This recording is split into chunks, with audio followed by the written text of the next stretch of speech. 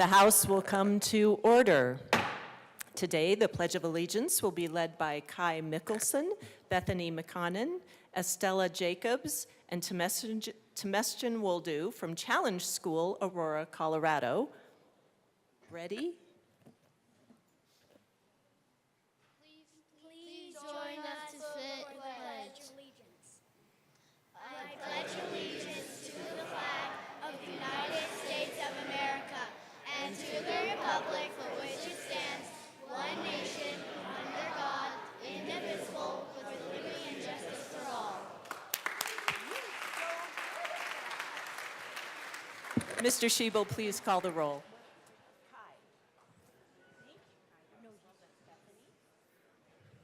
Representatives Armagost, Bacon, AML Bacon, Excused. Barone, Byrd, Basenecker, Bottoms, Bradfield, Bradley, Brooks, Brown, Representative Brown,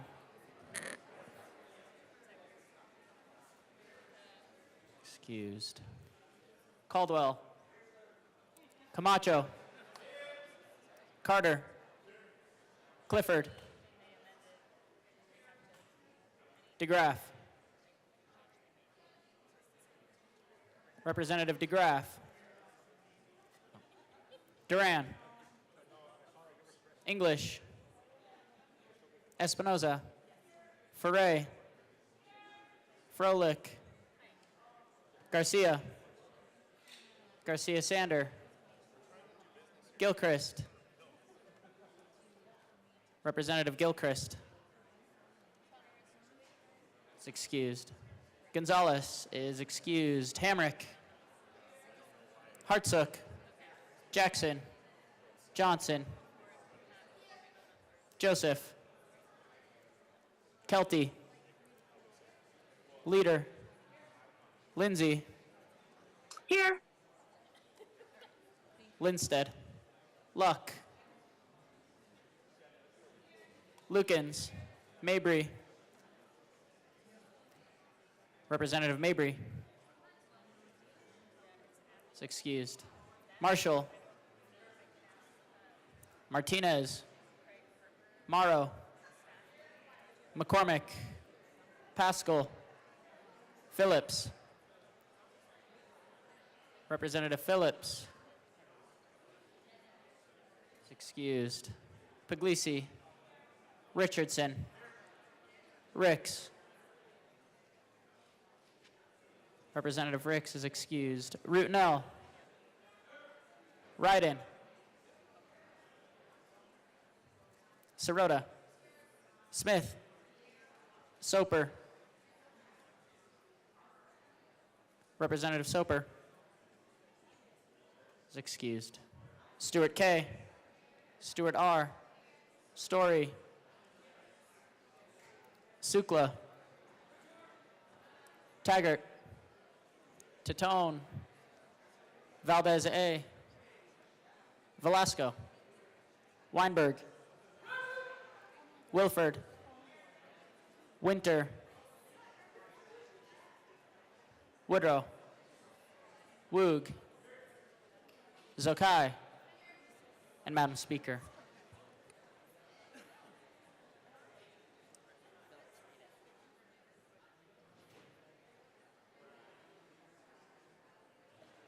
With 58 present, 7 excused, we do have a quorum. Representative Richardson.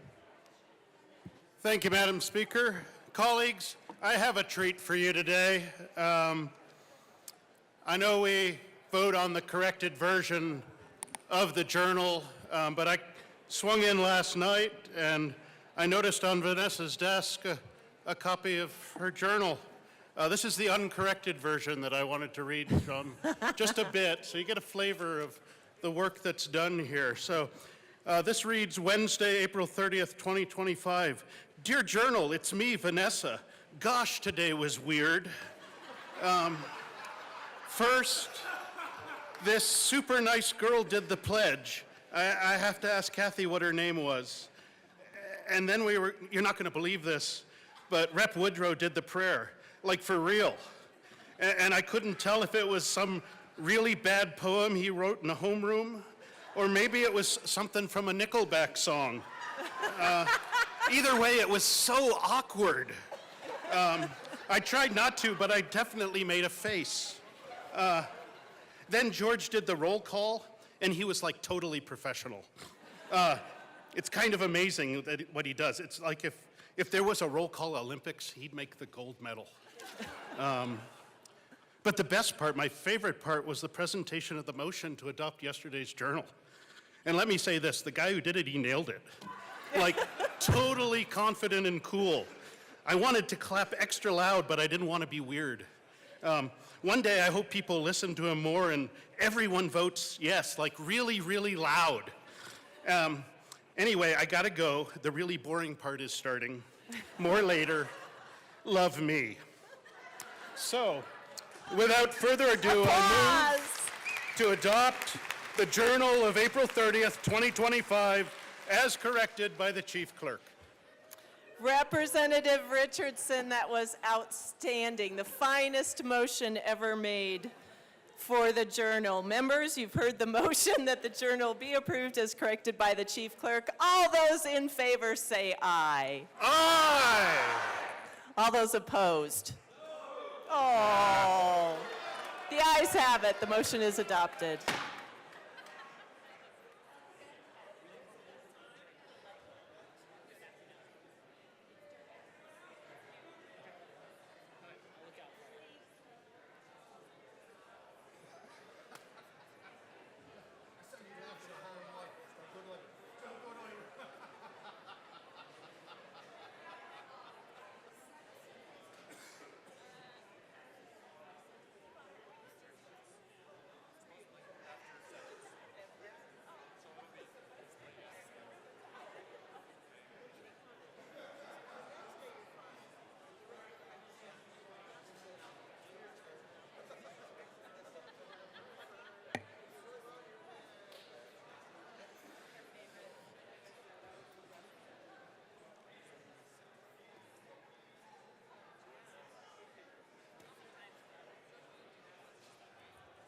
Mr. Speaker Pro Tem.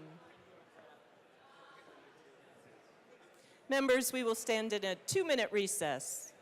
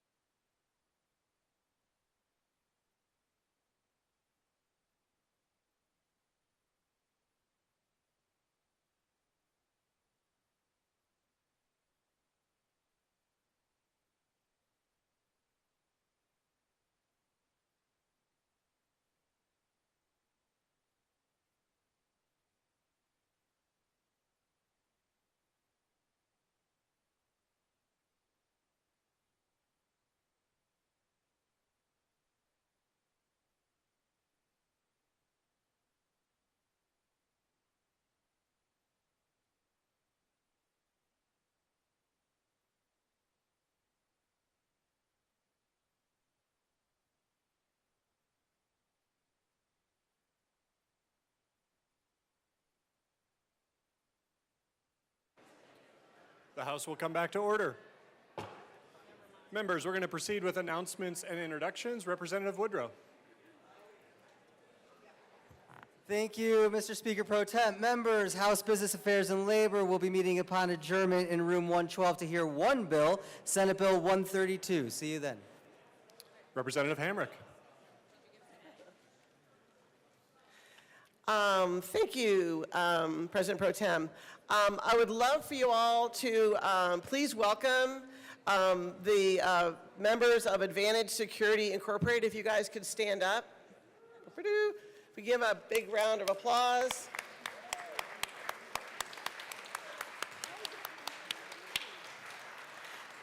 Advantage Security is a homegrown Aurora company that was established in 1995. In 2015, they won Business of the Year by the Aurora Chamber of Commerce. And in 2025, their CEO and founder, Vic Evans, was awarded Business Person of the Year by the Aurora Chamber of Commerce. So they're an amazing homegrown business, super family, and really help serve our community with security needs. Thank you. Majority Leader Duran, Representative Barone, and Representative Garcia Sander. Thank We're you, gonna need Mr. another Speaker Pro microphone. Tem. Members, a reminder, we have our potluck on Monday for Cinco de Mayo. The sign-up sheet is right up here at the desk. If you could please sign up. Right? Representative Barone. Thank you, Mr. Speaker Pro Tem. That reminder for Cinco de Mayo is just, I just want to remind you guys that it's not Mexican Independence Day. A lot of people ask me that. Mexican Independence Day, September 15th. So we'll do something else that day. We'll all get together again. I doubt it, but anyway. One of the stories I want to tell you from La Batalla de Puebla is one of the stories for the Los Niños Héroes. One of those Niños Héroes, this is a really good story. While they were fighting off the French invasion, one of the cadets, the Cinco Niños Héroes, they were fighting off the French invasion, and the last one that survived went all the way up to the top of one of the bell towers, and he was about to get caught by the French. He had the flag. Their intention was to burn the Mexican flag. He wrapped himself in the Mexican flag and threw himself off to save the Mexican flag. So that's one of the heroic stories from that battle, and that's what we're celebrating on Cinco de Mayo. So I hope to see everybody there, and we'll have some good carne asada. Oh, and if you... Representative Lindstedt. Oh, I'm sorry, Representative Garcia Sander. Thank you, Mr. Chair. And if you, Mr. Speaker Pro Tem, if you have not had Rep. Barone's carne asada, you're in for a true treat. Monday, be sure to sign up. This is a great celebration to just bring us all together and celebrate one of the cultures here in Colorado. And we're here in the chamber and would like to invite everybody to make sure that you sign up. You could bring a spring fling cake or a tres leches cake or chips and salsa or whatever you want to pick up at your local store. So please join us, celebrate on Monday. Representative Barone. Thank you, Mr. Speaker Pro Tem. I wanted to remind everybody that the good representative from Loveland is going to be doing the cooking that day for the carne asada. He did a great job last time, so he's an honorary Mexican that day. Representative Lindstedt.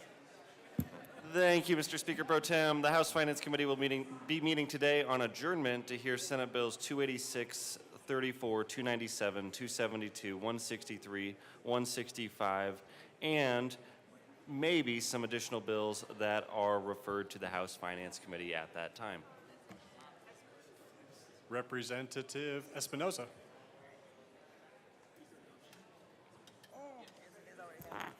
Thank you, Mr. Speaker Pro Tem.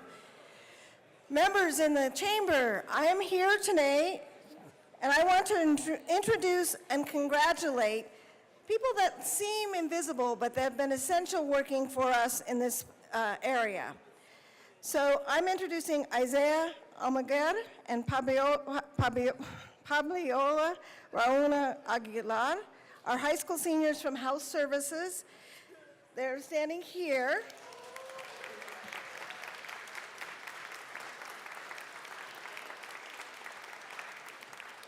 And we're congratulating them not only for graduating this month from Arupe Jesuit High School, which is in my district, but they have both been accepted to college with full ride scholarships.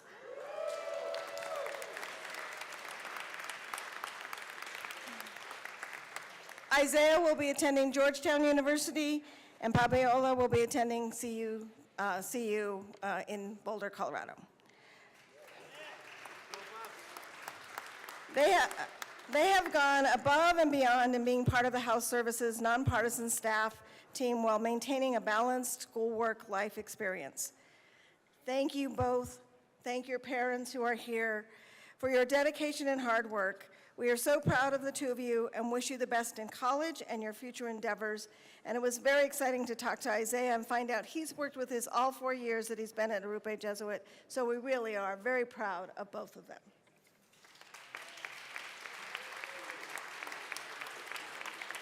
Rep. Valdez. Thank you, Mr. Pro Tem. On a slightly but not super less awesome note, the Energy and Environment Committee will be meeting today upon adjournment, so stay tuned for the exact time. We will hear 142, 007, and 299. Wonderful. Rep. Zokai and I have an announcement. Members, we are honored today to recognize the remarkable students, staff, and supporters of the Fossil Ridge High School bands for their outstanding accomplishments in music and performance. They've joined us here today, if you all don't mind standing. This past year has been truly extraordinary for this band program. They traveled to New Mexico in 2024, where they were named the Class AAA champion and first overall. And then they went on to secure the 5A state championship for the third consecutive year in October of 2024 in a competition hosted by the Colorado Bandmasters Association. Rep. Zokai. Thank you, Mr. Speaker Pro Tem.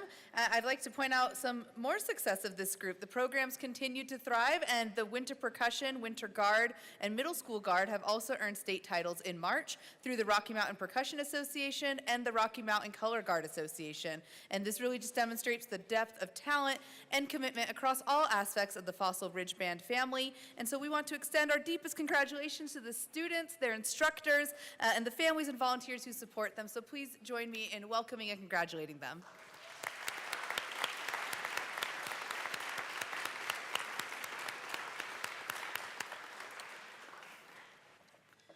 Rep. Carter. Thank you, Mr. Chair.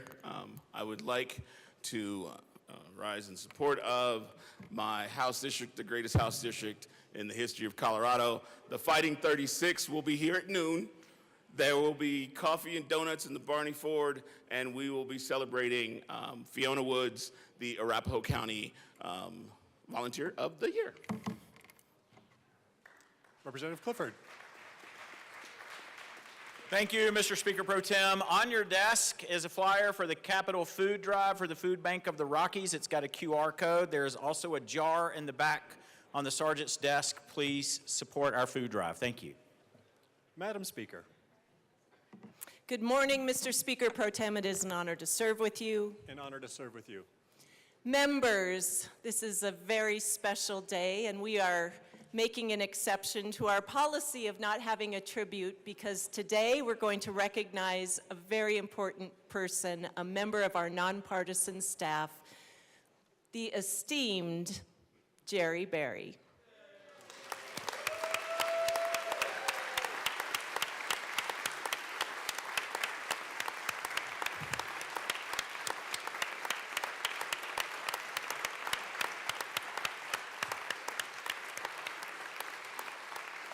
Madam Speaker.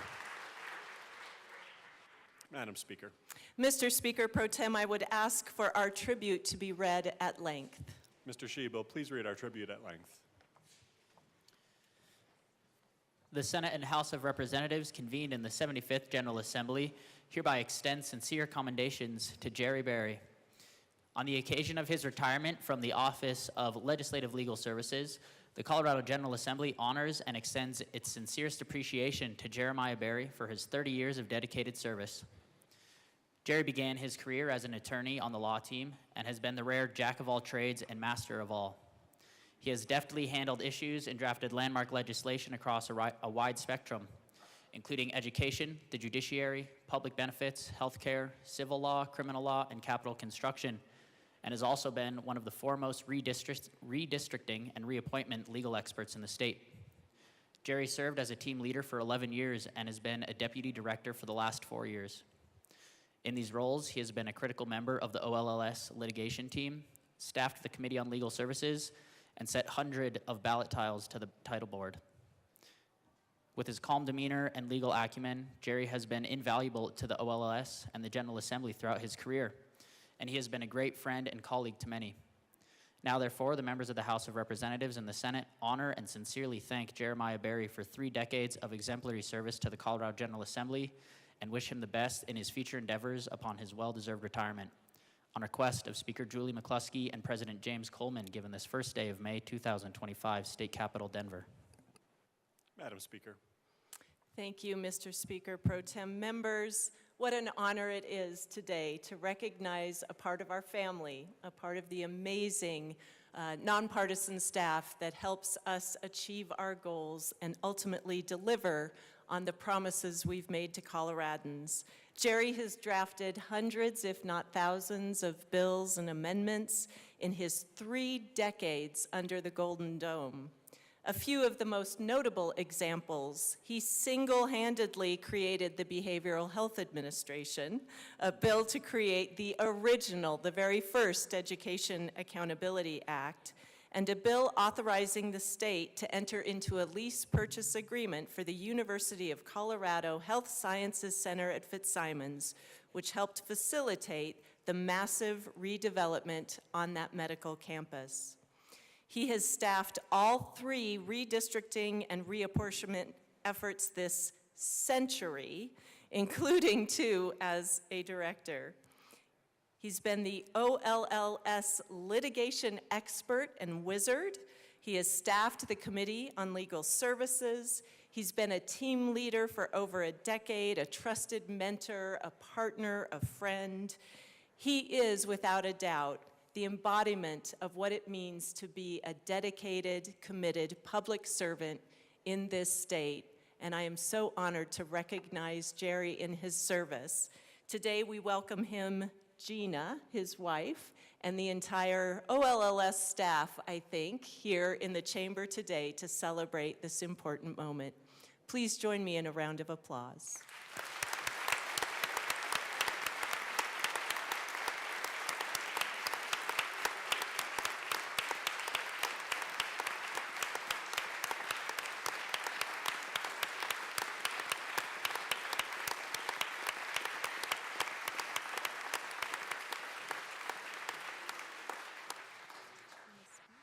Representative Soper. Thank you, Mr. Speaker Pro Tem, and thank you, Madam Speaker. I just wanted to say a few words since I've been on legal services all 7 years that I've served. And Jerry, you've been tremendous. I mean, not only as staff to the committee, but certainly as a member when I've been asking for amendments that were probably way too late, bills that were probably way too long and complex, but your drafting has been tremendous and certainly has not gone unnoticed. So I wanted to thank you for all your service. And if you want to reconsider and stay for 1 more year, we could go out together. But thank you. Thank you, members. Congratulations. Thank you.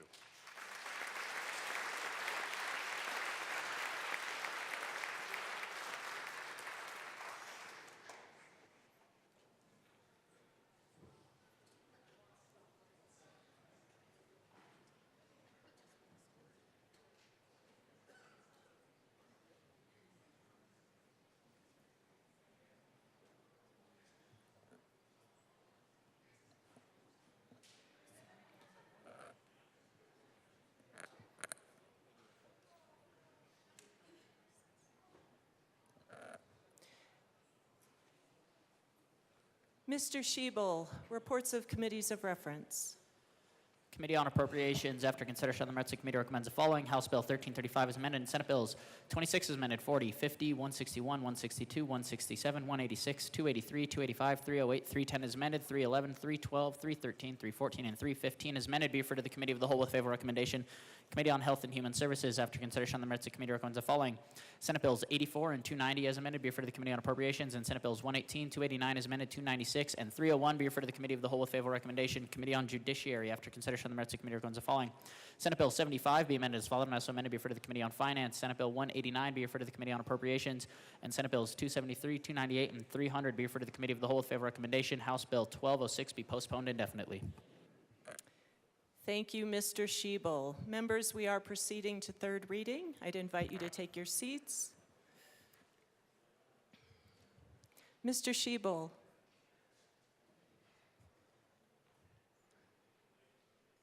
Please read the title of Senate Bill 279. Senate Bill 279 by Senators Ball and Pelton B, also Representatives Duran and Hartsook, concerning updates to the Colorado Code of Military Justice. Madam Majority Leader. Madam Speaker, I move Senate Bill 279 on third reading and final passage. The motion before us is the adoption of Senate Bill 279 on third reading, final passage. Mr. Shebel, please open the machine and members proceed to vote. Representative Lindsay, how do you vote? Yes. Representative Lindsay votes yes.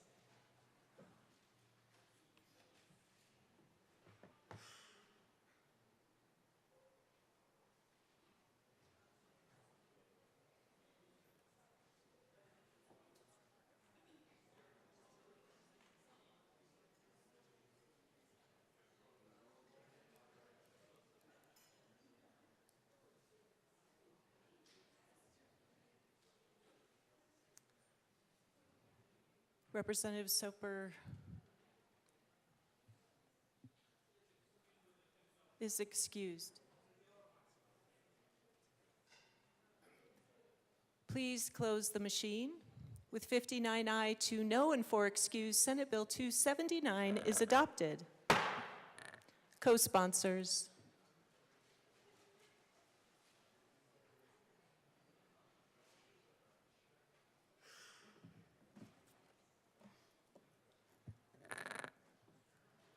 Please close the machine.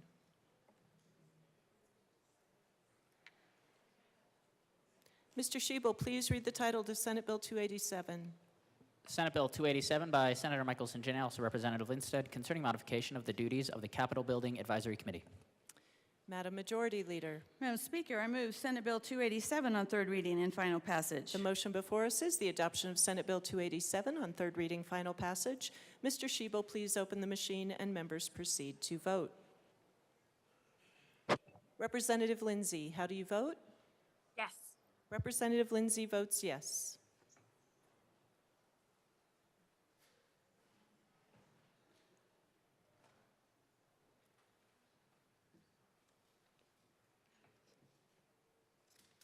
Valdez.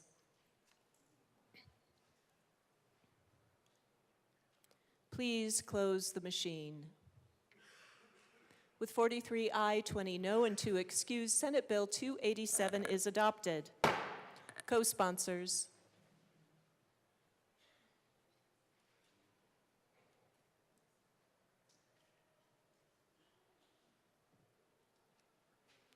Please close the machine.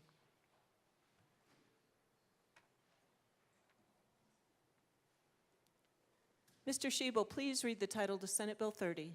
Senate Bill 30 by Senators Winter F. and Hendrickson, also Representatives Froelich and Lindstedt, concerning measures to increase transportation mode choice to reduce emissions. Madam Majority Leader. Madam Speaker, I move Senate Bill 30 on third reading and final passage. The motion before us is the adoption of Senate Bill 30 on third reading, final passage. Mr. Shebel, please open the machine and members proceed to vote. Representative Lindsay, how do you vote? Yes. Representative Lindsay votes yes.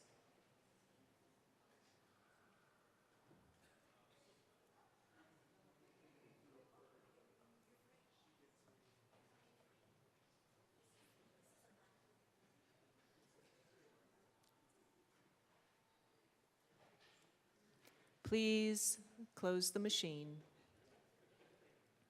With 40 aye, 23 no, and 2 excused, Senate Bill 30 is adopted. Co-sponsors.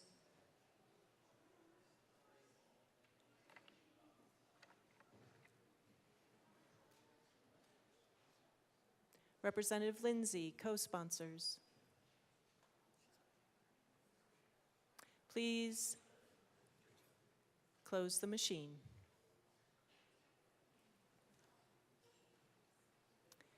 Mr. Shebel, please read the title to Senate Bill 126.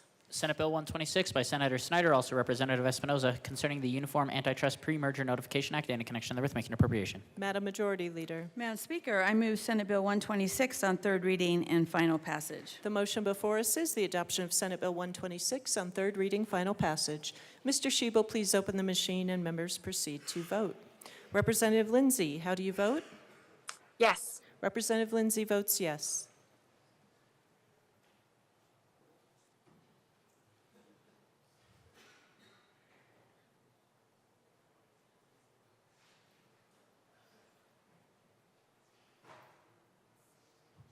Please close the machine. With 40 aye, 23 no, and 2 excused, Senate Bill 126 is adopted. Co-sponsors.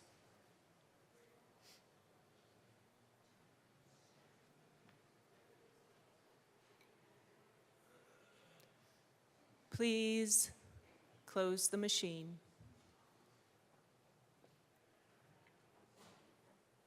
Mr. Shebel, please read the title to Senate Bill 155. Senate Bill 155 by Senators Gonzalez and Ball, also Representative Clifford, concerning the creation of advisory council for persons who are incarcerated. Madam Majority Leader. Madam Speaker, I move Senate Bill 155 on third reading and final passage. The motion before us is the adoption of Senate Bill 155 on third reading, final passage. Mr. Shebel, please open the machine and members proceed to vote. Representative Lindsay, how do you vote? Yes. Representative Lindsay votes yes.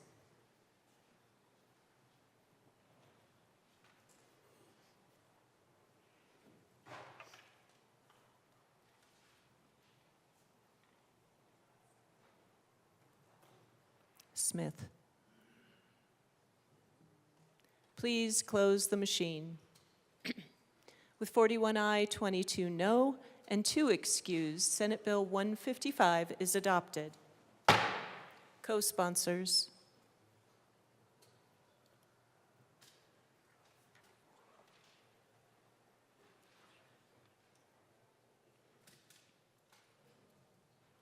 Please close the machine.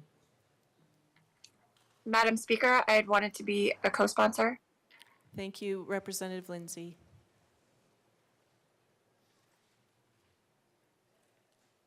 Mr. Shebel, please read the title to Senate Bill 307.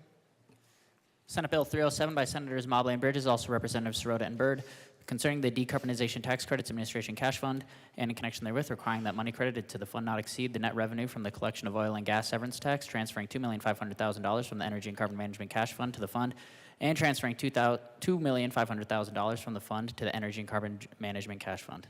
Madam Majority Leader. Madam Speaker, I move Senate Bill 307 on third reading and final passage. The motion before us is the adoption of Senate Bill 307 on third reading, final passage.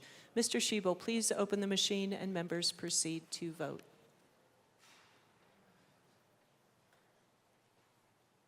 Representative Lindsay, how do you vote? Yes. Representative Lindsay votes yes.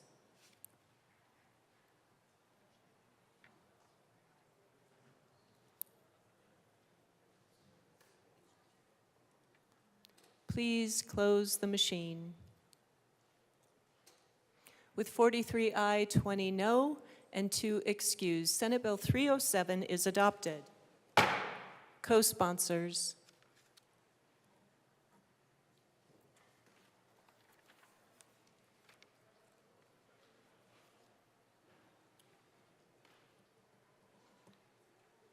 Please close the machine.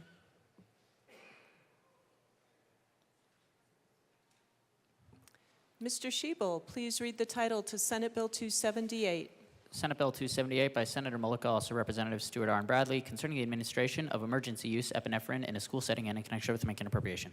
Madam Majority Leader. Madam Speaker, I move Senate Bill 278 on third reading and final passage. The motion before us is the adoption of Senate Bill 278 on third reading, final passage. Representative Bradley. Thank you, Madam Speaker. Good morning. No. Don't have that. Just wanted to say today is my 12-year-old's birthday. Happy birthday, Tyler. And my little guy has anaphylaxis to avocado.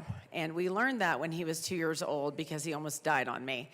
We had given him avocado since he was 6 months old, probably 4 times a week over and over. And I happened to be at a restaurant and fed him a few bits of avocado, and I'd never seen a hive before in my life, and all of a sudden he had a hive cover his entire face, his entire arm, and by the time I got him to the doctor 10 minutes down the road, he couldn't even cry. His tongue had swelled up so much that his whole airway was blocked. So this bill is very important to me. I've never had a child with any kind of food allergy. I can tell you as a mom that had no control over what was going on and scared out of my mind, this was incredibly difficult to watch and really have no idea what was happening. So it's really unbelievable that today is his 12th birthday, and from the graciousness of the Crow Prime allowing me to be a part of this. I'm so excited to be a part of this. So happy birthday, Tyler. Your mom loves you. Thank you. The motion before us is the adoption of Senate Bill 278 on third reading, final passage. Mr. Shebel, please open the machine and members proceed to vote. Representative Lindsay, how do you vote? Yes. Representative Lindsay votes yes.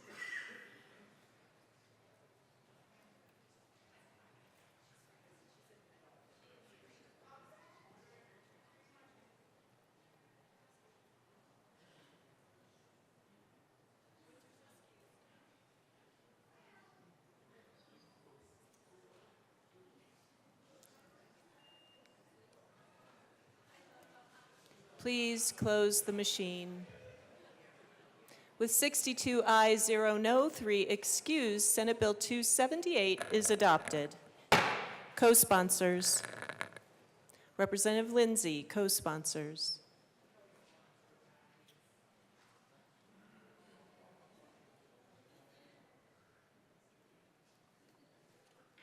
Please close the machine.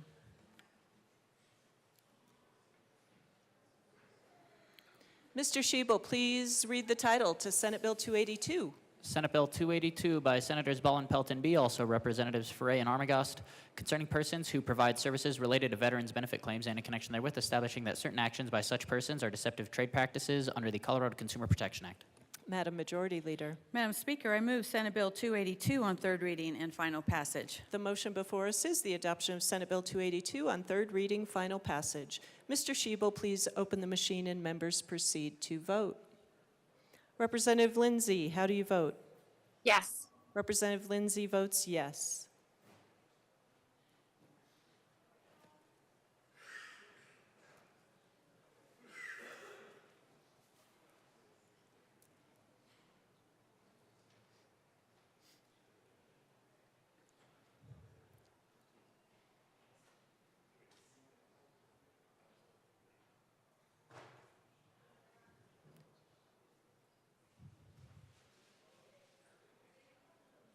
Please close the machine. With 52 aye, 11 no, and 2 excused, Senate Bill 282 is adopted. Co-sponsors.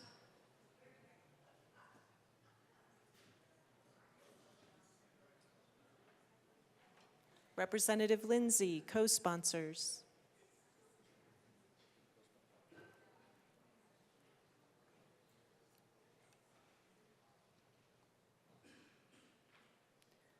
Please close the machine.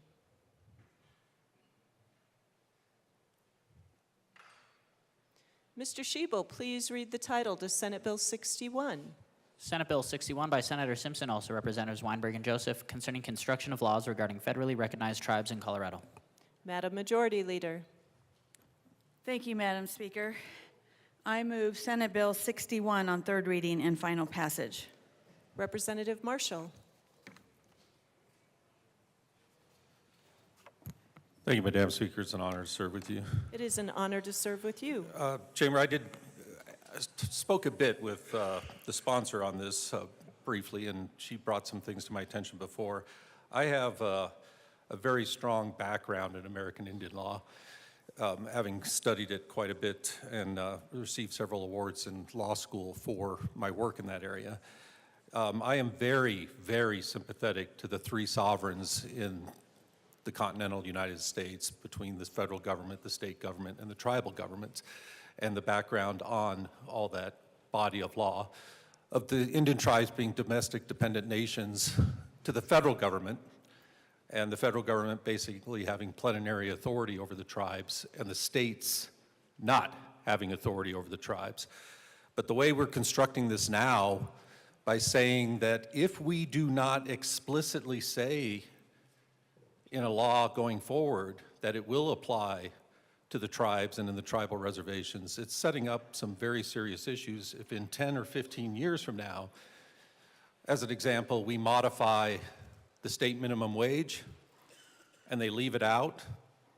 Does it apply in the reservations? If we leave out by accident health and welfare issues, that sets up another conflict where it will have to be decided. There is a massive body of law already out there in the federal system on the relationships between the states and the tribes, and I'm worried this may upset it in ways we're not really foreseeing in the next 10 or 20 years when none of us will be sitting in this chamber. So for that reason, I'm a no, even though I am very sympathetic to the reasoning behind this bill. So thank you.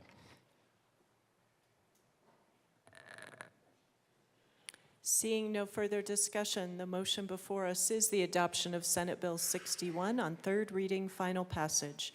Mr. Schiebel, please open the machine and members proceed to vote. Representative Lindsay, how do you vote? Yes. Representative Lindsay votes yes.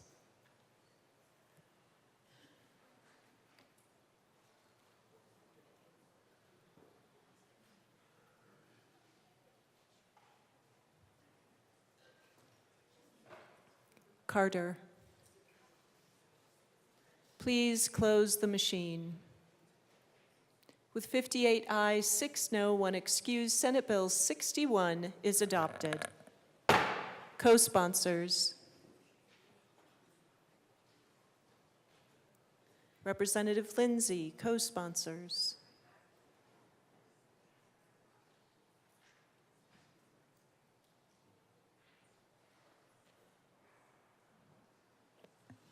Please close the machine.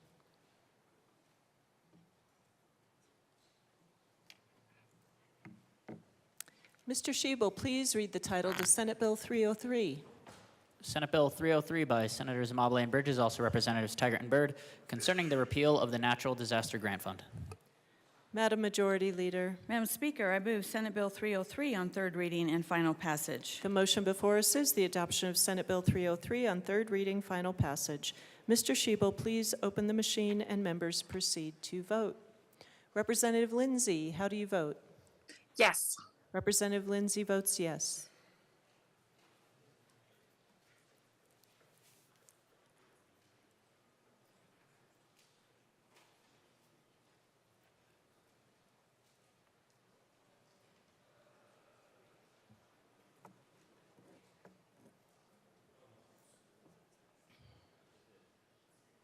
Please close the machine.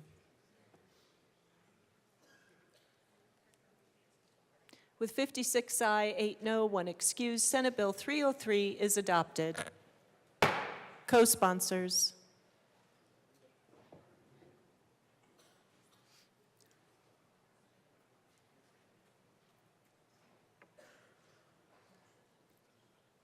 Please close the machine.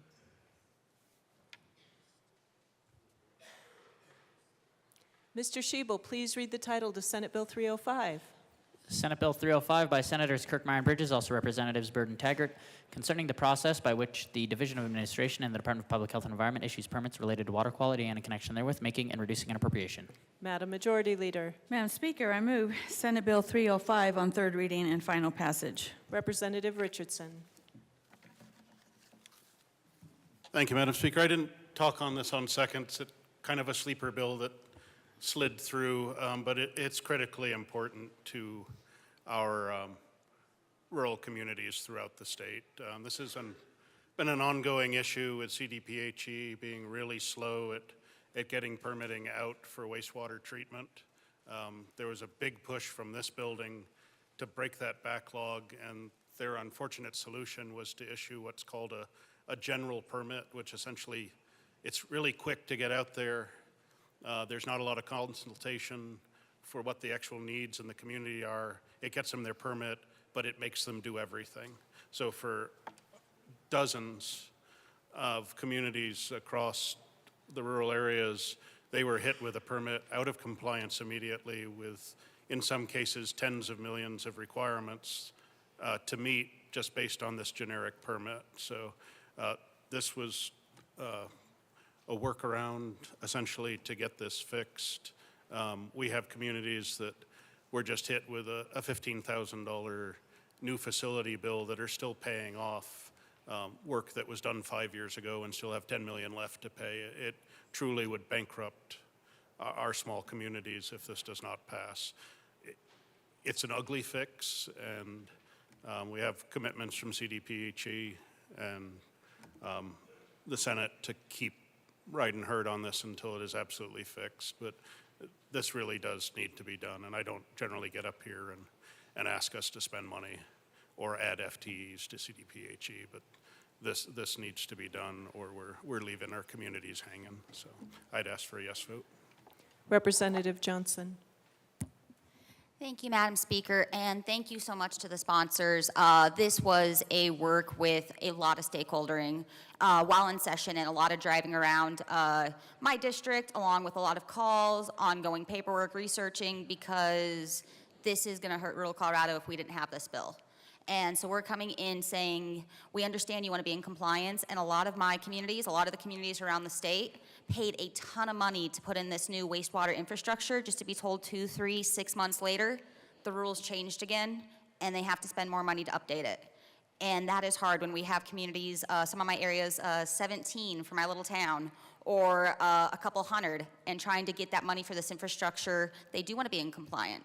But these boilerplate wastewater permittings are hard to keep up with when you have little funding to do it, and it's not just a rural issue. It's going to affect a lot of our municipalities across the state as it hits them. It's just hitting them a little slower because they have a little more funding in their bank. So that's why we're seeing rural come to the table first, because we don't have those funds. So very much appreciative of our JBC sponsors for coming in, listening to this need in real time, and making sure that we are fixing something crucial. Water permitting is something that we need across our communities, and so I strongly urge a yes vote so we can get this done right and make sure we're not destroying communities who are trying to be in compliance as much as possible. Seeing no further discussion, the motion before us is the adoption of Senate Bill 305 on third reading, final passage. Mr. Schiebel, please open the machine and members proceed to vote. Representative Lindsay, how do you vote? Yes. Representative Lindsay votes yes.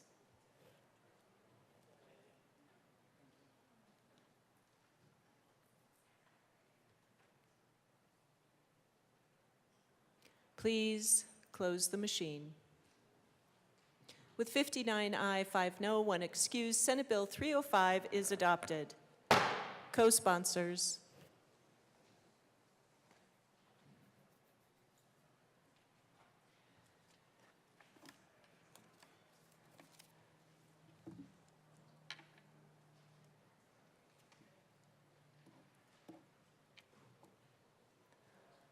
Please close the machine. Mr. Schiebel, please read the title to House Bill 1220.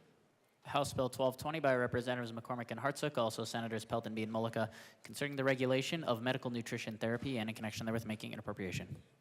Madam Majority Leader. Madam Speaker, I move House Bill 1220 on third reading and final passage. Representative Bradley.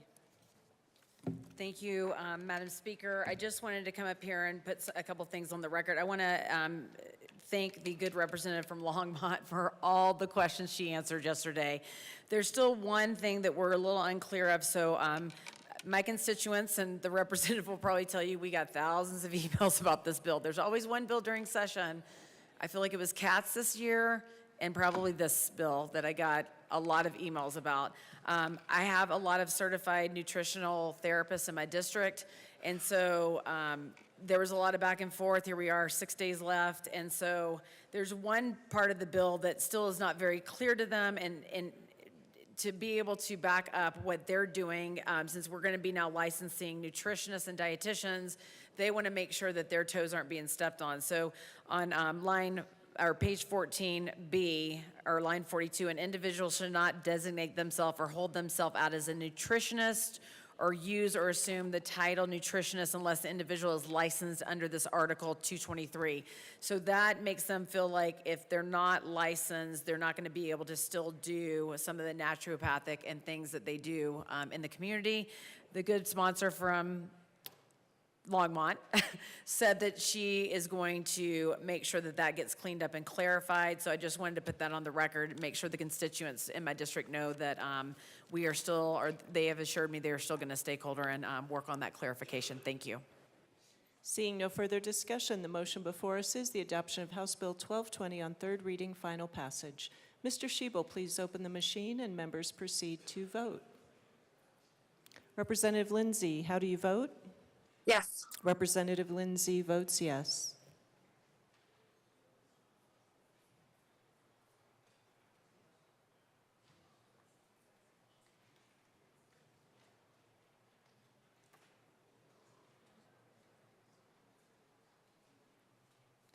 Please close the machine. With 47 ayes, 16 no, and 2 excused, House Bill 1220 is adopted. Co-sponsors.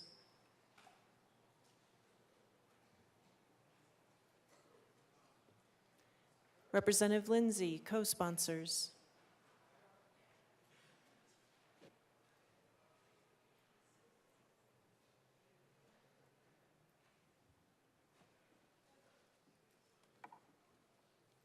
Please close the machine. Mr. Schiebel, please read the title to Senate Bill 158.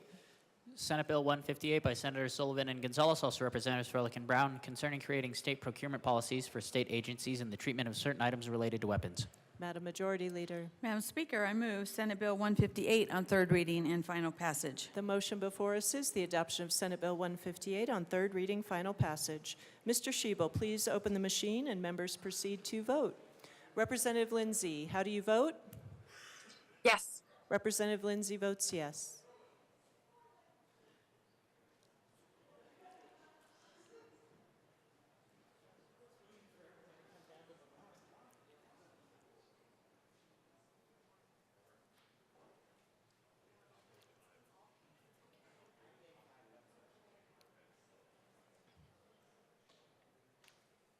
Please close the machine. With 39 aye, 24 no, and 2 excused, Senate Bill 158 is adopted. Co-sponsors.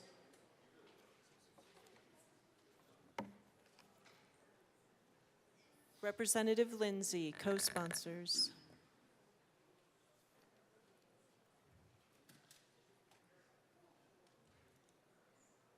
Please close the machine. Madam Majority Leader. Madam Speaker, I move to lay over Senate Bill 185 until tomorrow. Senate Bill 185 will be laid over until tomorrow, May 2nd.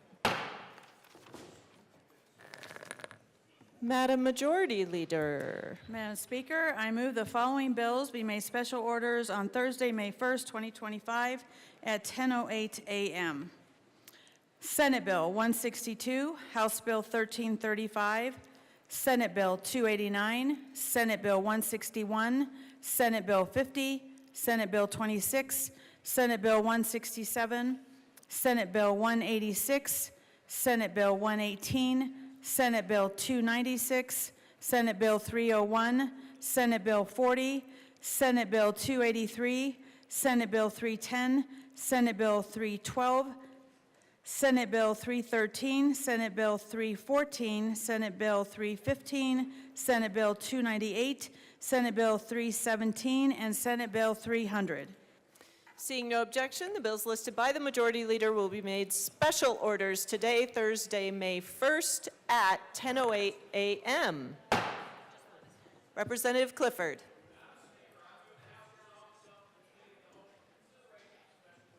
Members, you have heard the motion. Seeing no objection, Representative Clifford will take the chair.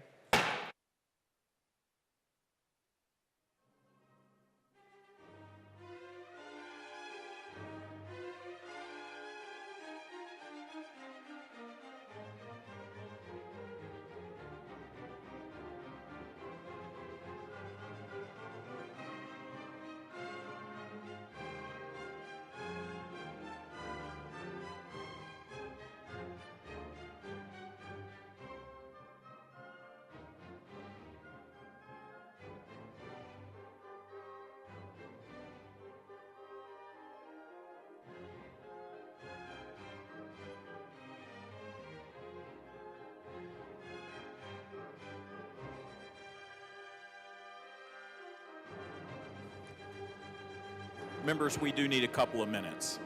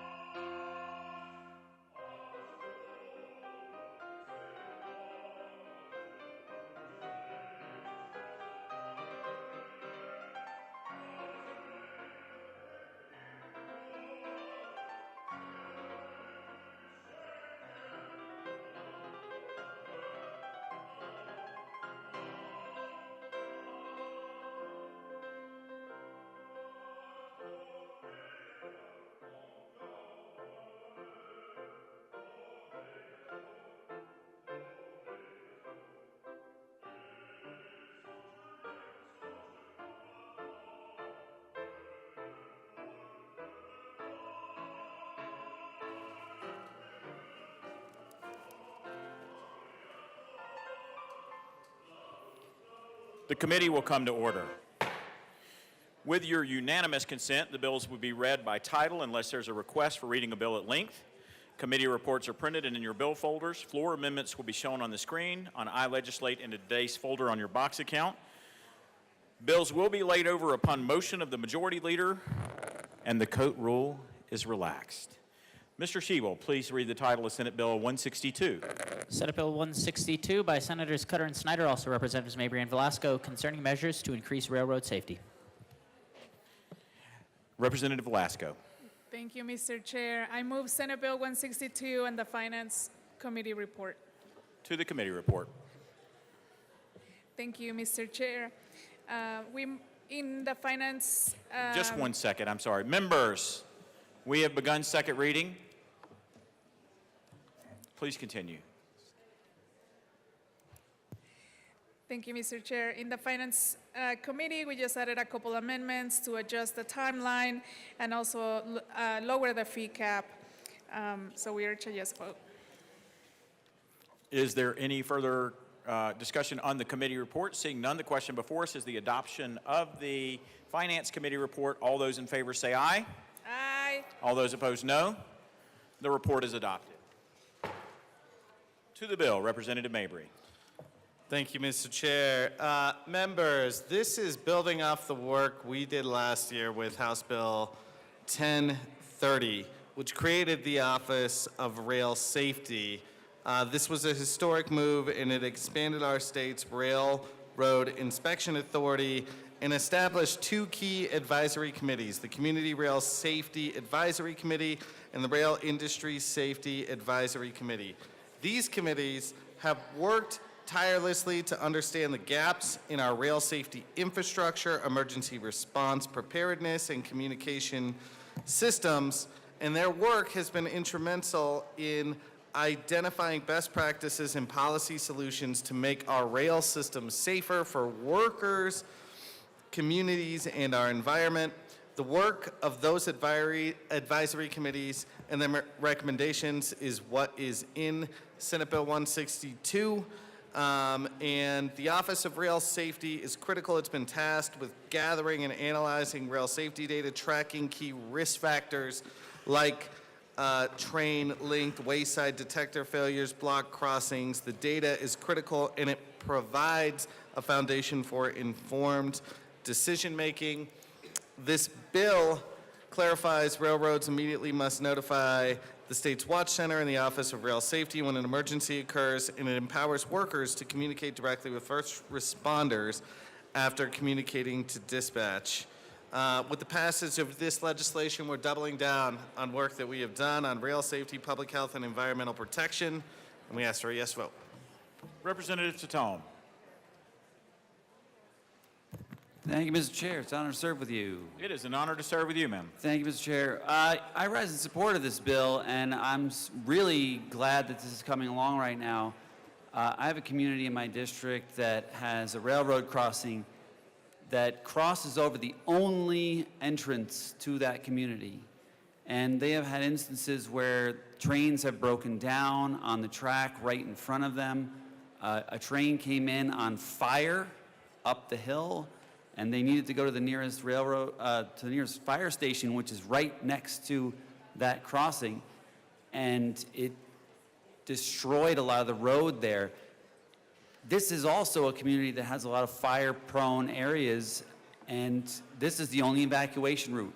They're very vulnerable to a disaster, and having something done and looked into at this point is very timely. I've been looking into trying to remedy this situation with the Federal Railroad Administration, and I was getting somewhere, and then when the administration changed over, I didn't have any more contacts or anyone who would answer me. So I'm really hoping that this office can really help my constituents out because there are many trains that go through in front of that community, and I'm advocating for them and anyone else who has a similar situation, and I ask for an aye vote on the bill. Representative DeGraff.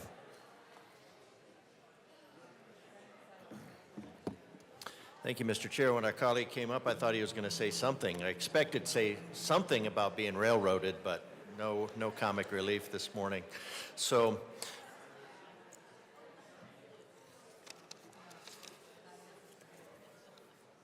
I would like to move I move L027 to SB0162 and ask that it be displayed. That is a proper motion.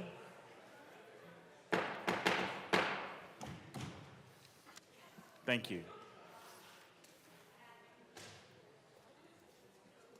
Give us just a moment, Representative. Please explain your amendment. Thank you, Mr. Chair. So this just goes to the re-engrossed bill, page 15, before line 22, insert the commission shall consult with and solicit comment from at least five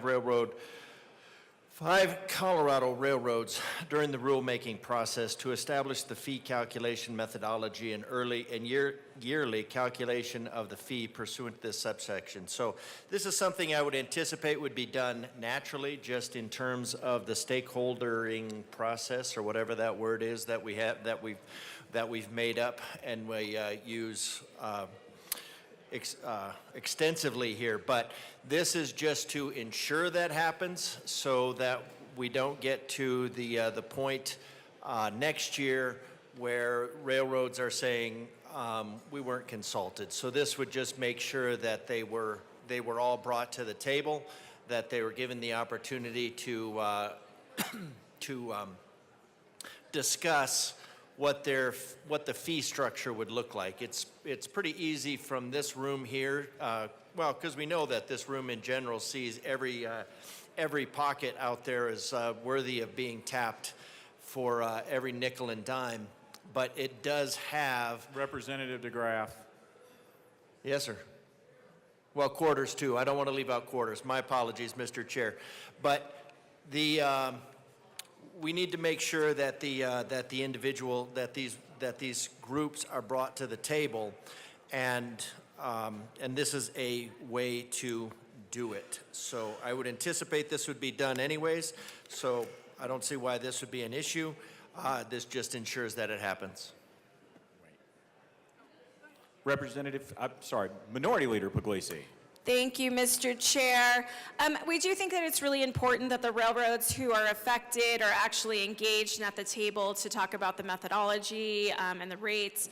And so we think obviously having more stakeholders at the table are really important in getting all of those voices heard and making sure that we have the right rates in place. And so with that, I would ask for an aye vote. Thank you. Representative Velasco.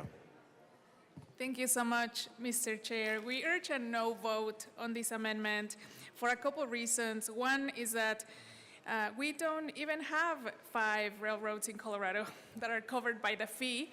And the second one is that the bill that passed last year created a task force working group committee of industry that already gave their input for these recommendations that are implemented in this bill. So we urge a no vote. Seeing no further discussion on Amendment L27, the question before us is the adoption of the amendment. All those in favor say aye. All those opposed, no. The noes have it. The amendment fails. Representative Puglisi. Minority Leader Puglisi. I've done that twice today. My apologies. It's fine. It's a Thursday morning. Thank you very much, Mr. Chair. I do think it's important that if there's a railroad emergency, that communities that are affected by the emergency are notified within a certain amount of time so that they can be prepared, especially in a lot of these small communities where it is very the railroad is a major part of transportation in their communities. It can affect, like if a railroad were to break down or a train were to break down, it would be really hard for people to be able to access their homes, or likewise, if they needed emergency services, potentially there could be some issues there. And so with that, Mr. Chair, I move Amendment L030 to Senate Bill 162 and ask that it be properly displayed. One moment while we get that displayed. Please continue.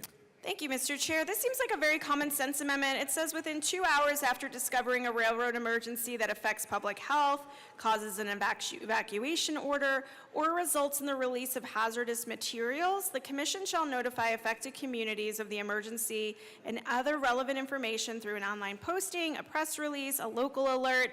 Again, this just seems like common sense, good governance, and I would ask for an aye vote. Thank you. Representative Velasco. Thank you so much, Mr. Chair. We urge a no vote on this amendment. When it comes to emergency response or emergency 911 operators already know what to do. There's already a protocol of communication. So this is already covered under the protocols that exist in emergency response. Seeing no further discussion, the question before us is the adoption of Amendment L30 to Senate Bill 162. All those in favor say aye. Aye. All those opposed, no. The noes have it. The amendment fails. Representative Herzog. Good morning. Thank you, Mr. Chair. So we heard this in committee in finance.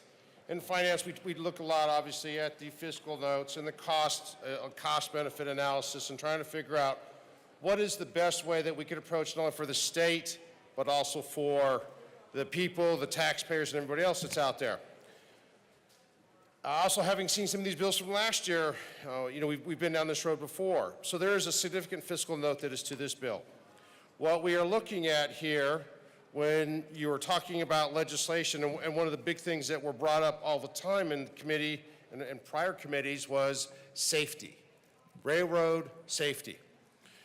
Now, it's kind of like, I'll equate that to healthcare. Here's an interesting analogy. You can wait until you're sick, and then you can go see the doctor, or you can work to keep yourself healthy, exercise, vitamins, get regular checkups, and do all of that. It only makes sense in any business, but specifically the railroad business, that we would do the same things. If we wait until we're sitting there trying to react to something, that's a little late. So I move Amendment L31 and request that it properly be displayed. That is a proper motion. One moment while we get that displayed.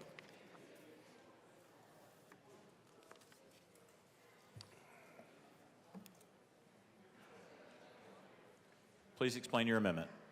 Thank you, Mr. Chair. So what you will notice here, beginning here in January of 27, what we're asking is that the railroad shall provide an annual, so every year they're going to provide a preventative maintenance plan and hazard risk assessment to the commission.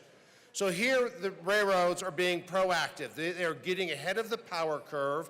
They're getting information out there ahead of, like, this is what we're doing for prevention. We know there's some problems out here. This is what we are doing to mitigate it. This is how we're going to fix things down the line. This is what our maintenance is going to be at. We've identified various hazards, and we have a plan for how we're going to fix it. Again, just kind of like in the healthcare, you have a plan to keep yourself healthy. This is a great way that we can keep the railroad business not only healthy, we can keep the public healthy and safe, and everyone comes out of this a winner. We would urge an aye vote. Thank you. Representative Velasco. Thank you so much, Mr. Chair. We urge for a no vote. We actually extended the timeline of the office to start, and they're going to be growing incrementally, and the PUC will be in charge of staffing that office. So we urge for a no vote. Representative Herzog. Thank you, Mr. Chairman. And we appreciate the timeline, but I think we're missing the point here. Again, we're talking about preventive maintenance. We're talking about providing an annual report for what they're going to do to mitigate the hazards and how they're going to take preventive maintenance. That's the focus of this amendment.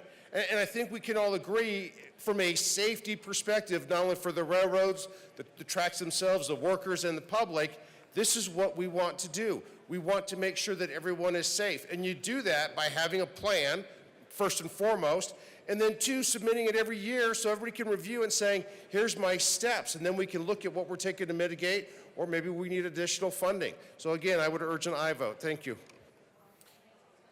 Seeing no further discussion, the question before us is the adoption of Amendment L31 to Senate Bill 162. All those in favor say aye. Aye. All those opposed, no. No. The noes have it. Amendment L31 is lost. To the bill, Representative Brooks. Mr. Chair, thank you.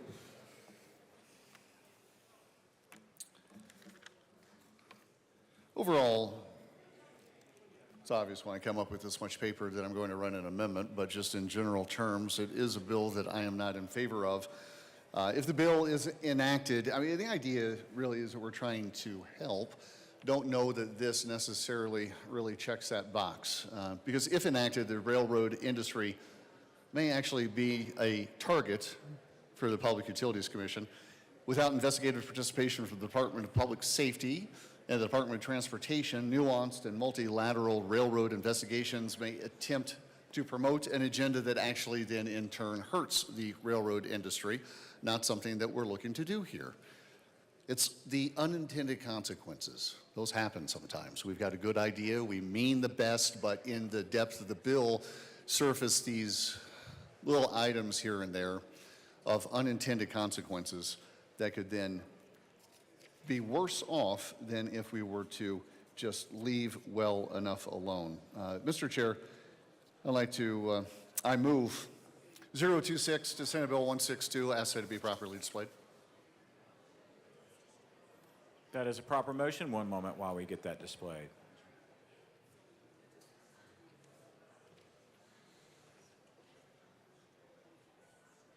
Please explain your amendment. Thank you, Mr. Chair. Very simple. Strikes the immunity. Page 8, lines 24 through 26, simply just strike the immunity clause. As it currently reads, the Commission is immune from liability for actions performed pursuant to the sections described in Article 10 of Title 24. This amendment would strike that immunity. Very simple, very straightforward. No immunity, accountability. It's a good thing. This is the way. I urge a aye vote. Seeing Representative Mabry. Thank you, Mr. Chair. Members, we urge a no vote. This is already an existing law. And again, this commission is being set up to provide guidelines on how we set up an Office of Rail Safety. If there's liability, it's going to be on the companies who are failing to step up and do business in this state in a way that is safe for workers, in a way that is safe for the environment. And so this is an unnecessary amendment, and we urge a no vote. Seeing no further discussion on the discussion for Amendment L26, the question before us is the adoption of the amendment. All those in favor say aye. Aye. All those opposed, no. No. The noes have it. The amendment is lost. To the bill. Representative Bradfield. It took me a second. Thank you, My dance partner. Mr. Chair. I subbed in finance the day this bill was there. I was glad to meet people that I had met before, and that was the railroad executives, and they were quite adamant that they had not been a part of in this bill-making process. And so I, too, am urging a no on this bill. That is not the way to stakehold and a whole industry. Thank you. Representative DeGraff, to the bill.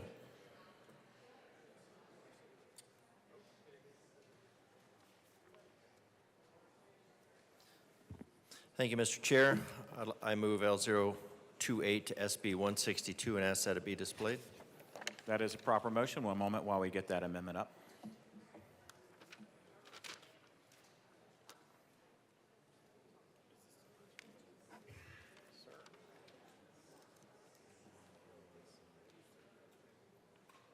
Please explain your amendment. Just one moment. This is not your amendment, Representative. Never mind. L028. Please continue. All right. Am I unconfused now? I am unconfused now. Thank you, sir. Okay, that's one of us. Good. All right, this is an amendment that came over from the Senate after hearing the bill, and what their goal here is to make sure that both entities have skin in the game. A primary objective of a union is for the safety of its employees, and a risk here that if the fees all come from one side, then the risk, I think their concern is that the risk is that the board, the panel for this safety would be primarily representing the railroad itself and not as much being in line with the railroad employees, the workers themselves. So it's not I get it. It looks like, but what this is for is to make sure that both sides have skin in the game, so that they have a combined vision, and then to also make sure that this panel, this board, this transportation group is working for both entities and does not become dependent on one entity based on its funding or over-representative of one entity because of its funding. So I think it's a good way for the employees side to be represented in the safety culture. They already are, but this is a way to make sure that that this working group represents their values as well and doesn't just become something for the railroad itself. So I recommend an aye vote. Representative Mabry. Thank you, Mr. Chair. Members, we urge a no vote. The first thing I want to emphasize is that 30 other states have a structure like we're setting up, and the companies that we're trying to regulate here and set up an Office of Rail Safety are some of the most profitable companies in the country. And, the premise of this amendment is that workers are on equal footing of some of the most profitable companies in the country to be able to pay for safety when, these profitable companies are bringing hazardous material through our state. And that's okay. We want to encourage commerce, but we should have basic regulations in place. And I believe that this amendment is unnecessarily going after the workers. And so today, on May Day, I will urge a no vote. Representative Velasco. Thank you, Mr. Chair. I also urge a no vote. We know that the state of Colorado has an interest in worker safety and making sure that working families are able to have their loved ones come home after their shift. So we urge a no vote. Representative Herzog. Thank you, Mr. Chair. So it's interesting, this amendment, I rise in support of this amendment. And let's be clear, let's not sit and play games about we're going after workers. What we're doing is talking about unions. And unions are just like any other big business out there. I don't care which union you want to pick on. Unions are very profitable. Unions are very powerful. And so to sit and say that unions can't afford this is absurd. Now, if we're going to go back to worker safety, and we want to work with both the railroad industry and the unions that are representing the workers and everybody that's doing things out there, then both of them should be at the table paying and contributing into this. Both of them should be looking at issues. Please continue. Just trying to quieten it down. I thought it was me. Yeah. Wasn't you this time. I don't think it's ever been you.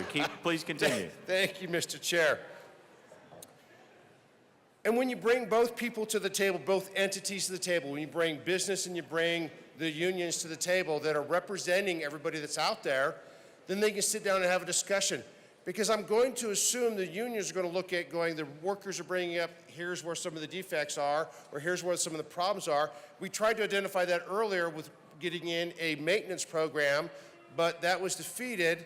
So why would we not want both entities at the table that have a fee structure that is going to promote them to be at the table, and then they will have a vested interest in ensuring that things are solved. Because if you stick it all on one side, what does the other side have to do? They can just sit there and say yes or no the whole time. They have no vested interest from a financial perspective to help solve the problem. This amendment helps them solve the problem because it gives both entities, the unions, which is a significantly large business, and the railroad industry at the table paying the commission, the fee that's out there, and then they negotiate. I urge an aye vote. Thank you. Representative Mabry. Thank you, Mr. Chair. Unions are not a business. The purpose of a union is to give workers an opportunity to come together and fight back in an economy that is rigged against workers. The purpose of a business, these big rail businesses, is to generate profit for millionaires and billionaires. Unions exist to advocate for workers, and an attack on unions is an attack on workers. We urge a no on this amendment. Representative Herzog.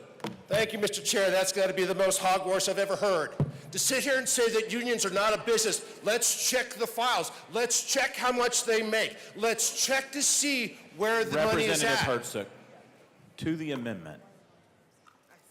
Mr. Chair, if we're going to talk about unions, then why can't I address the issue about unions and businesses that were brought up?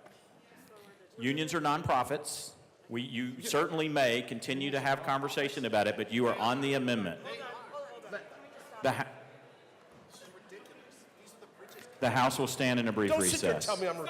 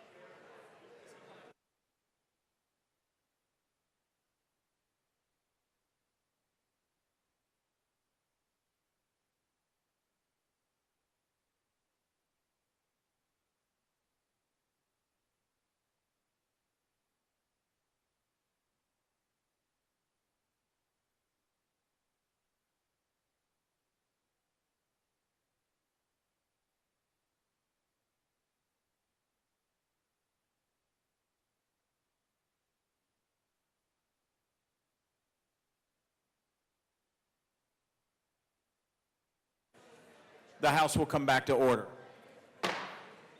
Representative Herzog. Thank you, Mr. Chair. So back to the amendment. Once again, if we're talking about entities that want to find a solution, if we're talking about any group, in this particular case, we're talking about the railroad industry and we're talking about unions. Unions are significantly huge entities out there that have lots of money, just like has been talked about with any railroad industry. The way you get compromise, the way you get negotiations, the way you get solutions is when you bring both entities to the table and they both have a financial interest in achieving a resolution. If one side has no financial interest in achieving a solution, then they have no incentive to bargain. They have no incentive to do anything. They can just sit there and say yes or no, and that doesn't help us get anywhere. The only way we get a solution is when both entities have put in a financial stake into the bargaining and decisions, and we'll get there. I urge an aye vote on the amendment. Thank you. Representative DeGraff. Thank you, Mr. Chair. I think it gets kind of the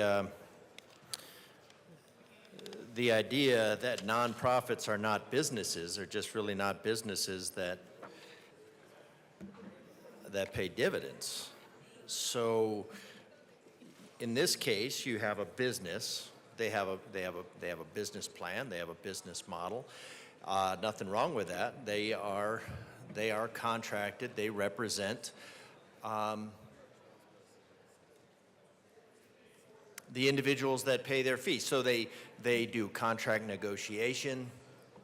They do, well, they would do safety standards. That would certainly fall in line.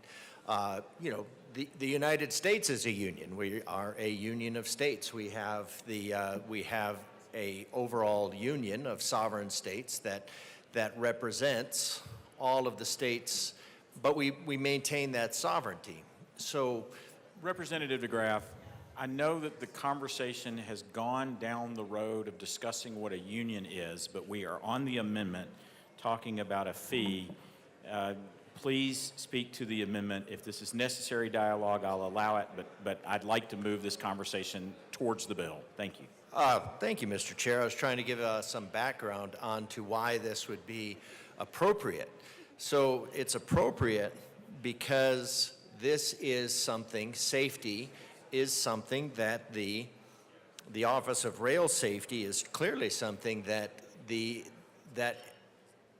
has benefit, is representing the needs of the individuals who make up that union. And the purpose of an amendment like this is not to, I mean, unless the purpose of this bill is to bilk money out of railroads because they are profitable, which it sounds like is the objective from what the sponsor just said, but let's just go back and assume that this is about safety. The railroad has certainly a benefit in safety and improving safety, and the rail workers obviously have a vested interest in improving safety. And so to make sure that this Office of Rail Safety works for both, it needs the authority and resources to address all railroad and safety disciplines, including track crossings, signal, train control, motive power and equipment, operating practices, and compliance. So the purposes of this amendment is to make sure that both sides are represented. Both sides have, now perhaps 50-50 isn't the way to do it, but this would allow this would ensure that both sides are represented in the Office of Rail Safety so that you don't have one side. So this is not an attack on workers. This is a means of ensuring that the Office of Rail Safety represents the individuals who I think are most most affected by, because what you don't want to have is the money coming from one location and having that pressure come from one place. So you want to have all of the entities at the table.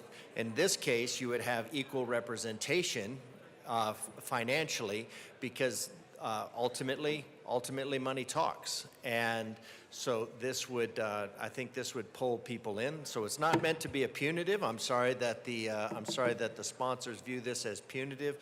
The purpose of this is to ensure that both sides are equally represented and one is not fiscally blocked from participation by an agency that would tend to be more aligned with the entity paying its bills. So you want both sides to be represented.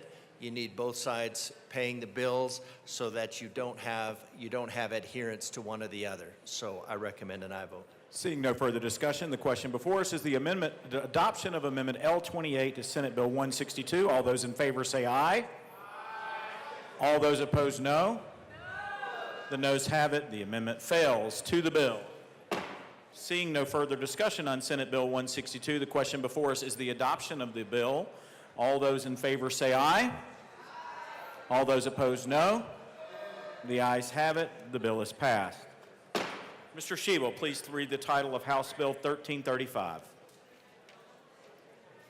House Bill 1335 by Representatives Sirota and Taggart, also Senators Bridges and Kirkmeyer, concerning the determination of the extent of the availability of income tax credits that are contingent upon the compound annual growth rate. Representative Sirota. Thank you, Mr. Chair. I move House Bill 1335 and the Appropriations Report. Thank you. To the Appropriations Committee report. Representative Sirota. Thank you, Mr. Chair. In House Appropriations, we just added a One moment. Members, please keep it down. Thank you. Please continue, Representative. Thank you, Mr. Chair. In House Appropriations, we just added a small amendment to include the bill number in the legislative declaration. Ask for an aye vote. Thank you. Seeing no further discussion on the Appropriations Committee report, all those in favor for adopting the committee report, please say aye. Aye. All those opposed, no. The ayes have it. The committee report is adopted. To the bill, Representative Sirota. Thank you, Mr. Chair. So a few weeks ago, the Budget Committee was informed of a possible outcome of a trigger that was established in two bills from last year regarding tax credits for the Family Affordability Tax Credit and the Enhanced Earned Income Tax Credit. And those two bills established growth triggers to determine whether or not those credits would be available in a given tax year.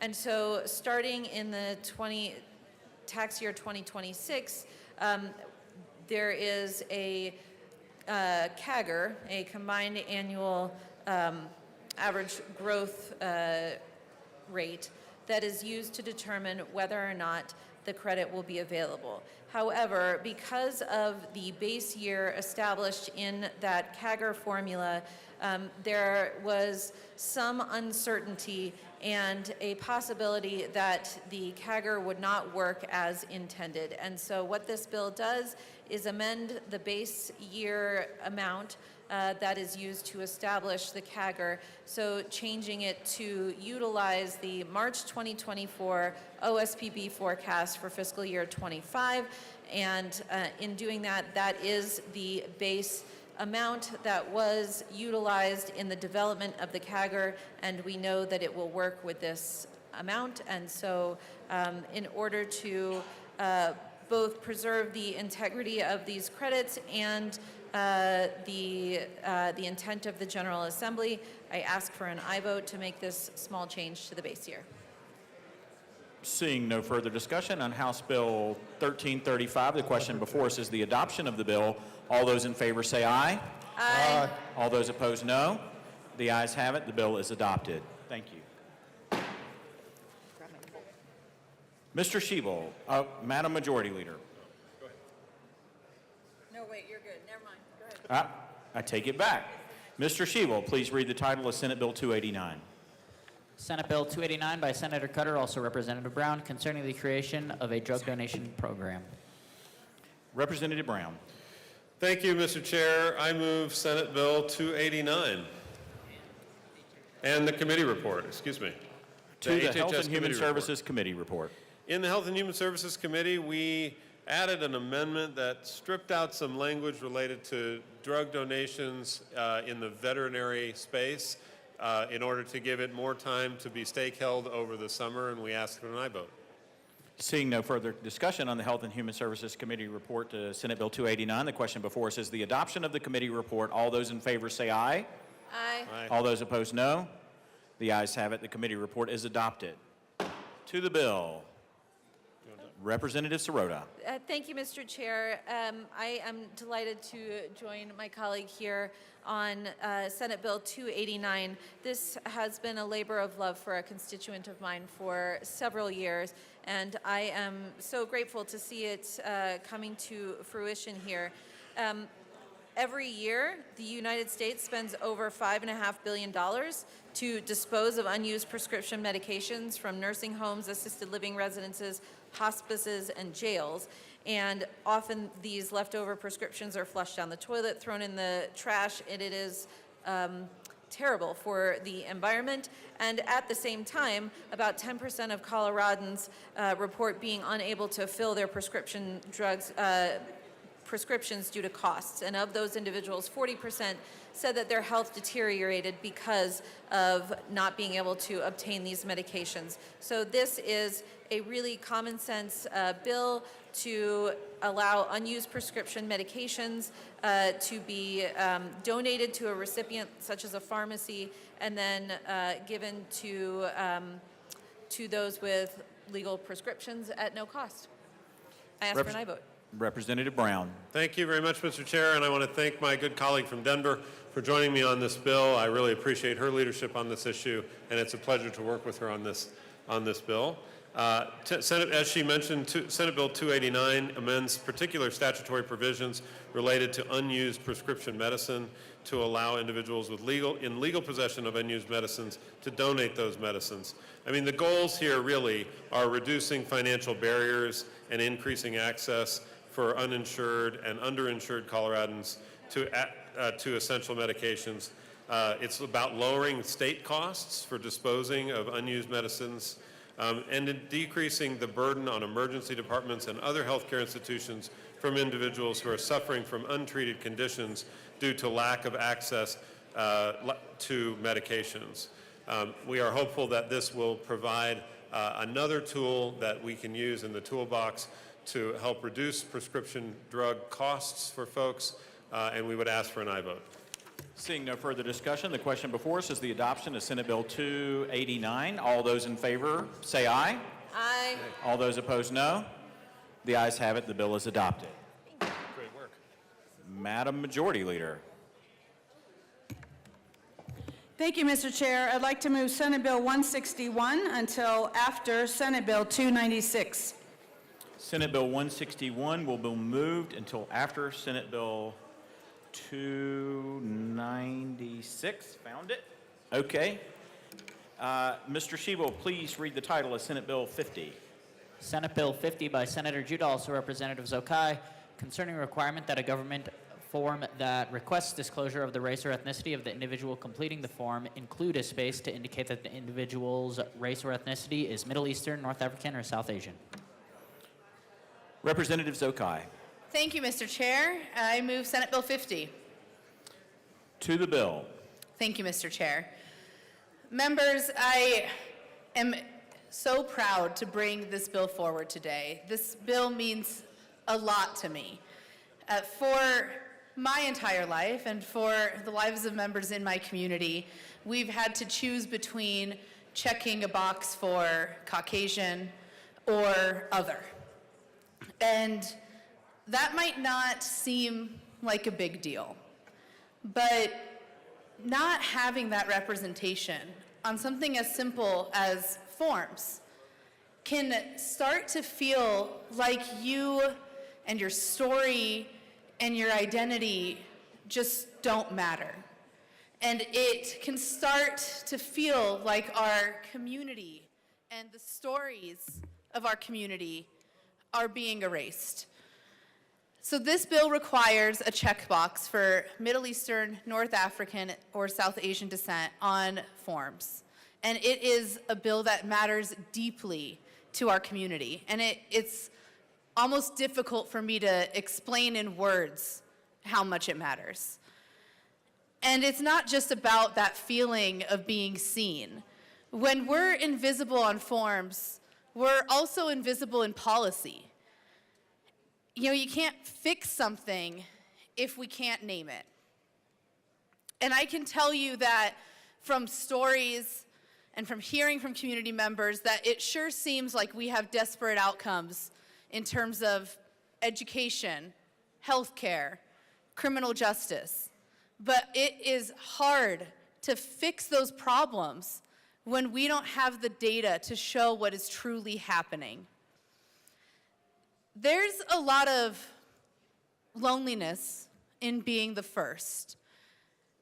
In being the first Iranian elected, in being the only representative in this chamber from the Middle Eastern community. And with that loneliness, also, there is this great sense of responsibility for me to represent my community. And I would be remiss if I didn't mention my Senate sponsor, who held down that role in this chamber until I got here. And the two of us together hear from community members across the state, and we do feel that it is so important for us to make sure their voices are heard. And that can be really difficult when we are the sole voices for these communities. So I'm asking you, members, to please join me. Join me in taking this first step in allowing our community to be seen. We have so much work to do to represent these members well. And the very first step we can take is allowing them to check a box that truly represents their identity. Representative, can you come back to the well and move the bill, please? I think that you did. I heard it, but there is a question about it. So just for the record, please move your bill again. All right, we'll do it one more time. I move Senate Bill 50. To the bill. Thank you. Seeing no further discussion on Senate Bill, I take that back. Representative DeGraff, welcome back. Thank you, Mr. Chair. Yeah, I mean, who is really represented by being declared to be from the Caucasus Mountains? It's over by Russia. My family's not from the Caucasus Mountains. I mean, why do I have to mark Caucasian? Whose idea was that?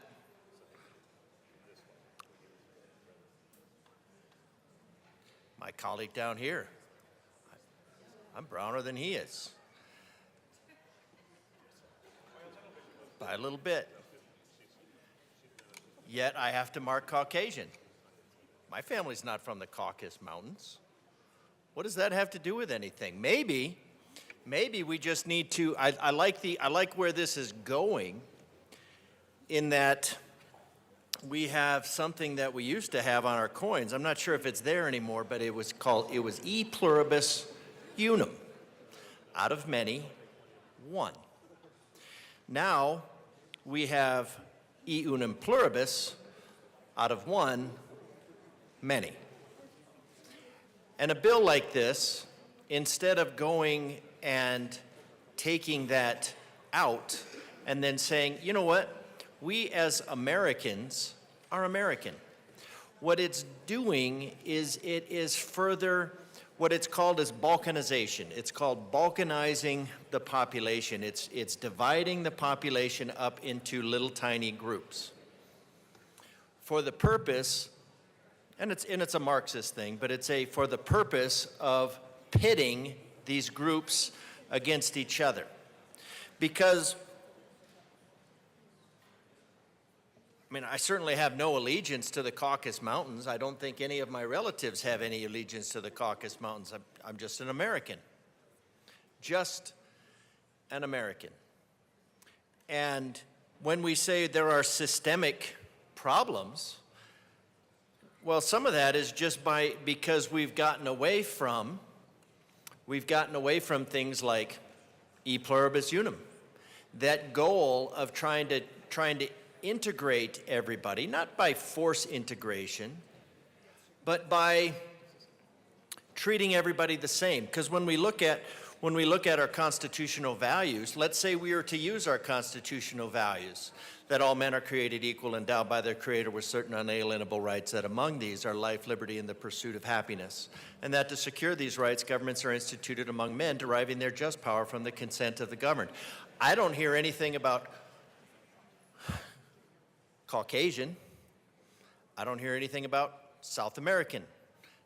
Now, South American, that would be interesting because that would also be Caucasian, because that's European and that's Hispanic, and that's so all together. So how do we divide this all up? Because Caucasus are north of Africa. And if you look at it from a religious construct, Noah parked his boat in the Caucasus Mountains.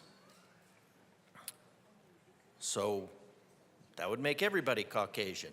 That seems kind of weird. I'm fine with it. But I don't have any allegiance to this. So now we're going to do one more box. And then we're going to assume that somebody has, what are the other things that, what are the special rights that are required if your family's from Persia, that you speak Farsi? What are the special rights that are required?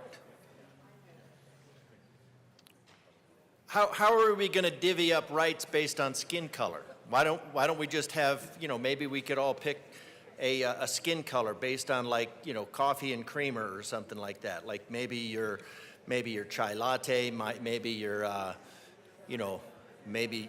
just plain white milk or something like that. But this is going in the wrong direction. If we want to actually unify and become e pluribus unum, if we want to go from many to one, my suggestion would be to take off the boxes in general. In general, why should somebody who adheres to some arbitrary link to the Caucasus Mountains? My family has no more link to the Caucasus Mountains than anybody from Africa. Africa is probably closer to the Caucasus Mountains, or Russia, Asia. That's more Caucasus oriented. I don't know where the term Caucasus came from, but deriving or descending from the Caucasus Mountains. Why are we putting that in our laws at all? And then pretending like we have different, so does somebody from Persia have different, do they have something different other than life, liberty, and the pursuit of happiness, that they need to be, that their rights are other than life, liberty, and the pursuit of happiness? What is it? What is it that requires representation other than the representation in our Declaration of Independence that we hold all men to be that we hold all to be created equal, endowed by their Creator with certain unalienable rights? Are we talking about subcategories of all now? Why don't we go in the opposite direction? I'm in favor of going in the opposite direction. Not balkanizing the country farther. Not dividing us. Treating us all equal. That is the goal. I don't know why the sponsor wants to treat certain categories of individuals as having more rights as others, because the only way you can have special rights of one group is to take those rights away from another group. You can't, and if the assertion is that Caucasians, which I think is a racist term, if the assertion is that Caucasians have benefits by putting a box on the paper, then let's get rid of that box. Why keep that box? Why further divide the citizens? So I get it, but this bill reinforces the divisions of the citizens of the United States instead of saying we're all equal. It's dividing people and putting them in the position of saying, some of us are more equal than others. Some of us need special rights at the cost of somebody else's rights. And how do you balance that? And when do you balance that? That is the politics of plunder. That is the politics of power. That is the politics of the mob. That is democracy, not a republic. So I get it. If somebody is looking at dividing the country and for ideological purposes, which would be under the, which is where all the forms of Marxism go, this is a good bill for dividing the country and creating animosity between groups. We could just go the opposite direction, get rid of that box that you're saying that creates animosity. Get rid of that Caucasian box. I'm offended by it. It doesn't seem to bother you that I'm offended by it. So I think my slightly less brown colleague is coming up next. Representative Barone. Thank you, Mr. Chair. And I'd like to clarify that my colleague here is only a little bit more browner than me because he takes more vacations, and he does sunbathe a lot more than I do. So it doesn't really count. He's closer to the sun. But just to come up here to talk to this bill, of course, I am in opposition to this bill because of the fact that we shouldn't be dividing. Adding more boxes just divide us further. In a time in the state where we are in a budget crisis, we're spending $90,000, over $90,000 on adding a box to a government form. And I understand it's just two government forms, Department of Education, Department of Public Safety. Originally, I was told that the bill sponsor wanted to add to all government forms, which would have put the cost at $1.8 million. I'm glad it went down to $90,000, but even $90,000 is still way too much for something not necessary. And not necessary in the fact that we are creating more divide. And I like the fact that my colleague previous from me stated e pluribus unum, because that's one thing that I really do believe in, out of many one. We should see each other as all Americans. We shouldn't be trying to divide. And then there's a difference between ethnicity and racial boxes. In ethnicity, I see the ethnicity box. There is Latino, Hispanic, but when I come down to racial, I put in white. I come into the white category, even though my colleague says I'm lighter than he is. I'm still not completely white, but it doesn't matter. To me, it doesn't matter because we all are one, and that's the way we should see each other. If you really do want to fight racism, stop bringing it up. Stop dividing the people. That's the one way that we stop racism. Don't bring it up. We shouldn't. We're all one. We're all American. Especially us in this room. We all took the oath. We're all serving our country in one form. We're American. I'm proud to be an American. I'm also proud of where I come from, but I'm proud to be an American. We're all American now. So I'm opposition to this bill for that reason. We should not be dividing each other. This just adds more division to us, and not even to mention the fact that $90,000 that could easily go to another department that's way underfunded, education, public safety, health care. We can move this money. This is nothing. This bill is not a priority, and we kept saying this during the session that the other side keeps saying that we don't have a priority issue, but this comes to show that we do have a priority issue. This is not a priority. We should be sending this money somewhere else. I urge a no vote. Representative Luck.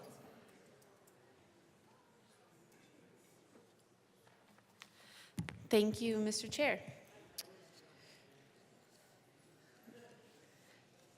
So as I understand it, the federal government has not made a determination yet about this particular classification.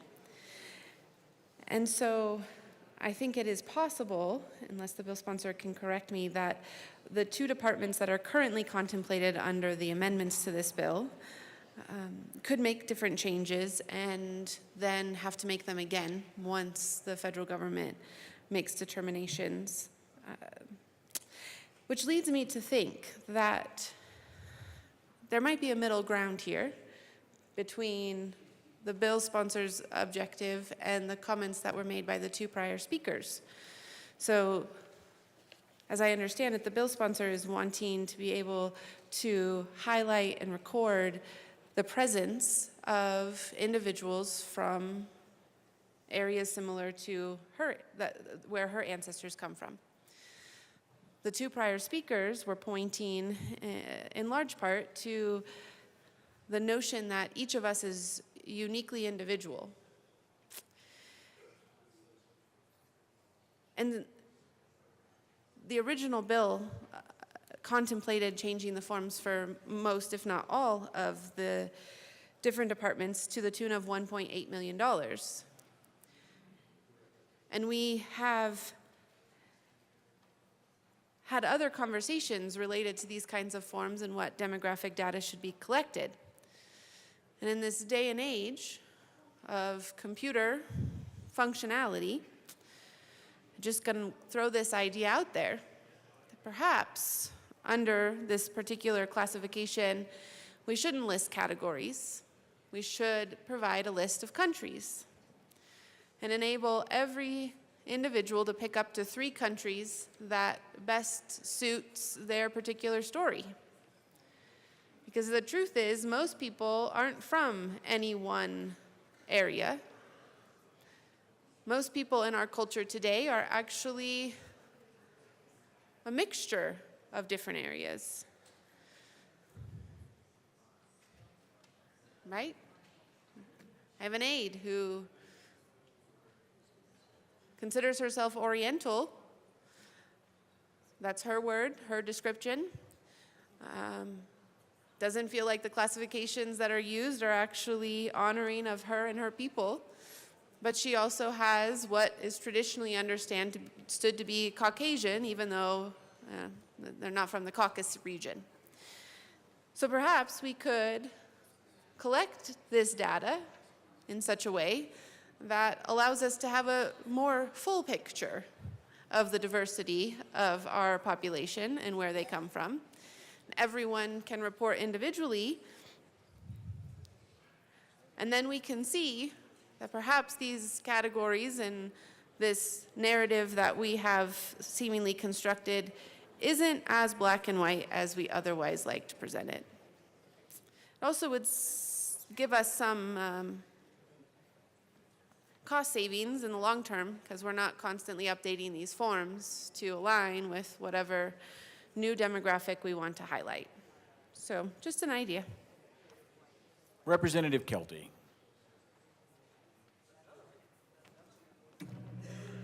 Thank you, Mr. Chair. You know, I'm here today in opposition of this bill.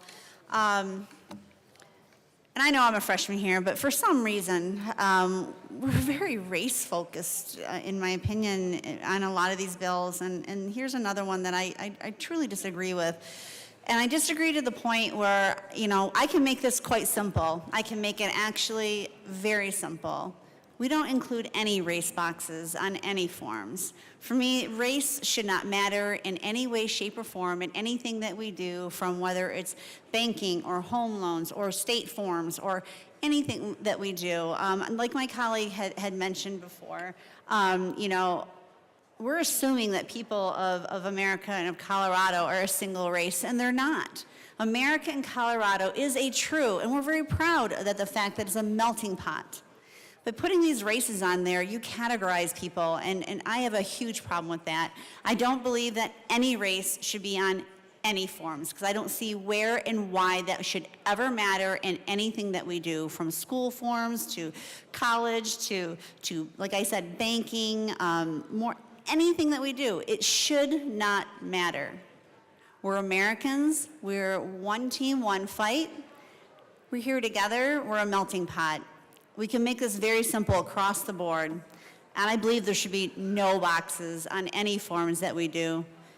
It's just not necessary, and it does separate and divide people. We don't need that. We are one country, one America, and I believe that we should have no boxes. So I am in opposition of this bill. Thank you. Representative Zokai. Thank you, Mr. Chair. Members, I got up here and said that my community feels invisible and that we feel like we don't exist because in many, many instances we don't. And one of those is on a checkbox on a form. But for me to get up here and to ask of all of you to let my community be seen and to be told that that is divisive, to be seen, or that it is not a good use of funds after we've already narrowed to make this doable within our budget. When is the right time for my community to be heard? Because it seems that every year is not the right time. And I ask you to join me in changing that. The way you look in this country and in this state does change the way you are treated. The way I go through this world is different. And I can tell you story after story about how that's been true for me. And you can ask anybody from the Manassa region, and they have stories too. And if you look at the data that is out there, you will see that there are different outcomes based on what you look like. Some of it, even down to the genetic level, your race makes you prone to different diseases. And we don't have that information for my community. And it can make the difference in how we're treated at a hospital and how we're diagnosed. This is important data for us to have. And us standing here and asking for you to just recognize us is not divisive. It's not a big ask. It's actually just the least we can do. I ask for a yes vote. Representative DeGraff.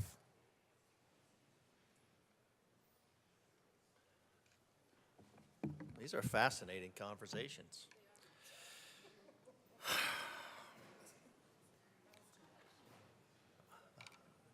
These are fascinating conversations because we had the one conversation, I just pulled up where the Caucasus Mountains are, just to make sure. And let's go back to page 1 of this. And I was corrected that I'm not actually represented as Caucasian on these forms. There's nothing about Russian, there's nothing about Dutch, there's nothing, I'm just white. I'm just white. Now, we've already talked about my whiteness, because I'm more brown than a lot of brown. And somehow, that doesn't matter. Now, my colleague over here, well, just white, just as white. So when I look at this and I say, and it says, let's look at the title, concerning a requirement that a government form, I'm not sure what this has to do with medical, request disclosure of the race or ethnicity. So my point is, we need to just get away from race and ethnicity. If you want to have forms that don't discriminate based on race and ethnicity, now, I don't believe in race. That is before Darwin, they had the idea of races, and those were peoples, they were cultures, they were, it's an idea of a competitive nature. Darwin kind of codified that into a co-evolution, and it gets into a lot of non-scientific nuttery. Complete the form, include a space to indicate the individual's race or ethnicity. So now I would say just in general, what is that individual's race? Because when I look at where the Caucasus Mountains here, they are immediately north of Iran and Turkey. And I think Iran would be Persia. You have the Persian Gulf, the Caspian Sea, the Arabian Peninsula. So if you want to look at, but that was the whole Caucasus thing. Caucasus Mountains, Caucasian, where that all came from. But now we're codifying race here. And then you have Middle Eastern, which of course is closer to the Caucasus Mountains, North Africa, also closer to the Caucasus Mountains, and South Asian, also closer to the Caucasus Mountains. Now, none of these are a color like white. So as far as pigeonholing people, as far as marginalizing people, as far as lumping people into a category, white. And then you want to act like it doesn't matter.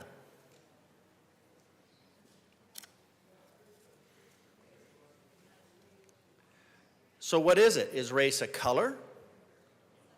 Is race a culture? Is race a genetic difference? What are we going to codify race into? Because, this is just Middle Eastern, which again, closer to South Asian, closer to Caucasus, typically classified as white, and North African, also more white based on the Arabic population there, and also based on the number of Irish slaves that were imported. So when we classify people as white, now, so my advocacy here is not that we erase somebody. Now, apparently it's okay to erase me, pretend that just white is just, especially in a culture where you say, well, the United States is majority white. That's just to say, that's just to blend your entire culture into an amalgam of the United States. So the sponsor has no issue with my classification according to skin color, even though it's browner than some of the brown caucus. That doesn't matter. Well, that's what I've been told is the brown. You have the people of color, brown people. So, yeah. This summer, I'll be browner. So if we want to get rid of, if we want to get moved towards the e pluribus unum, then let's get rid of these boxes altogether. Let's get rid of these boxes altogether and stop balkanizing the country, because then who's going to have a bill next year? How many different categories? I have 3 categories alone on this. You could have, for the European side, you could have, we do have Hispanic. That's based on the Iberian Peninsula. That's Portugal and Spain, both very European, by the way.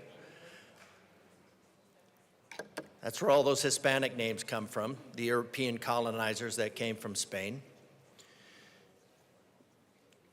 So you could have the Iberian Peninsula, that would be different. You could have Northern Icelandic, that white Iberian Peninsula of Icelandic, those are different. Maybe we could have Icelandic,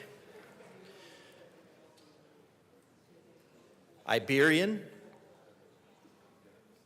Now, Iberian and Hispanic kind of, because then you have the South American, and then you have, that's where the brown actually comes from, is South America. So now how do we do this? So we have a European and a South American, and we call that Hispanic, but Hispanic is Spain, which is Europe, which is white.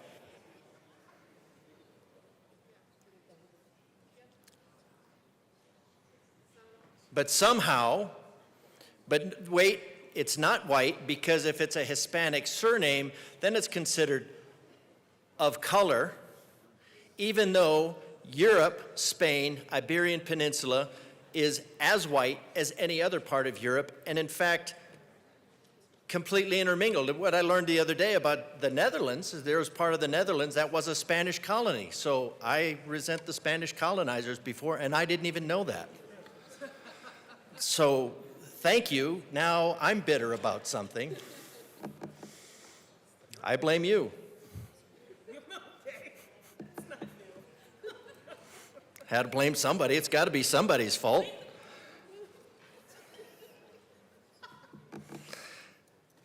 So where does this end?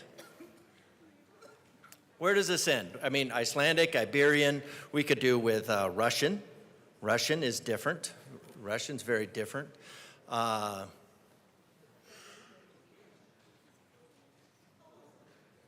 Greenland would be different. I mean, how many races are there?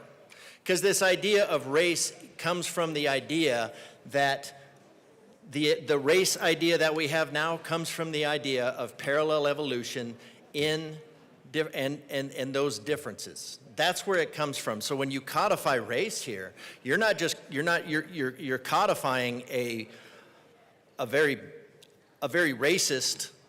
It's actually a very racist scientific theory, and you want to codify it into a bill. So I'm opposed to it based on that. And then race and ethnicity, two very different things. Because ethnicity depends on where you were. So what if you were adopted into another culture? Now are you ethnically that culture, or are you just lumped in with some other culture from before? Like, say somebody is adopted from Asia. What is their culture? What is their ethnicity?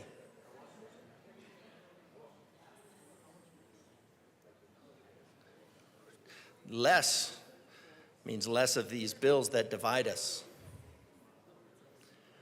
So I'm opposed to this bill because it further divides us, it further marginalizes communities. It marginalizes communities. If you want to actually make it, if you want to improve fairness, if you want to improve equity, then get rid of these boxes altogether. But I can't vote for a bill that further divides us, puts us in categories, diminishes one category based on being closer to three other categories that are specifically called out here, because really, if you wanted to be really, Caucasian is more indicative of these three, what the sponsor is calling races, than European. So I don't know why she's offended by a classification that is geographically closer to the three that are there. And then why we're doing this racial classification, this racist classification, when there are hundreds of other locations around the world. Hundreds of racial, and we're going to pick three. We're going to approve three because white, and we're going to approve three.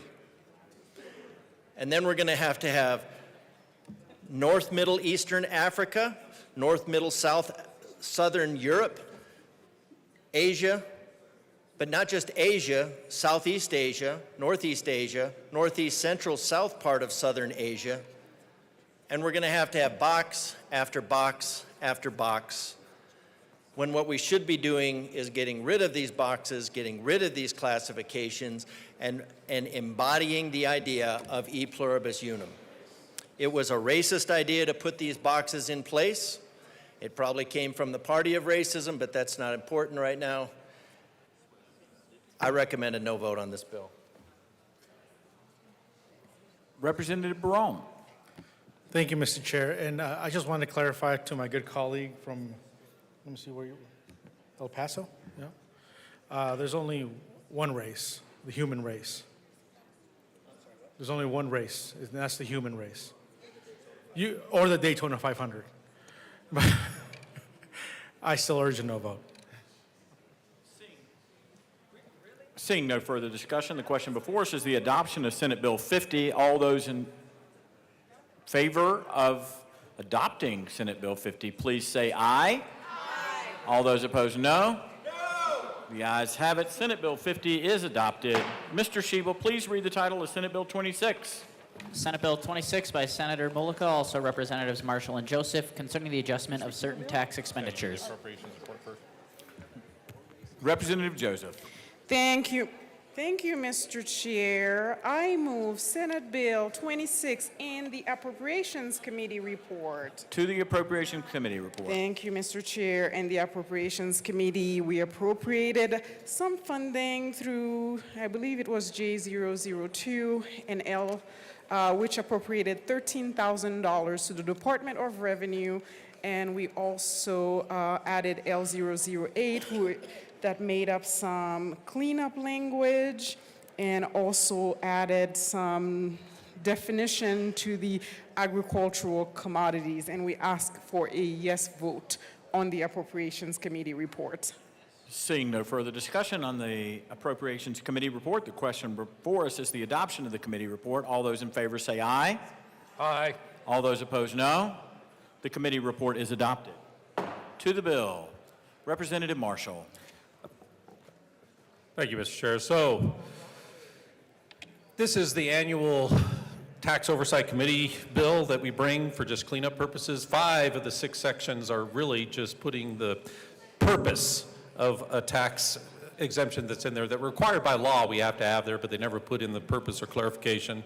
There are just 2 substantive pieces in there of putting just extending the biotechnology tax credit and the solar energy storage system tax credit. We also included an additional adjustment that was brought to us by the Department of Revenue. So again, these are just little pieces that we try and do every year to adjust the tax code. So we hope you can get a yes. Thank you. Is there any further discussion on Senate Bill 26? Seeing none, the question, Representative Herzog. Thank you, Mr. Chair, and thank you to the sponsors. I mean, we heard this in finance. Interesting, like they said, cleanup bill. Not a whole lot of issues with it. Just one of the things I'd like to point out is we are focusing on, in this particular case, the solar energy. What I think we should be looking at is unleashing the energy potential that we have here in Colorado. We are simply, I don't have anything really negative to say about the bill. What I have to say is that it lacks in what it's encompassing. We should be talking about energy writ large instead of just solar panel energy, just small tax credits. We should be looking at a bigger, broader picture to get the whole energy in the economy of Colorado up and running with all of our resources that we have here. When we sit and we start going through what is the process that we pick certain tax credits for solar energy but not for other forms of energy? How is it we pick certain tax credits for given businesses versus energy businesses that could do these things? And I'm not talking about just the large oil and gas, but I'm talking about other small businesses that are out there. I know I've got some of my colleagues that have worked on some of the smaller business side in energy. These are the things that we should be looking at. These are the things that I think are important for our state, for our revenue to come on in, for our development of businesses, for our diversification out there. Tax credits help businesses get moving. And right now we're only picking these narrow areas. Nothing wrong with the areas that are being picked, but we're excluding a lot of other areas. I think we should be looking at a broader energy picture as to what we can do to mobilize the energy of our state of Colorado and get more businesses moving. Thank you. Seeing no further discussion, the question before us is the adoption of Senate Bill 26. All those in favor say aye. Aye. All those opposed, no. The ayes have it. The bill is adopted. Mr. Shebo, please read the title of Senate Bill 167. Senate Bill 167 by Senators Mobley and Frizzell, also Representatives Byrd and Lukens, concerning the investment of state fund money to benefit Colorado communities and in connection therewith making an appropriation. Thank you. Representative Lukens. Thank you, Mr. Chair. I move Senate Bill 167. To the bill. Representative Lukens. Thank you, Mr. Chair. I move Amendment L12 and ask that it be properly displayed. That is a proper motion. One moment.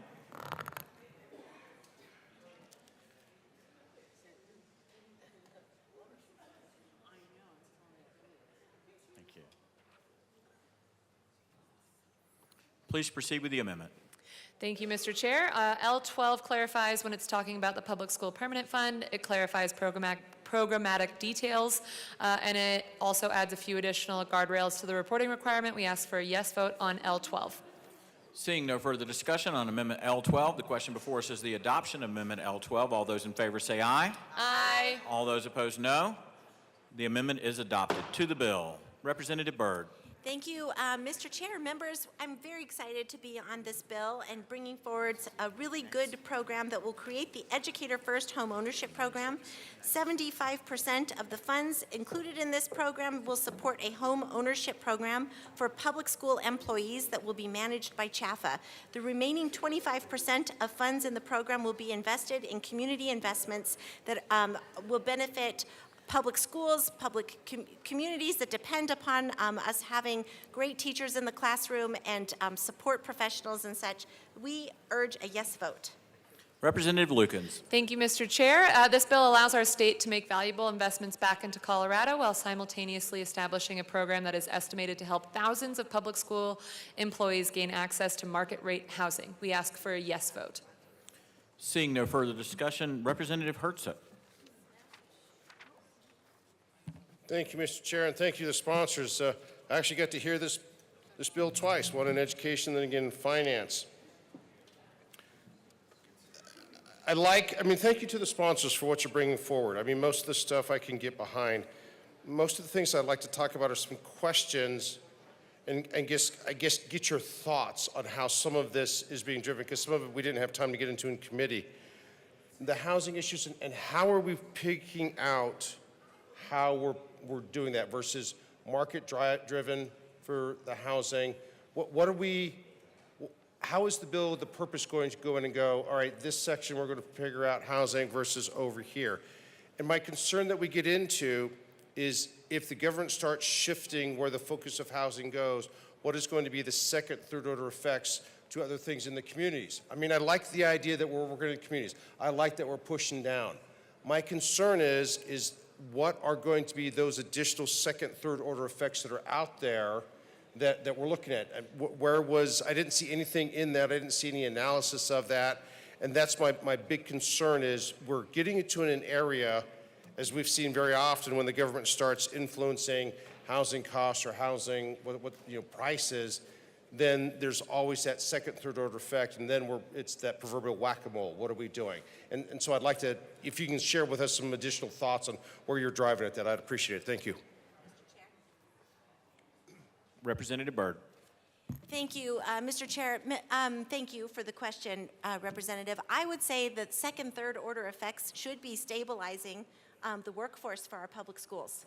So right now, and this is the impetus for the bill, is to make sure that there is capital available for people who work in our public schools to buy a house, get down payment assistance, and be able to remain in communities. Right now, if you talk to any leader in a public school, they will share with you how hard it is to attract and retain their teachers. I guess I'm going to underscore the effect of retention, how difficult it is for school districts to retain any employees because the cost of living is simply too high.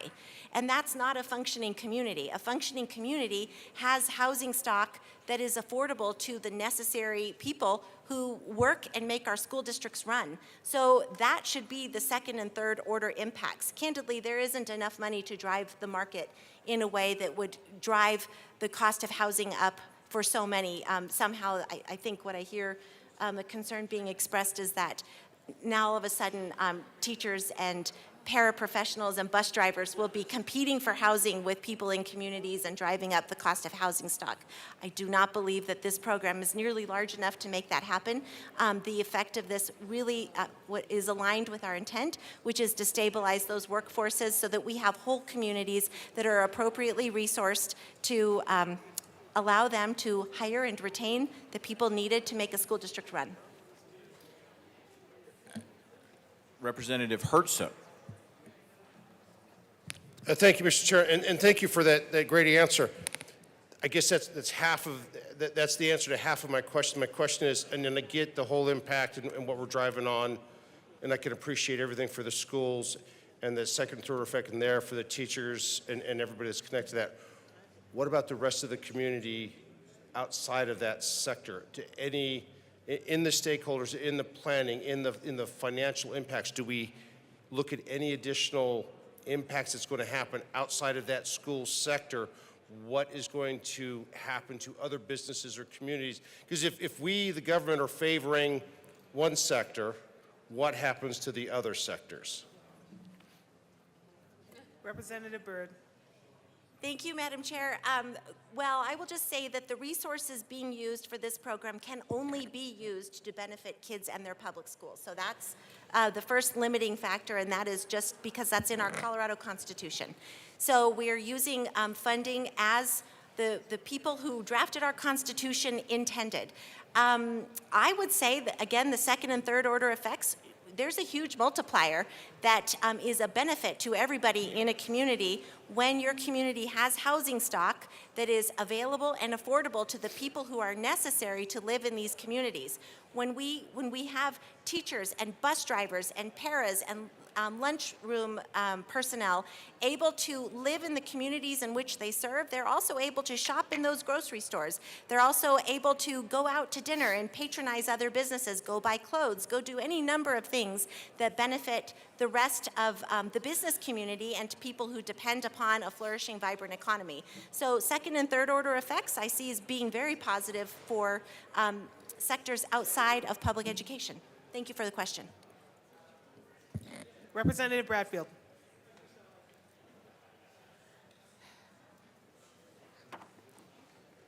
Thank you, Madam Chair. I was in education. We heard this bill. It passed 11-1, and we were very glad about that. And I still am. I just think that we need to have our eyes open and understand what this bill is and is not. It deals with the public school fund, and it asks that at least 20% of that public school fund, think of school finance, be invested in a community investment portfolio that will yield below market returns. Now, this community investment portfolio then is indeed charged with the building of housing for employees of public school. And for the reasons that Representative Byrd did share, retention, stabilization, all good reasons. And not that I'm averse, I just think we need to be informed of what it is. This is the very first educator first home ownership program, and there's $100 million to be invested in this by 2028 and $200 million by 2030. Big numbers, lots of homes, I hope. And one other thing I do want to say, this bill does set a precedence by using state funds to invest in projects that give housing preferences to a select group. And that would be public school employees, and in this case, this begs the question, I should say, what about other groups and their housing concerns, such as other employees, public employees, such as police, firefighters, other essential workers. I'm not saying that I am averse to this bill at all. I think it has many positive attributes, but I do feel that we need to be an informed legislator to know what it is and perhaps what it is not. Thank you, and please read your bill carefully. Representative DeGraff.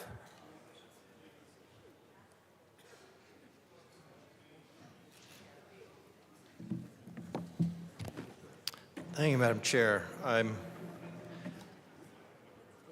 it's heartening to at least have the body recognize that the cost of living is too high. Now, why is the cost of living too high? Well, the last 4 years, debt spending, 23.3%, inflation, devaluation of your currency. We have the diversion of public funds, all making life more expensive. We have $125,000 per house being added to each property by this body, largely.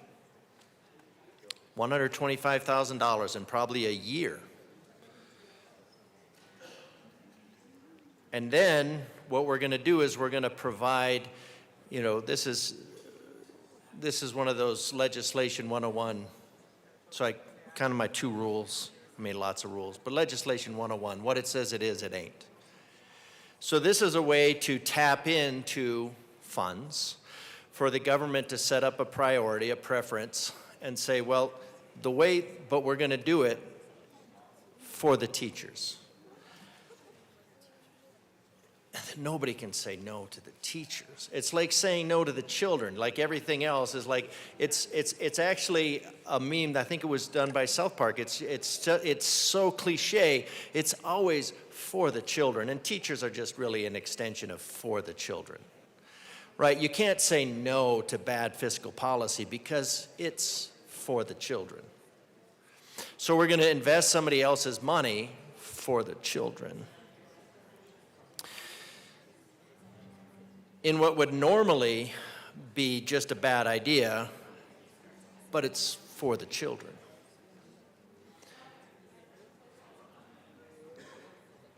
But what we really need to do is we need to start getting the government out, because look at the level of complexity of this. This is not just saying, this is money in the portfolio must be invested in the community investments and be allowed by community investments to include bonds issued by Colorado school districts and charter schools, certificates of, and you've already turned them into for-profit agencies by allowing them to build properties on their school, certificates of participation, that's debt by another name, mortgage pass-through securities and collateralized mortgage obligations secured by residential real estate, the majority of which is owned by public school employees. Okay, by public school employees. So we're going to prefer investments by public school employees for the children. Loans to the Colorado Middle Income Housing Authority for a revolving loan fund that funds rental housing developments that include preferences for public school employees. Now, I thought we had something constitutionally that we are not allowed to discriminate based on a whole lot of categories, but I did not, perhaps I missed the part that we can discriminate for public school employees because it's for the children. It's in the Constitution that we can prefer public school employees for their investments. That's good to know. I missed that part. So we have everything else that we can't discriminate, but we can discriminate for school teachers. Good. I think this is just overly complicated. It doesn't answer the question of why other. What am I going to tell the other occupations in my district that we just say, well, these are the preferred ones. These are the preferred jobs. These are the important jobs. Not a plumber, not electrician, not somebody who collects garbage. Those things.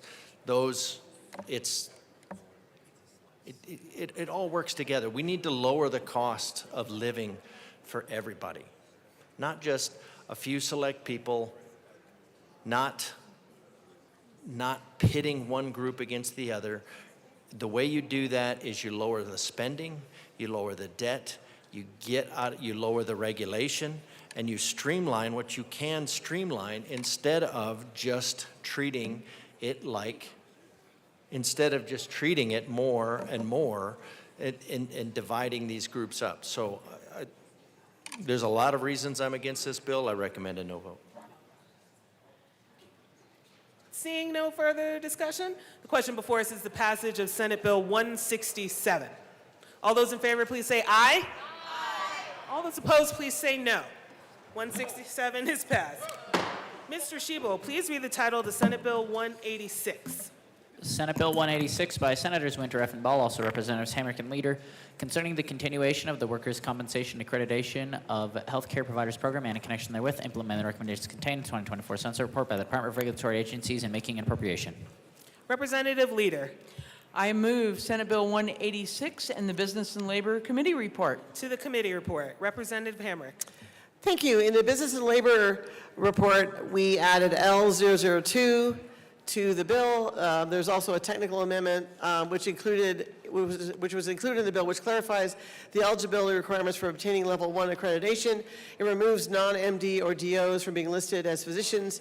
It does not alter the intent or scope of the program, and it simply ensures clarity in the language. Representative Leader. Thank you, Madam Chair, and it is a pleasure to serve with you. Such a pleasure to serve with you. So Senate Bill 186, which concerns the continuation and expansion of the Workers' Compensation Providers Accreditation Program. So first, it extends the Workers' Compensation Accreditation Program for healthcare providers by 11 years, ensuring that this vital training and certification program remains in place to support injured workers and their medical providers. Second, it broadens access to level 1 accreditation by allowing licensed healthcare providers regulated by the Division of Professions and Occupation and the Department of Regulatory Agencies who provides treatment in the work comp system. Is there any, Representative Hamrick? Thank you, Madam Chair. To provide a little background, since 1991, the Division of Workers' Compensation has offered 2 levels of accreditation for healthcare providers. Level 1 accreditation educates healthcare providers on the operations of the workers' compensation medical system. This level is currently limited to a specific set of providers, such as chiropractors, dentists, podiatrists, physician assistants, and nurse practitioners. Level 2 accreditation trains physicians, both MDs and DOs, on how to conduct impairment ratings and is only available to those physician categories. Senate Bill 25186 proposes to continue Level 1 and Level 2 programs and adopts a recommendation from the Department of Regulatory Agencies, DORA, recent Sunset Review, which supports expanding Level 1 accreditation to include all licensed healthcare providers under Title VII, but removes the physician title from those licensed healthcare providers that are not MDs or DOs. Seeing no further discussion, the question before us is the passage of the committee report. All those in favor, please say aye. Aye. All those opposed, please say no. The committee report is adopted. To the bill. Is there no further discussion? Representative Leader. Thank you, Madam Chair. So basically, what this does is it expands access to level 1 accreditation. Currently, there's about 18,000 healthcare providers, including physicians, chiropractors, physician assistants, and nurse practitioners, eligible for accreditation. However, only 685 are accredited at this time. So with the expansion, an additional 50,000 providers would become eligible for level 1 accreditation, and the division estimates that over 2,000 healthcare providers will take advantage of this opportunity, tripling the size of the current program. Good bill, vote yes. Representative Hamrick. Thank you, Madam Chair. We ask for an aye vote on Senate Bill 186. Seeing no further discussion, the question before us is the passage of Senate Bill 186. All those in favor, please say aye. Aye. All those opposed, please say no. 186 is passed. Mr. Shebo, please read the title to Senate Bill 118. Senate Bill 118 by Senators Bridges and Judah, also Representatives Stewart K. and Jackson, concerning health insurance coverage for prenatal visits without cost sharing. Representative Stewart. I move Senate Bill 118. To the bill. Representative Jackson. I'll choose. Representative Jackson. Thank you, Madam Chair.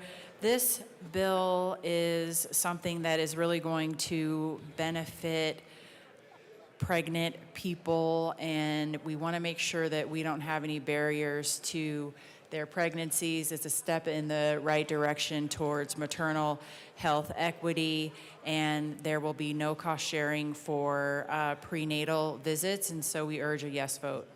Is there any further discussion? Seeing none, the question before us is the passage of Senate Bill 118. All those in favor, please say aye. Aye. All those opposed, please say no. Senate Bill 118 is passed.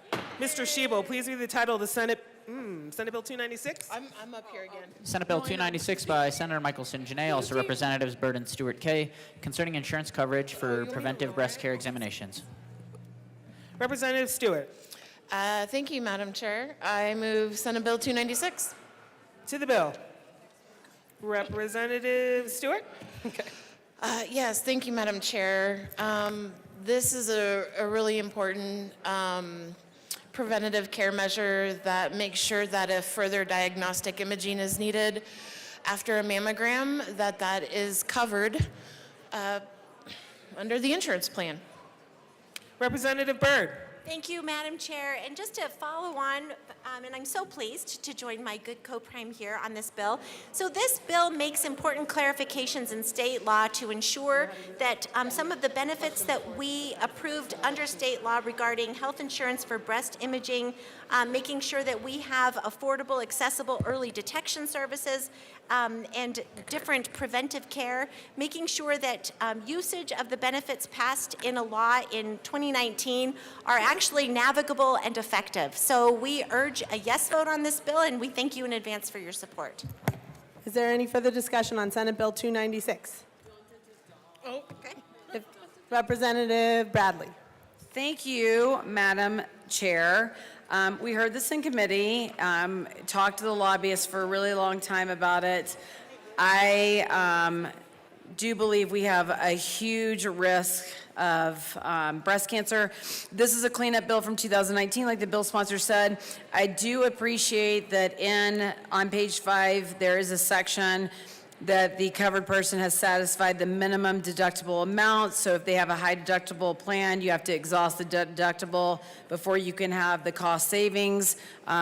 If we might be headed towards universal health care, at least we can pay for breast cancer screenings and supplemental coverage. So I was in support of this bill, as my caucus was, and just wanted to come and speak to my caucus about that. I will be a yes vote on this bill. Thank you.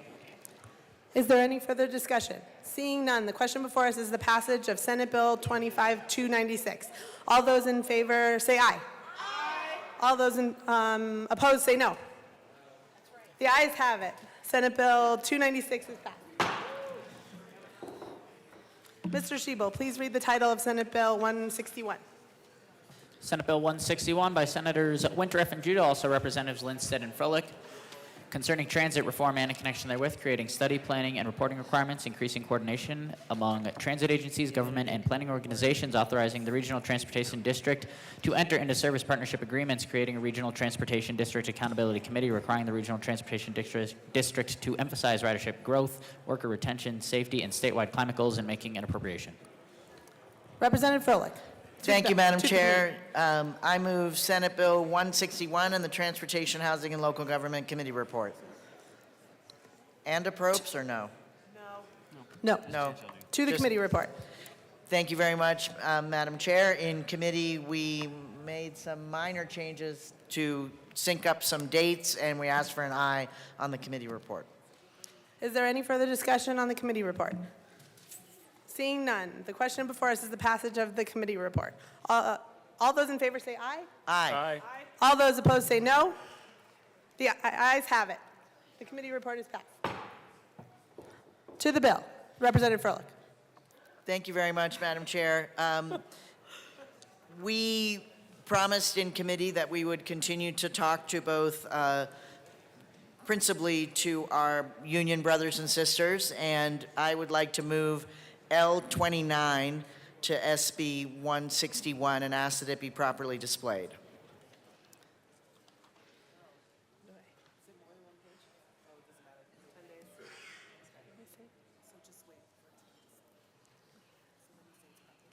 It's properly displayed to the amendment. Thank you very Representative much, Madam Chair. This, as mentioned, is includes now in the, as we go into this RTD Accountability Commission, some language about how we want to pursue last mile, first mile, and how the union will be represented in those discussions. And then it also adds some accountability, additional accountability by asking for RTD to come before the Transportation Legislative Review Committee. And it includes also updates to the ECO Pass program, and we ask for an aye vote. Is there any further discussion on the amendment? Seeing none, the question before us is the passage of the amendment. All those in favor say aye. Aye. All those in favor say no. Opposed? Sorry. The ayes have it. Thank you. To the bill. Thank you very much, Madam Chair. This is this Bill 161 is the product of a couple years' worth of work. Now that we have the oil and gas fee going to transit, we really want to add in layers of accountability and make sure that RTD is growing ridership. This will help us meet our climate goals and also help people save money if we actually have reliable transit. We think it's a really great way to go. We ask for an aye vote on the bill. Representative Lindsay. Thank you, Madam Chair. You know, our region here deserves a world-class transit system, and the only way that we will get to that is by having better local coordination with our mass transit system, by having a thorough review of the government structure and the leadership of our current system, and by focusing on developing ridership across the region so that everyone in our district has access to good, reliable, safe mass transit. And that's the goal of this bill. It's to build ridership, it's to build safety, and it's to make sure that everyone has access to quality public transit so that we can reach our climate goals and improve the lives of people across the entire transit district. So I just want to thank my incredible co-prime who has been through 2 years of difficult discussions on this bill. Last year's bill was a difficult one to lose, but this year we found a lot of compromise with stakeholders who were originally oppositional to get to a place where we can pass a substantial policy that will improve the lives of Coloradans. So I ask for an aye vote. Representative Richardson. Thank you, Madam Chair. I'm absolutely for accountability. I'm also for letting elected officials actually do what they were elected to do. So I move Amendment L024 to Senate Bill 161 and ask that it be properly displayed.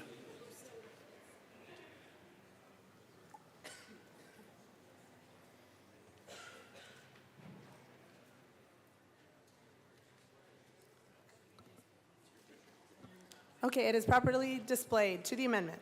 All righty. I know when you look at this, it doesn't say much if you're not tracking through the bill itself, but it makes one simple change. It moves the accountability committee, commission, whatever we're calling it, from the Colorado Energy Office to RTD itself. We have an elected board.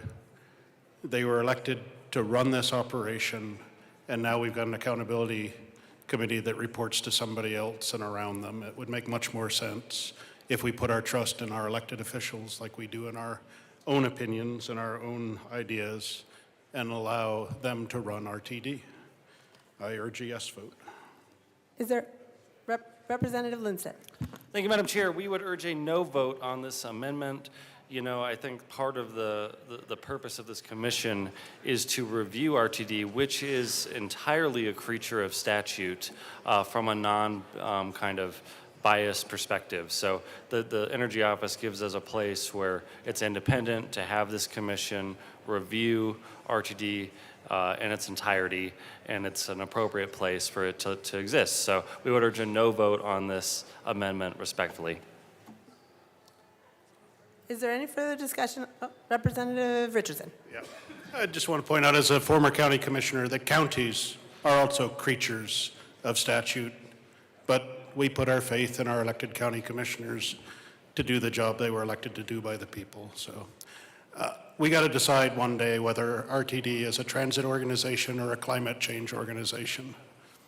It should be a transit organization. It should be run under the authority of those that were elected to run it. I would continue to urge a no vote. Seeing no further discussion on the amendment 024, the question before us is the passage or the adoption of 024. Those in favor, all in favor say aye. Aye. Those opposed say no. The noes have it. To the bill. Representative Richardson. Having called for a no vote on my own amendment and having watched it fail, I'm going to try harder this time to ask for a yes vote, regardless of what I say at the end.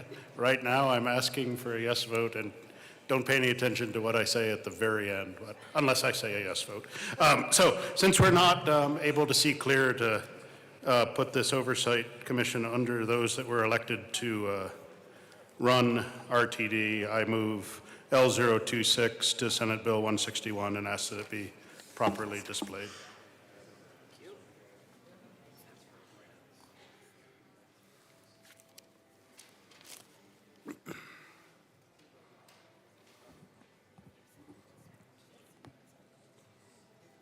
The amendment has been properly displayed. To the amendment, Representative Richardson.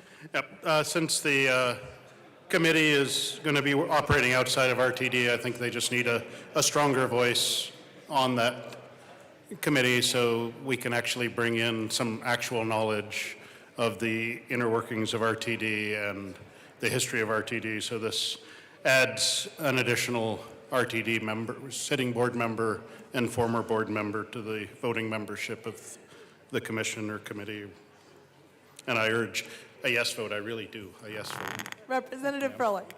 Thank you very much, and thank you to the representative from Elbert. I don't know whether you are blessed or cursed to have missed out on Transit Tuesdays.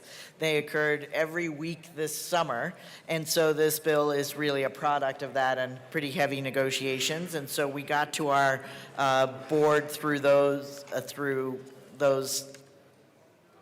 charming negotiations, and so we would like to keep it as it is, so we're going to ask for a no vote. Seeing no further discussion, the question before us is the adoption of Amendment 026. All those in favor say aye. Aye. All those opposed say no. No. The noes have it. To the bill. Oh, sorry. I myself was louder than the whole Representative Sukla.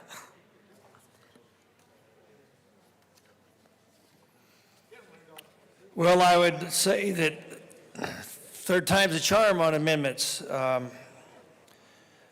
actually have been riding the train from the airport to downtown Denver now for 5 months, and I really enjoy that ride. And I would like to see the train continue in its capacity. And so with that, I'd like to move Amendment L025 and ask that it be put up on the screen.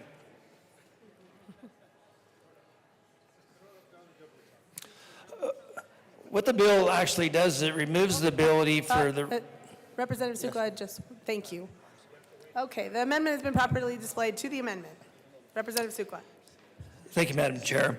What the bill does is it removes the ability for write-in candidates to run for the RTD board. This amendment removes that restriction. And without this amendment, RTD is the only elected position without write-in option in the state. Representative Lindsay. Thank you, Madam Chair. You know, this is kind of a difficult discussion over write-ins. The way it currently is people go, they fill out a form. You know, a lot of these seats don't end up having candidates that meet the signature threshold to get on the ballot. So they fill out a form. After that form is filled out, they only need one vote, and then they become a member of the board of directors of a billion-dollar mass transit agency. The vacancy process for when a candidate does not make the ballot goes to the largest county commission board in the district, and they make a determination. In my own district, we had a vacancy, and we had like 7, maybe it was 8 people apply for that vacancy, and we had a competitive process of qualified individuals to take that seat. So I think it's a better way to ensure that all of the RTD districts have qualified representation that's partnered with their local government, instead of just having someone fill out a form and get a handful of votes based on no one else making the ballot through the petition process. So I would ask for a no vote on this amendment. The process in the bill is thoughtful, and I think will lead to a higher level of engagement in these board seats across the board. So I ask for a no vote. Representative Sukla. Well, apparently Representative Richardson is rubbing off on me because I forgot to ask for a yes vote. So I would like to ask for a yes vote on this amendment. Oh, and by the way, if the representative from the chair of the Department of Transportation, Government and Local Affairs, we've added these amendments because we watched her over the last 5 months, and she's a little low on the amendments on this bill, so we thought we would help her out. Seeing no further discussion, the question before us is the adoption of Amendment 025. All those in favor say aye. Aye. All those opposed say no. No. The amendment fails. To the bill. Representative Vuk.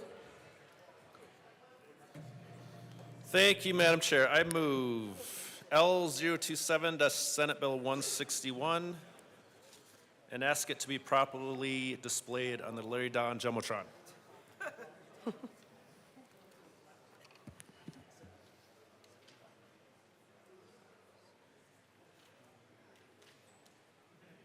It is properly displayed to the amendment. Thank you, Madam Chair. So currently under this, with the legislation SB 161, these eco-passes are, it's mandated that building owners must pay for the eco-pass. And they're certainly going to pass that along to tenants, that cost, because they're not just going to eat the cost. That's what happens. So what this amendment does is it requires that when a resident is going to sign a lease, the contract, that is presented to them and they know they're paying for the eco-pass, because they're going to pay anyway. And this way it's very clear and transparent, and that tenant can decide at that moment if they don't want to sign the lease because this is a requirement for this eco-pass, they can certainly back out and not sign a contract. So I think to me and to some of my constituents, this is a common sense amendment, and this will make it very clear and very transparent for people that are signing a contract that they know what they're paying for. So I ask for a yes on this great amendment. Representative Froelich. Thank you very much to the representative from Weld for this amendment. We are super keen on the Eco-Pass program. I'm trying to say eco because I said echo in committee and I was wrong, or perhaps mistaken. But anyway, adoption of more eco-passes is so critical to meeting our goals across the board on this. And also this part was also heavily negotiated. So I'm going to ask for, surprise, surprise, a no on this amendment. Is there any further discussion on Amendment 027? All those in favor say aye. I'm sorry, the question before us is the passage of Amendment 027. All those in favor say aye. Aye. All those opposed say no. No. The amendment fails. The noes have it. To the bill. Seeing no further discussion, the question before us is Senate Bill, the passage of Senate Bill 161. All those in favor of the passage of Senate Bill 161 say aye. All those opposed say no. No. The ayes have it, the bill's passed. Mr. Schiebel, please read the title of Senate Bill 301. Senate Bill 301 by Senators Wallace and Kirkmeyer, also Representatives Leader and Johnson, concerning authorization for a healthcare provider to adjust a chronic maintenance drug prescription without prior authorization from an insurance carrier. Representative Leader, to the bill. Thank you, Madam Chair. I move... Sorry, go ahead, Representative Leader. Go ahead. Representative Leader. I move Senate Bill 25301. To the bill. So good afternoon, I believe it is. Yeah, colleagues. Senate Bill 25301, remove authorization requirement, adjust chronic pain prescriptions. So we're pleased to bring you this bill. This addresses the needs for prior authorization when adjusting medication for chronic conditions. This bill allows for people with chronic conditions to have a healthcare provider adjust the dosage of their medication up to 2 times without returning to their insurance company for further prior authorization for a medication. So by ensuring the clinical necessary dose adjustments are not treated as new or separate treatments under insurance policies we can reduce administrative burdens on healthcare providers, accelerate access to timely, appropriate care for patients, and prevent unnecessary complications and emergency room visits and hospitalizations. I ask for an aye vote, and I pass this over to my co-prime, Rep. Johnson. Representative Johnson. Thank you, Madam Chair, and thank you to my amazing co-prime. This is something we're bringing because those with chronic conditions today, they can have their conditions well managed when they have consistent access to the right medications at the right dose. The treatment often requires adjusting the doses over time. With anyone who has a chronic illness or a disease or an injury, you know this, that can fluctuate throughout time, and that means going up or down in dosages for what's best for your health, and that discussion is best left with the patient and the provider. Having a chronic issue myself and having lived a lot with these medications and needing them dosed, I very much can attest to how harmful it is to the mental health, behavioral health, the physical health, not just on me, but the colleagues that I met throughout my treatments. And to play games with this is absurd to me. We need to be putting patients over profits, putting patients over bureaucratic red tape, and I would strongly urge a yes vote so we can make sure people get the needed treatment that they need in real time. Is there any further discussion? Seeing none, the question before us is the passage of Senate Bill 301. All those in favor say aye.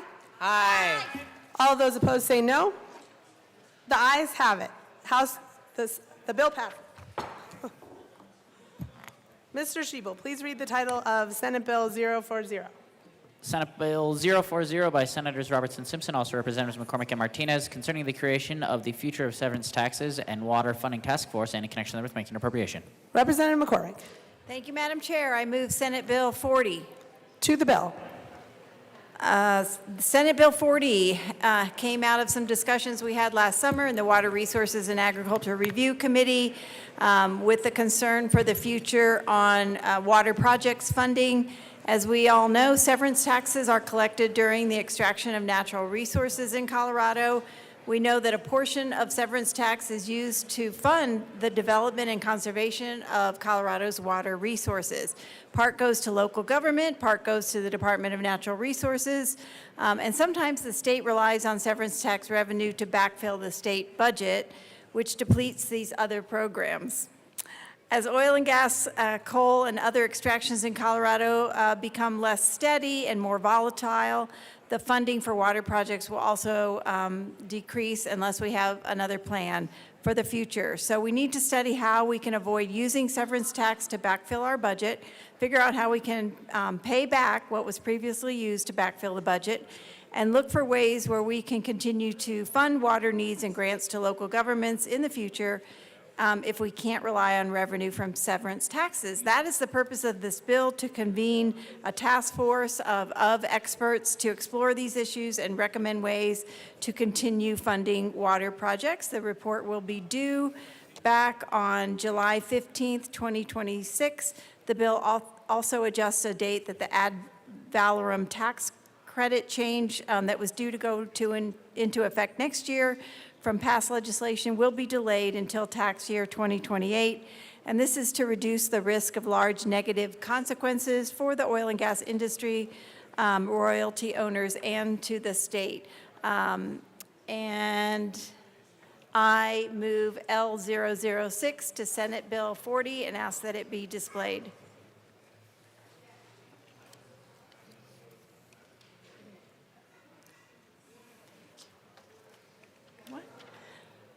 The amendment is properly displayed.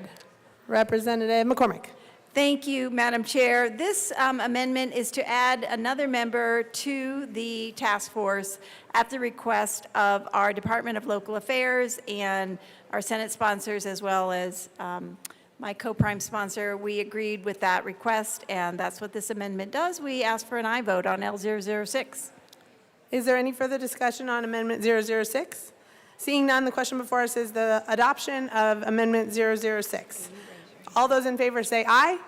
Aye. All those in favor say no. All those in favor, all those opposed say no. L6 passes. To the bill. Representative Martinez. Thank you, Madam Chair. As you know, I'm from the San Luis Valley, and we grow a lot of potatoes in the San Luis Valley, and we want to make sure that we are being good stewards of our land, and again, making sure that we are investing in water projects that are going to impact not only southern Colorado, but as well as the rest of the state. In this, this bill is really necessary, and we want to make sure that we don't have a hitch in our giddy up with what we're doing, and so we want to really make sure that we're providing this funding to where it needs to go, and making sure that we are doing right by the state, and also again making sure that we're reevaluating the severance tax, and making sure that we're doing right by the state budget as well when we're looking at water projects as well. So this is a good bill. We urge an aye vote. Representative McCormick. Thank you, Madam Chair. I just wanted to add to that, that some of us were up till past 1:32 a.m., and I actually do have a hitch in my giddy up today, so I also would appreciate a yes vote from all sides of the aisle. Assistant Minority Leader Winter. Thank you, Madam Chair, and I heard this bill in Agriculture and Water Committee. I voted for it there. I'll vote for it on the floor. The amendment was fine. It's great that we're trying to figure this out. It's just what put us in this position is what is hard. We fund so many things through severance tax, DOLA grants, BEST funds. I mean, we've swept severance tax to balance the budget like the co-prime said. What's unfortunate to me is we're literally taking something that is funding all of these things and we are effectually killing it in this state. I mean, all the good that it's done for this state. We have the cleanest production of oil and gas in the country. And as we spend money out of here, like it's a bank, I mean, we just throw money all over the place, we're effectively killing part of that funding source. Now, I can see if some people think that, well, I don't care if this money goes to this program or that program, but we're talking about water projects. We're already in a fight with the states in the compact that are lower than us. We're constantly trying to claw back water from Nebraska. We got the Republican River issue where they're shutting down farms in this state to meet compacts. Kansas is pulling from the southern end. Water projects are important, and funding these water projects are important. And I appreciate the bill. The problem I have, and this isn't you guys' fault, the problem I have is we are literally taking this funding source and executing it. I just don't understand why. And if we want to set these goals, I have asked a million times at the mic, and as long as we run legislation where I can talk about severance tax and oil and gas, I'm going to get up and say it. It's okay every once in a while to take a step back and breathe and say, okay, we have these ideas, we're in control, but maybe we'll take our foot off the gas a little bit until things can catch up, whether it be technology. But as we face budget shortfalls, we swept the cash funds this year, which means things are going to be tougher next year. And I just don't understand as a body how we can't come together and... That was weird. How we can't come together and say, maybe we should pump the brakes a little bit. This funds our projects. We have an industry that is committed to do it cleaner and more efficient. I mean, they've been on board. I sat on energy my first year, and they've committed. They have come in time after time again after getting hit on the head with a stick and hit on the head with a stick, and they come back and say, we still want to build roads, and we still want to build schools, and we still want to fund water projects. But you have to unleash them to let them do that. So as we hit this budget shortfall, as we're at the fiscal cliff, and somebody from rural Colorado where water is the lifeblood of agri-centered communities. My colleague from the Valley, he said it. They grow papas there. He knows what I'm talking about. And it's just hard for me to sit back and watch the budgetary issues that we face. I will always say that I think we have a priority problem, not a revenue problem. But there's more than certain projects in this building that need to be funded. And a lot of them are outside the Metroplex. On top of that, by getting rid of the source of severance tax, it has decimated some of my communities and taken so many jobs and split up so many families that generationally come from a huge Italian and Hispanic community where like grandma passes in the home, the family keeps her forever. And it has taken families that have been together 100 years and it tears them apart and they're moving to North Dakota and South Dakota, Texas, Pennsylvania. It's just hard to see. So I don't know if it's ever going to matter, but I'm going to get up here and ask every time I can to pump the brakes. Let's revisit some of the climate policy that we're talking about in this building, and let's take a look at how we're actually going to fund these projects. I just want to make sure what we can do. I want to keep our economy going strong. And like I said, I'm from rural Colorado. We love beautiful green grass and blue skies and clean water, but there's got to be a nexus. There's got to be give and take. It can't just be take and take. So I want to thank the sponsors for bringing this. This is a hard thing to have to do, and I understand what you're doing, and I appreciate it. We've got to figure out the problem. I just wish we could sit down and have real conversation about what's causing the problem and what we can do to fix it. So thank you for your time. I'll be in 100% support of this bill, and I appreciate you bringing it. Representative Braun. Thank you, Madam Chair. And I come up here and basically the Assistant Minority Leader said everything I was wanting to say. Don't get me wrong, I love this bill. We need to help out the water project, especially for my good colleague from El San Luis Valley. El Valle de San Luis, that's what it's called. El Valle de San Luis. But I do have that same problem, that same situation, all these climate goals that are killing the industry that fund this type of projects, fund a lot in this state. I come from that industry. Many of you know, just like you hear it from the good representatives from Valle de San Luis, I'm from Valle de Oilfield. So it's one of those things that we need to pump the brakes on that. The technology is not here. It's not feasible for these renewables. And we do pump the cleanest production of oil and gas in probably even the world. Last time I heard, China buys a lot of petroleum from here because it's so clean. It burns so clean. So we need to help out that industry that's helping out all these projects, water projects, education, roads, and we need to continue to help them produce so that severance tax comes in that helps the state so much. So that's one thing that I just wanted to say. It's nothing against the bill itself. The bill is a great bill, but we need to be able to reiterate that because we come to this bill because of that problem that we can't fix because the severance tax is drying out. So I urge and I vote on the bill, but let's think about where that money's coming from and help that industry. Thank you. Minority Leader Puglisi. Thank you, Madam Chair. I agree this task force is necessary based on the decline in severance tax that we've seen, and that severance tax is supposed to be going to fund schools and infrastructure and important water projects throughout the state. But I do also want to take this opportunity to talk about the decline in severance tax and the laws that we pass in this building that have continuously attacked the industry, which is why severance tax has decreased. I used to work on a lot of natural gas projects over on the Western Slope, and in one of the basins on the Western Slope, there is enough natural gas that if we were to unleash it, would power the whole state of California for 50 years. 50 years. And yet it's trapped because of policies that come out of this building that do not allow us to utilize that resource, that God-given resource to all of us. So if we continue to pass policies that attack the industry, there will be continuous declines in severance tax revenue. Because of that decrease in severance tax revenue, we won't be able to fund the important projects that help all of us throughout the state.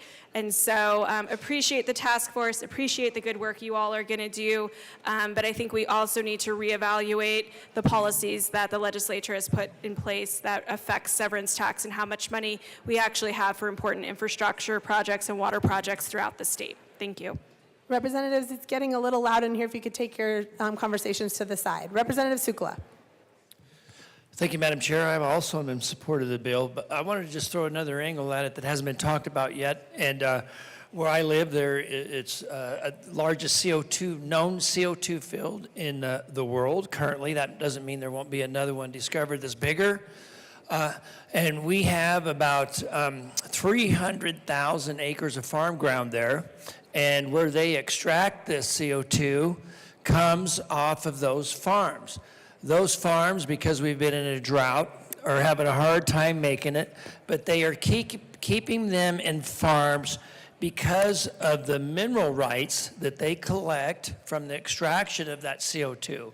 And as the severance tax goes down, then that also means that the farmers that are entitled to those mineral royalties income goes down. And if we keep going where we're going, you're out, not only are you going to put the extraction business out of business, you are going to put a burden on those farmers where they have one choice, and that is they are either going to, they've lost that income on those mineral royalties, and they have no choice but to sell those farms and turn them into 3-acre housing developments. Thank you. Representative DeGraff.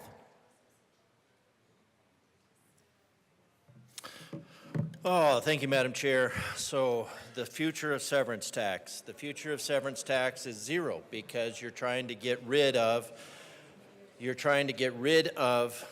hydrocarbon production in the state, doing everything possible to get rid of hydrocarbon production in the state. So I don't know why I can do this study for you. The future of severance tax is zero.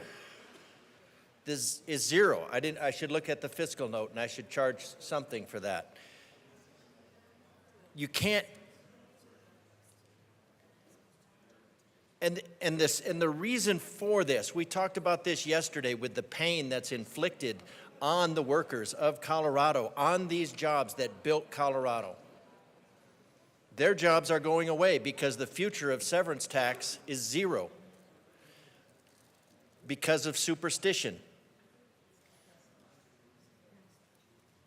And you sign bill after bill after bill. And we could have severance tax. We could have money to pay for these projects. We could have money to pay for these schools.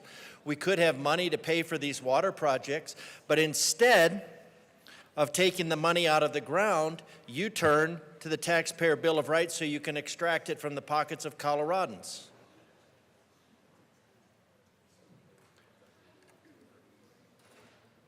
"50 years of being able to power California with clean natural gas. And what does it do? What do we get from that when we upcycle, when we burn natural gas? Natural gas oxidizes into carbon dioxide and water vapor, which both upcycle into plants. Yet, you have some climate goals that you don't know what they are. I've asked all of you what they are, and we're cutting off the prosperity of the people of Colorado. We're depriving our kids of an education because of your superstition around carbon dioxide. Not that you care, because your campaigns are funded by those that are funding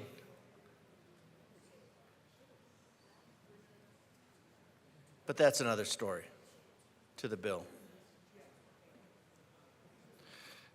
So why are you doing this? Let's just look at the math one more time.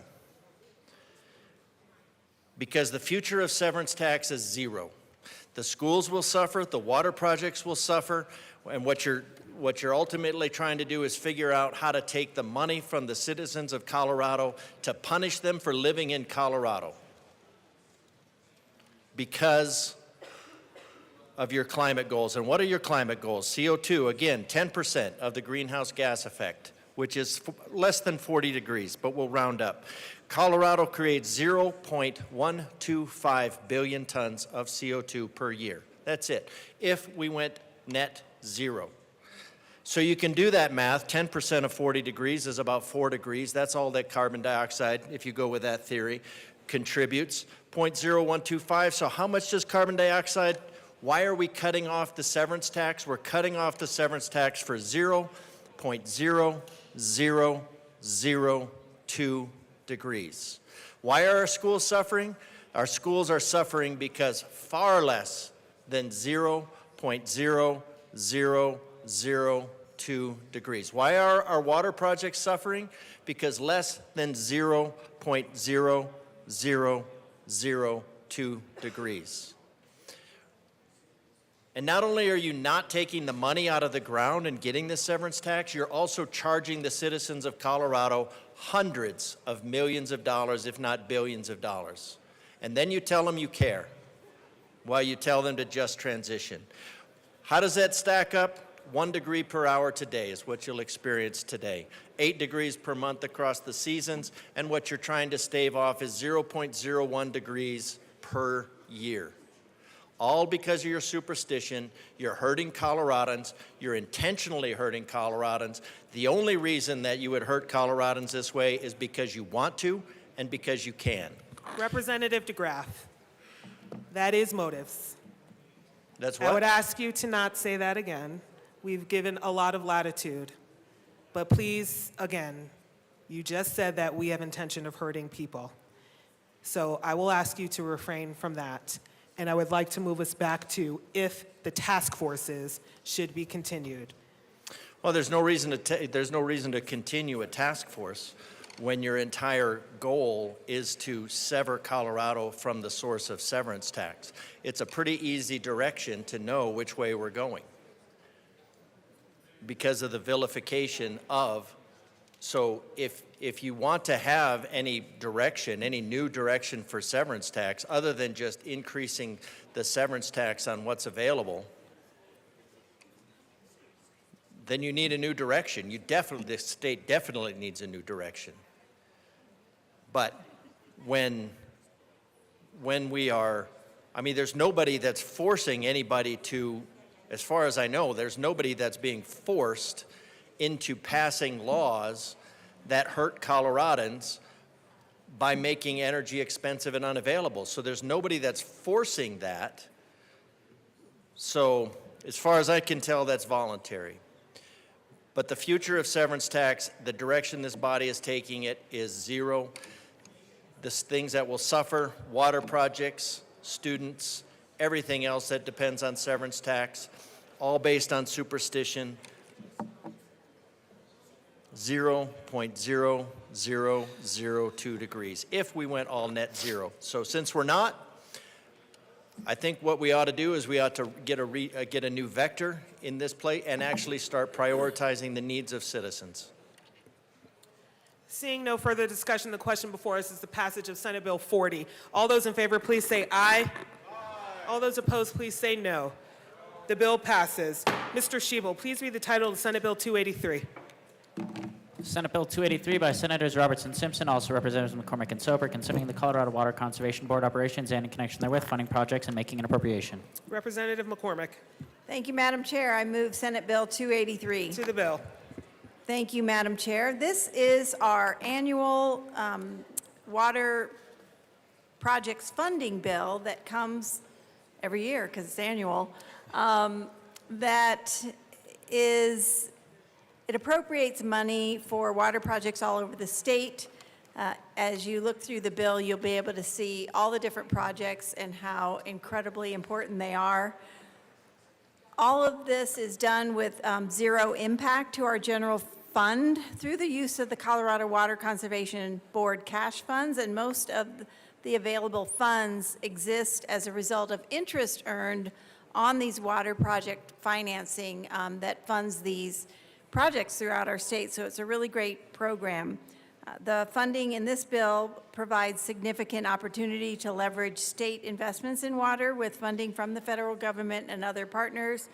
These projects go through a very rigorous process to be approved by the CWCB board, and that board represents, and the projects represent major water basins across our state.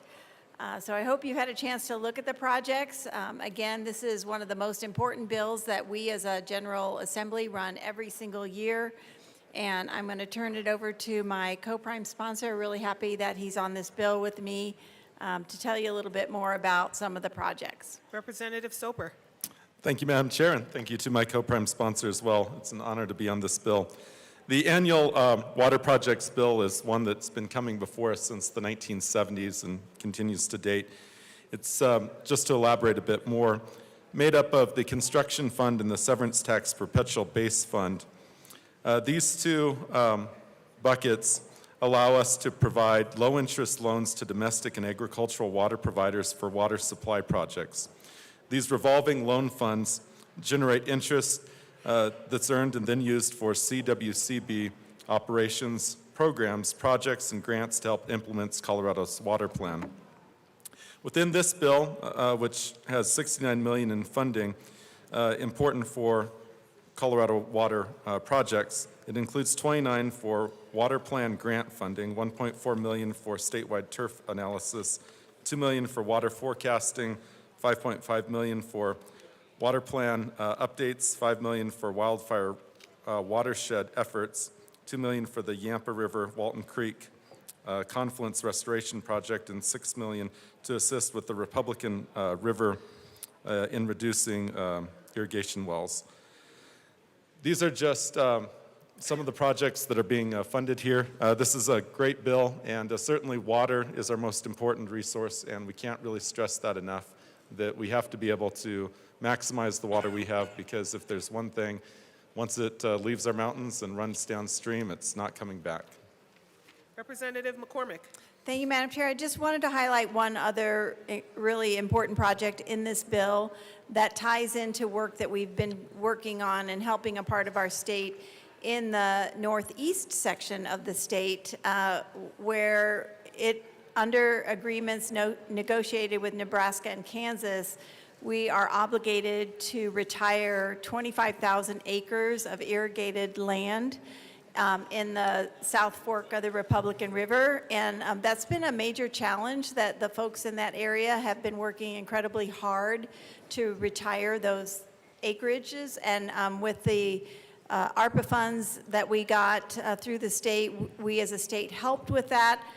Through this projects bill, there's another $6 million going towards that project, and they came to committee and testified that with this matching $6 million, they are going to be able to hit their goal of retiring 25,000 acres well before the 2029 deadline. And we should all be really happy that this is government at its best, doing this sort of thing to help across our state. So wanted to just highlight that, and we urge an aye vote on the bill. Representative Johnson. Thank you, Madam Chair, and I would like to thank the sponsors. This is a great bill. As they mentioned, for Northeast Colorado, it does offer $6 million to my Republican River Water Conservation District, which is huge in keeping our agriculture, irrigation alive out there. And to remind everyone, it is the state's obligation to stay in compliance with our compacts that we have with other states, and that is a very sore subject right now in Northeast Colorado with some of the things going on with our neighboring states. So this will help us ensure that we can keep the water that we utterly deserve here in the state, and I would urge a strong yes vote. Seeing no further cuidado. Come on down, man. AML Winter. AML Winter. Thank you, Madam Chair. I really appreciate your grace. That's why you stand with me, ma'am, any day. This is a good bill. Water is the lifeblood of rural Colorado and our acre-centered communities.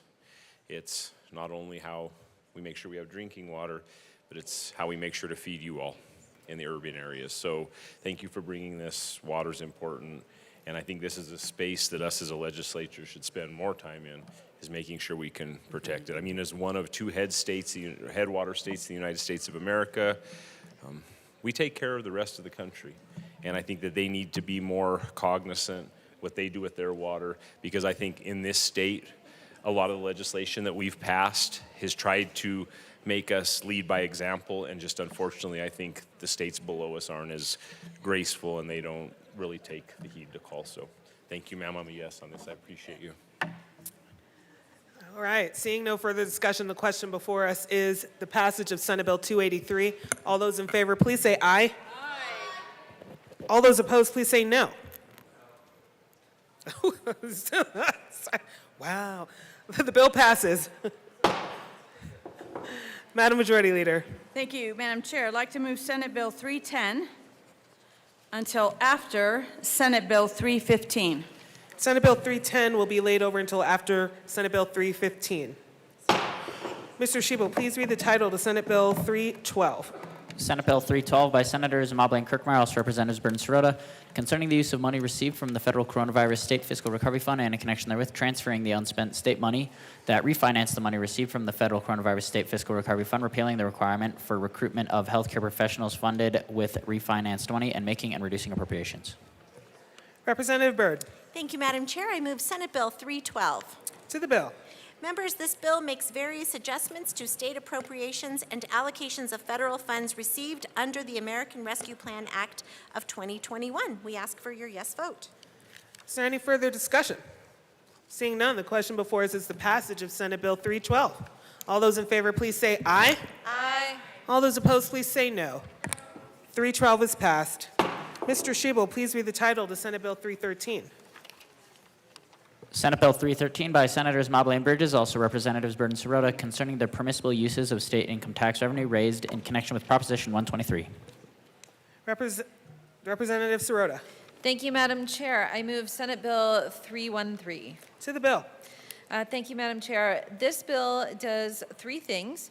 It subjects the administrative costs in DOLA in the Affordable Housing Support Fund to annual appropriation beginning in fiscal year 27. We expand the use of the Affordable Housing Support Fund for homelessness services to include capital development or operating costs at Fort Lyon and Ridgeview. And we specify funding sources and circumstances that count toward the MOE. I ask for an aye vote. Is there any further discussion on Senate Bill 314? Seeing none, the question before us is its passage. All those in favor, please say aye. Aye. All those opposed, please say no. 314 is passed. Mr. Shebel, please. 313. Apologies. Mr. Shebel, please read the title to Senate Bill 314. Senate Bill 314 by Senators Kirkmeyer and Bridges, also Representatives Burton Sirota, concerning changes to the Recovery Audit Contractor Program and in connection therewith making and reducing an appropriation. Representative Byrd.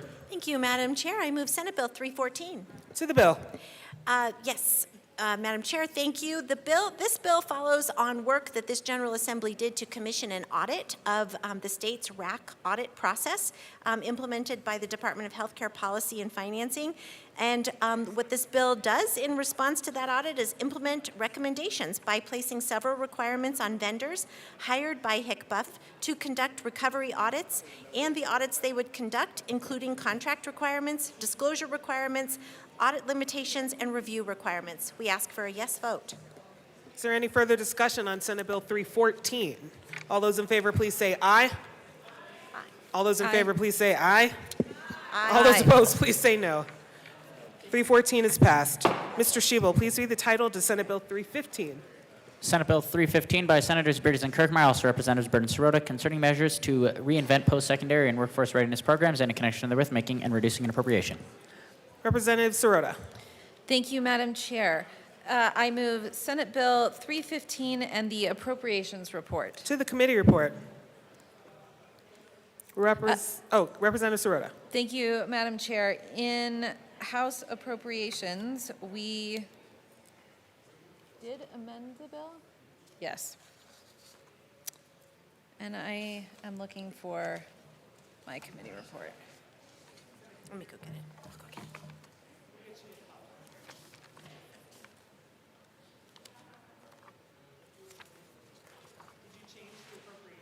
Yes.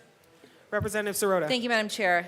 Appreciate that. We changed the appropriation because there was an interaction with another bill that is going through the legislature, and so the funding for both bills were tied, and so it was removed from one bill and placed into Senate Bill 315. I ask for an aye vote. Okay, is there any further discussion on the Appropriations Committee report? Seeing none, the question before us is its passage. All those in favor, please say aye. Aye. All those opposed, please say no. The committee report is adopted. To the bill.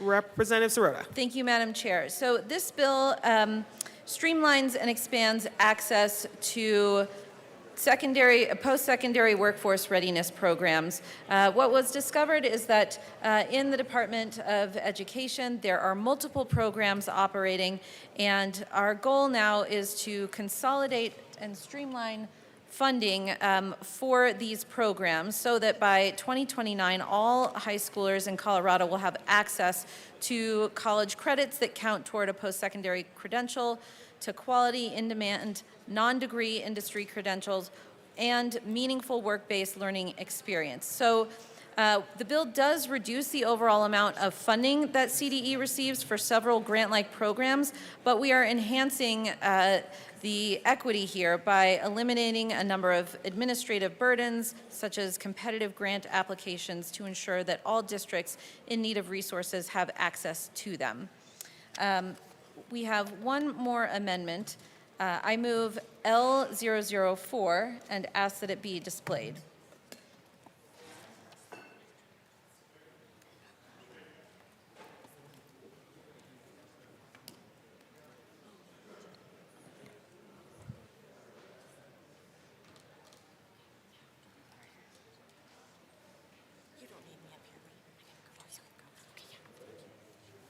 Okay, L4 is displayed. Representative Sirota. Thank you, Madam Chair. This is an amendment that is made after work with our rural school districts to ensure that these programs can be most useful as well to our rural districts as this work is integrated into the accountability bill that I referenced earlier. I ask for an aye vote. Is there any discussion on L4? Seeing none, the question before us is its passage. All those in favor, please say aye. Aye. All those opposed, please say no. The amendment is passed. To the bill. Is there any further? Oh, I'm sorry. Yep, we are on the bill. Is there any further discussion on Senate Bill 315? Seeing none, the question before us is its passage. All those in favor, please say aye. Aye. All those opposed, please say no. Senate Bill 315 is passed. This is my singing voice. Madam Majority Leader. Thank you, Madam Chair. I'd like to move Senate Bill 310 to the end of the special orders calendar. Okay, Senate Bill 310 will be moved to the end of the special orders calendar. Mr. Shebo, please read the title to Senate Bill 298. Senate Bill 298 by Senators Doherty and Lundin, also Representatives Lindsay and Lukens. Concerning... Thank you, Mr. Shebo. Give us 1 second. Do you want me to... Should we...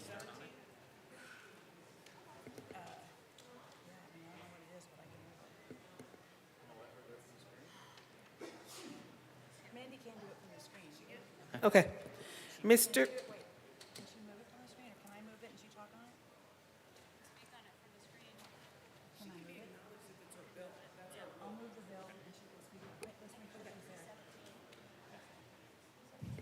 Representative Lindsay, you can speak from the screen.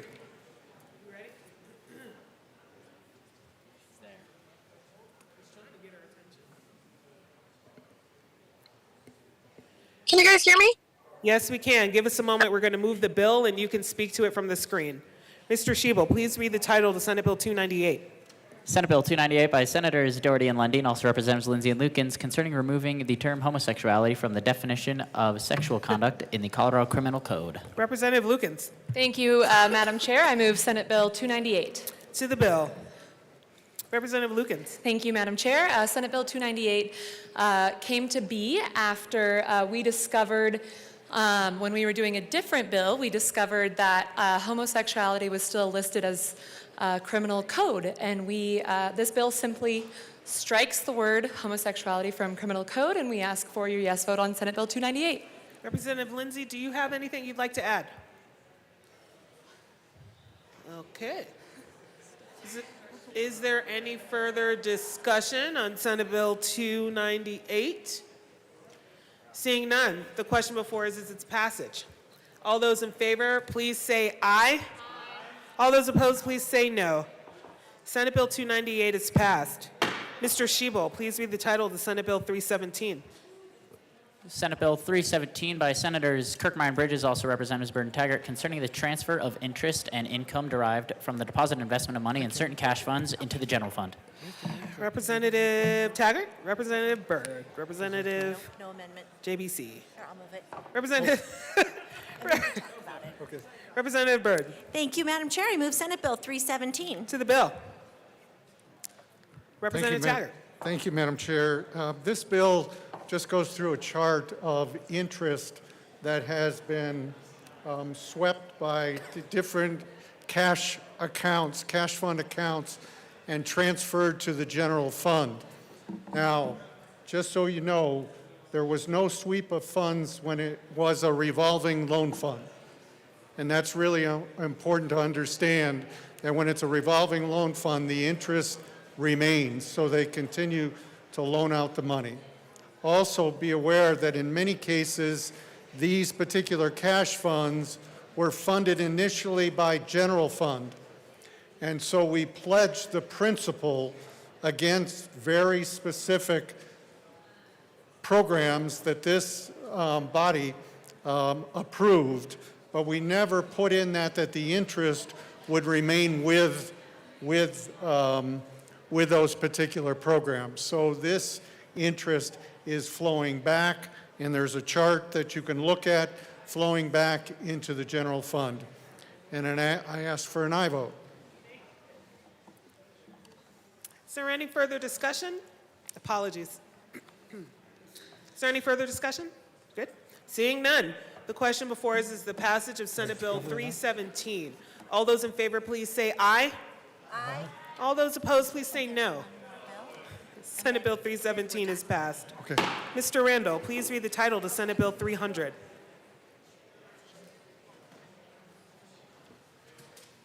Senate Bill 300 by Senators Carson and Weissman, also Representatives Luck and Camacho, concerning the non-substantive revision of the Colorado Revised Statutes as amended in connection with amending or repealing obsolete, imperfect, and inoperative law to preserve the legislative intent, effect, and meaning of the law.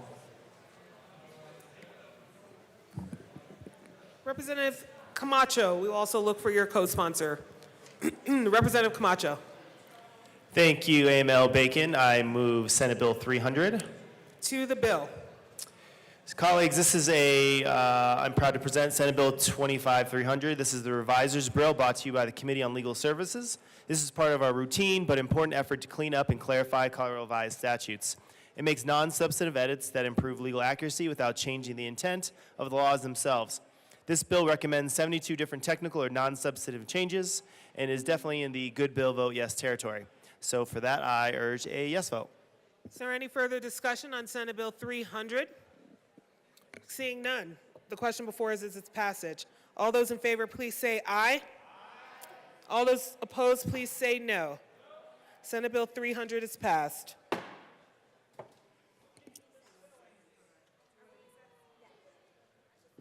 The committee will go into brief recess.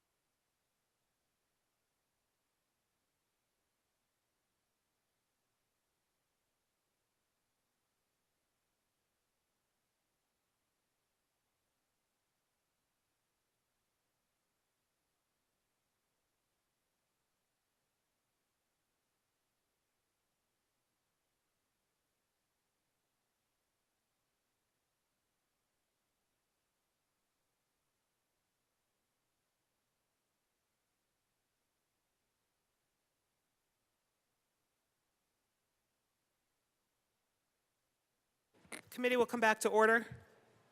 Mr. Conrad, please read the title to Senate Bill 310. Senate Bill 310 by Senators Kirkmeyer and Bridges, also Representatives Byrd and Taggart, concerning the implementation of Proposition 130 and in connection therewith making an appropriation. Representative Byrd. Thank you, Madam Chair. I move Senate Bill 310 and the Appropriations Committee report. To the committee report. Thank you, Madam Chair.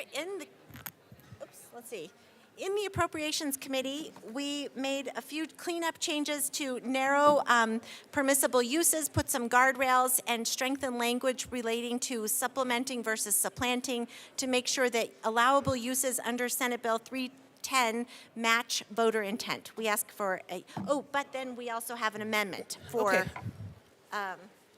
the Appropriations Committee report. Can you get a little closer to the mic? We can't hear you up here too. I'm sorry, did you move I it? move Oh, okay. Amendment L010 to the Appropriations Committee report. Okay.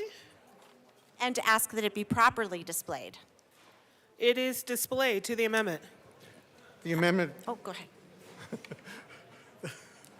the amendment is a straightforward amendment that we're just trying to put guardrails around the uses of these dollars so that they align perfectly with what Proposition 130 is.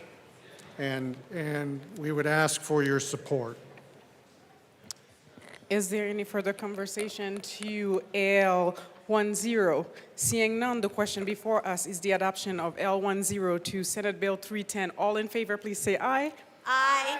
All opposed, no. The ayes have it. L10 is adopted. To the, are we on the? To the Appropriations Committee report. We have no further amendments. Awesome. Is there any further conversation to the Appropriations Committee report? Seeing none, the question before us is the adoption of the Appropriations Committee report. All those in favor, please say aye. All opposed, no. The Appropriations Committee report is adopted. I have it. You want me To the do bill. Representative Byrd. Thank you, Madam Chair. Just to describe, Senate Bill 310 is the implementation of Proposition 130. So this, we believe, represents a fair, faithful, and balanced implementation of the voters' intent while ensuring that we can continue to fund equally important priorities across our state budget and maintain necessary reserves. The bill creates the Peace Officer Training and Support Fund, which in turn provides funds to municipal and county law enforcement agencies to support recruitment, initial and continuing training and education, and compensation for peace officers so that we can ensure that the agencies working to keep our communities healthy and safe are able to recruit highly qualified candidates and to train them to the highest standards.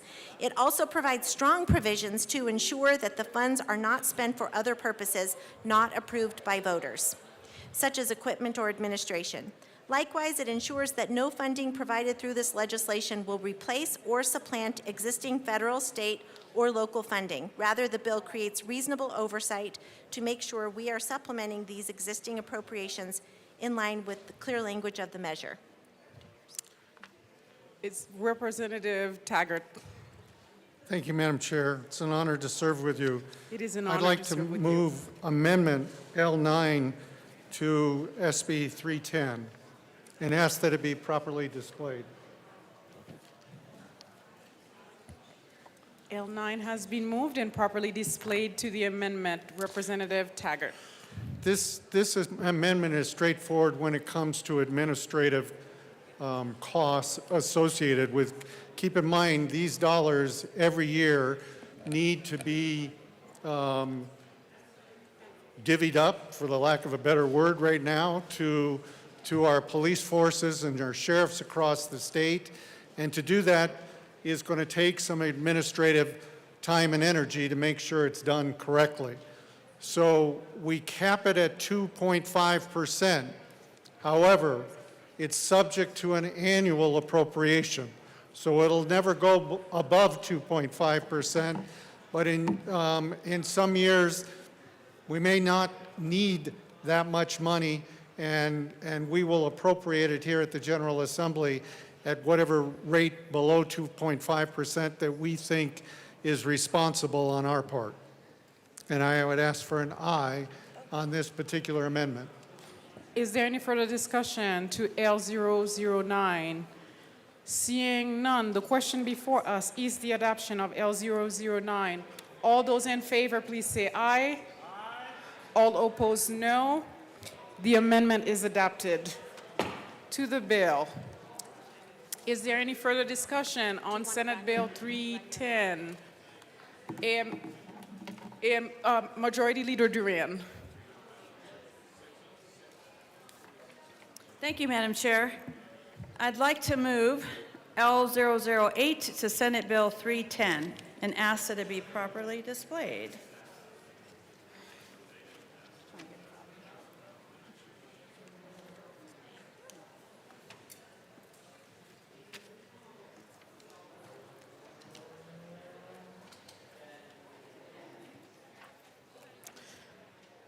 L008 has been moved and properly displayed. To the amendment, Madam Majority Leader. Thank you, Madam Chair. First, I'd like to thank the bill sponsors for their willingness to take a look at this and their willingness to support this amendment. This amendment ensures that certain illnesses, cancer, cardiovascular events, respiratory illness, and infectious diseases are presumed to be job-related unless clear and convincing evidence proves otherwise. This protects grieving families from having to wage legal battles to prove that science and experience already tells us these conditions are often the result of hazardous work first responders perform. I'd also like to add that the voters approved a ballot measure aimed at supporting local public safety and honoring the sacrifices of first responders. These amendments ensure that the law fulfills that promise by treating occupational disease-related deaths with the same seriousness of line-of-duty injuries, and I ask for a yes vote. Is there any further discussion to L008? Representative Taggart. Thank you, Madam Chair. We very much appreciate this amendment, and we sincerely appreciate that it was brought to us in advance of showing it. I was concerned about it when I first read it, but if you read down to letter F, there's a qualifier on this that this situation goes into effect as of July 1st, 2026. So I appreciate that the Majority Leader went through all of those to come up with this amendment. AML Puglisi. Minority Leader Puglisi. Thank you, Madam Chair. I think this amendment, I'm glad that the bill sponsors would entertain this amendment with the sponsor of the amendment. I think that this is an issue that's near and dear to her heart. I think making sure that we cover as many families as possible without legal, making them go through a legal process in order to prove that their family member was affected, I think is really important.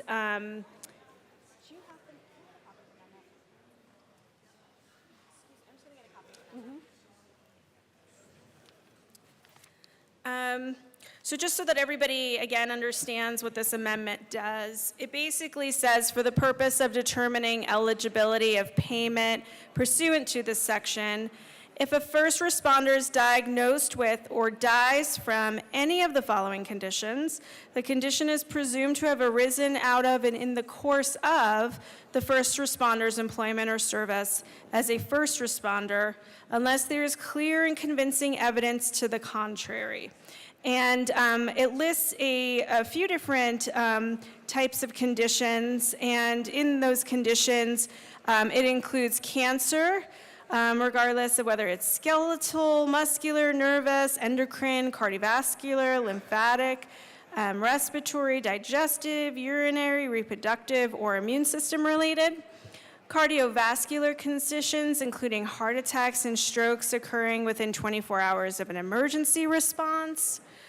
Respiratory illnesses linked to known exposures on duty as a first responder. Infectious diseases contracted as a direct result of job duties as a first responder. Obviously, we want to make sure that we are supporting our first responders in these situations and their families when they're affected. The executive director shall accept the presumption that unless that presumption is rebutted by clear and convincing medical evidence, that the disease was unrelated to the first responder's service as a first responder. Again, we want to support these first responders and their families. And, you know, a lot of what they do is difficult, and we want to be as supportive as possible to all of them. I do want to take this moment to thank all of our first responders for their service to the people of Colorado in keeping families and children safe. It also says that in denying the issuance of this payment, pursuant to this section, the executive director shall provide a written explanation citing specific medical evidence.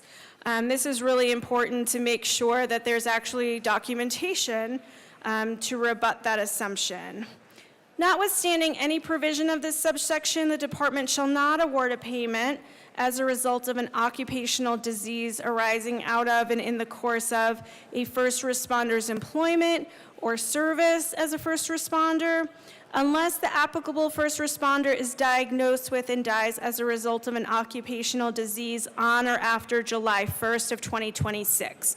And so the good representative from Mesa County talked about having some guardrails on this funding and having a date in which it starts. July 1st of 2026 was the date that they all agreed to. This limitation does not apply to the department awarding payment as a result of the first responder sustaining a personal injury while performing other official duties. Again, we want to support our first responders as much as possible. We want to make sure that they and their families are eligible. I think when the ballot question was on the ballot, people felt very strongly about backing the blue and supporting law enforcement and making sure that they had the funds and their families had the funds that they needed in order to raise their families, especially when a disease occurs from the line of duty and their first responder employment. We have some first responders in this room who can talk about their experiences and how important it is for first responders to be recognized and appreciated for everything that they do. And so with that, I would like to defer my time to the good representative from the Eastern Plains who has direct experience as a first responder and helping those who are in need. And then I can come back and talk about something else if needed. All right, thank you. Majority Leader Durand. Majority Leader Durand. Thank you, Madam Chair. I would like to pull Amendment L008. I'd like to withdraw Amendment L008. Amendment L008 has been withdrawn. To the bill, Representative Johnson. Thank you, Madam Chair. So yeah, as our minority leader has alluded, that our emergency first responders are crucial. I have boots on the ground experience in that, having been an emergency manager service provider in Morgan County, and can contest to the long hours. Not only does the EMS side, the paramedic side, but our law enforcement community, both the chiefs within their municipalities, along with the sheriffs of their counties. We also have firefighters, both volunteer and paid. You get to 911 dispatch, as they are thankfully now a first responder recognized as of last year from a bill that we did here. Thank you for that. But when we look at emergency management and our first responders, we need to make sure that they are getting the recognition, and that's what the people wanted last year, is because it is a thankless job. They go in early morning, late at night, many long hours, depending on their shift rotation, and that varies across the state, whether they have 2-3-day shifts, if they just do 8, 12, 15-hour shifts, rotating basis, but they are giving up time away from their loved ones to protect ours. They also are going through a huge mental stress, and the pay that we're providing them is not great. The training that they have to go through is expensive. And so if we can make sure that we are recognizing them and doing the will of the people at the same time and giving them the benefits they need, we are giving back to our communities, because we need to make sure that we recognize all of that, because having been one, and I've done a lot of ride-alongs in all of the, from firefighting side to law enforcement to, again, EMS, making sure that we recognize what they're going through. the sacrifices. And unless you've lived it, it's really hard to explain the trauma that goes through that. It's hard to explain that, you know, we say that here in the well as well, you know. Why are we doing this? It's a thankless job. Well, it's because of the heart of gold to serve selflessly to protect what we all believe in. That's why we do this job. That's why our first responders do their job, is to make sure that we are promoting good faith efforts for community health, public safety, public health, public welfare. All of these things, though, do take some money, and they do take recognition, because we see it here in the last couple days of session, just how hard and thankless that is. And so I just want to make sure that we do give that moment to all of them, and we recognize that we are asking for them to go through countless hours, countless days of making sure that they are trained to the top-notch standard. And I say top-notch, I don't say goldener, because it is top-notch, and that's recognized across our nation, that's recognized across our state, that's recognized across all 64 of our counties, that they are doing what needs to be done, even though they don't get thanked. The hours they lose in sleep, the hours they lose in anguish because of what they just had to respond to. Thank you. Making sure, though, that we also recognize that with what we're discussing here, Proposition 130, the implementation, we are doing it by the will of people. And they recognized and they came strong saying we need to support our first responders. And I know I very much thank all of our first responders, our servicemen, our service women who wear blue, red, yellow, white, green, across the colors when we see those flags saying thank you to all our first responders. Going a little bit into, you know, what I did, because I was essentially volunteer on the EMS side, is I did pay for mine by myself, my certificate, and I had that drive to serve. At the time, though, our ambulance was very much underfunded, and we needed to make sure we still had those boots on the ground. And we see that across the state. People stepping up to the plate to do what needs to be done without pay on the volunteer basis. And those who step up for the pay, recognizing it's not great. And that they are gonna have to go sometimes buy their own equipment. Go and do extra certification so they feel more comfortable and adapt to do what they're supposed to be doing. Because I know, I could probably speak for most, if not the majority of them, saying that all first responders are a little bit paranoid to make sure they're always doing top notch. They're getting all of the training they need, overthinking every single step, replaying every step that they've just done, forward thinking on different trips and different scenarios, always thinking, what if, plan A, B, C, how could I have done this different in future years? And no situation is the same. But recognizing that, you know, they will go out, they'll do extensive training beyond what they're just mandated to do, because they want to do the best that they can, and making sure that we have the recognition we need. Again, so I just want to thank everybody in Colorado who has stepped up to the plate to be a officer, a cop, a state patrol, a sheriff's deputy, along with a fire marshal, a firefighter, EMS, emergency management service provider, paramedics, EMTs, emergency medical technicians, dispatchers, 911 call center personnel, and making sure that we recognize across the board and that there are a lot of titles, but they're all doing what needs to be done at the end of the day. So thank you to anyone who is listening, for all of these first responders. Thank you, I appreciate it. And I can speak on, you know, my brothers and sisters that served. You know, we do joke with each other, you know, red versus blue. Now I was the middle group because, you know, EMS, they don't really go after between, but having fun with that because that's what's needed in the job, and making sure that we are fully dedicated to serving those who serve us. So again, thank you so much for all of our first responders, and I will let someone else who also has that boots on the ground experience share their experience. Representative Armagost.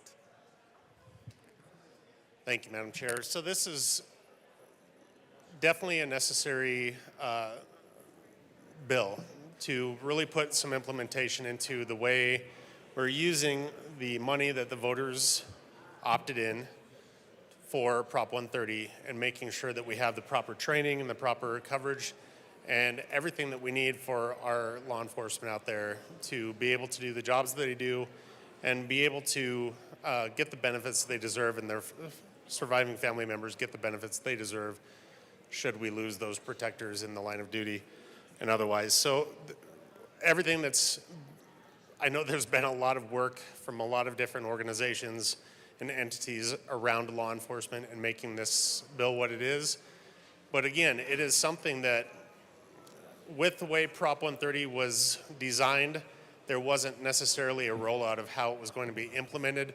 And there was already a lot of ideas and methods and ways for the money to be spent that wasn't in line with what the voters had requested, what the voters wanted, what they were made aware of. So this is definitely something that is great in putting that in some sort of a perspective of how that money is going to be utilized, the priorities, and how we're going to be taking care of those law enforcement officers and their surviving family members in the case of an emergency or disaster. So I too stand behind this. I'm happy that everything is mentioned as far as the suicide and other things that are mentioned in the coverage for family members and everything else. So I also encourage a yes vote.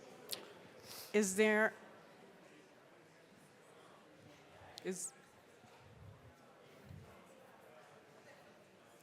any further discussion to Senate Bill 310, Madam Majority Leader? Thank you, Madam Chair. I'd like to lay over Senate Bill 310 as amended until tomorrow.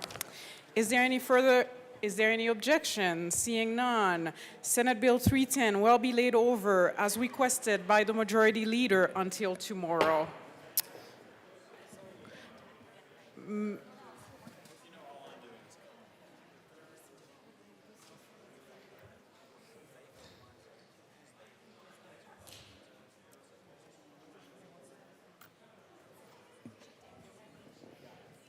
Members, we're in a brief recess. Madam Majority Leader. Thank you, Madam Chair. I move the committee rise and report. You've moved too quickly. You've heard the motion. Seeing no objection, the committee will rise and report.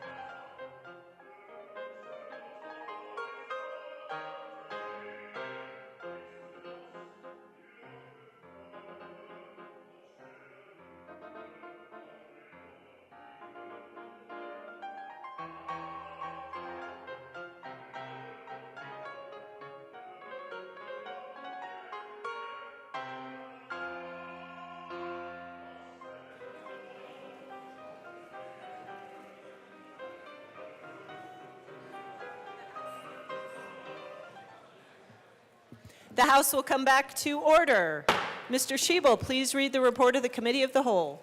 Madam Speaker, your Committee of the Whole begs leave to report is under consideration the following attached bills, being the second reading thereof and making the following recommendations thereon. House Bill 1335 is amended, passed on second reading, or engrossed and placed on the calendar for third and final passage. Senate Bills 26 is amended, 40 is amended, 50, 118, 161 is amended, 162 is amended, 167 is amended, 186 is amended, 283, 289 is amended, 296, 298, 300, 301, 312, 313, 314, 315 is amended, and 317 passed on second reading, order revised and placed on the calendar for third and final passage. Senate Bill 310 is amended, laid over until May 2nd, 2025.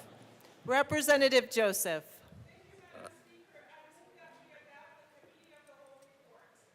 Members, you have heard the motion. There are no amendments at the desk. Woohoo!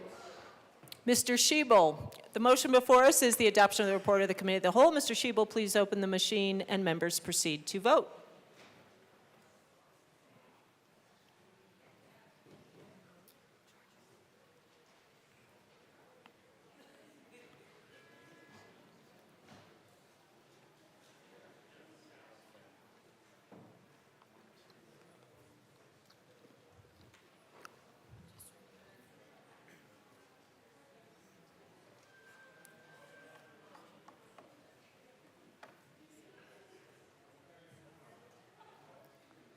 Bradfield, Brooks, Marshall, Taggart.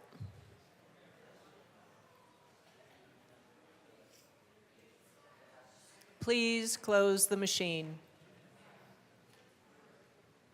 With 42 aye, 21 no, and 2 excused, the report of the Committee of the Whole is adopted. Thank you, members.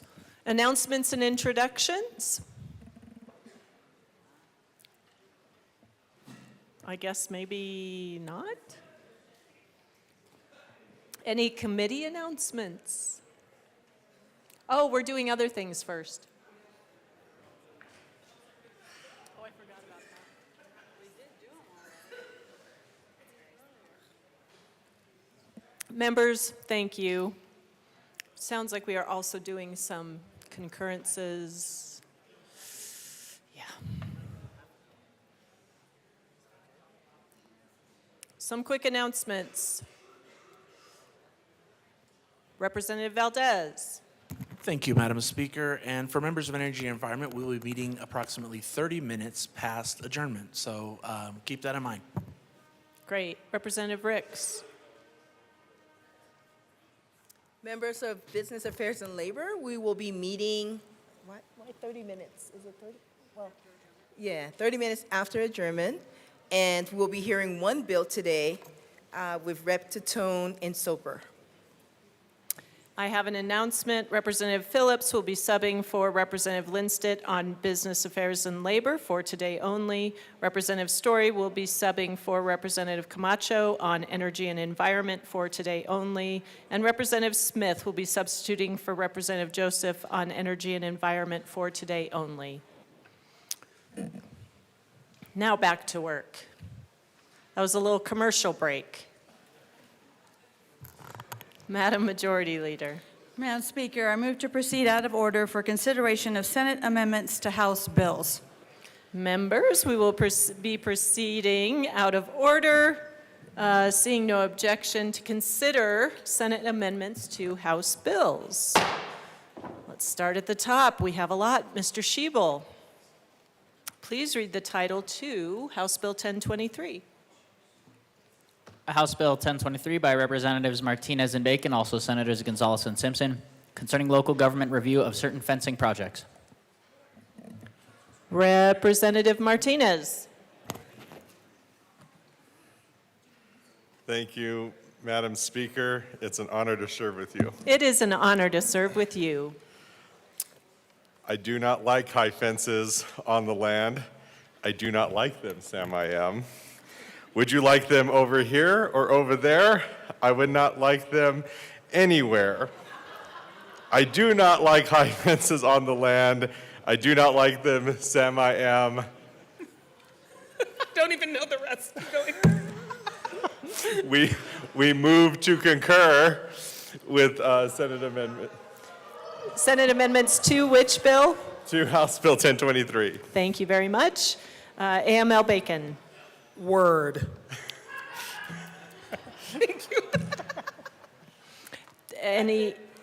No more. Okay, Representative Martinez.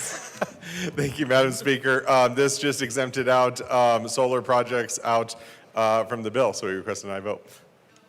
Seeing no further discussion, the motion before us is to concur with Senate amendments to House Bill 1023. Mr. Shebel, please open the machine and members proceed to vote.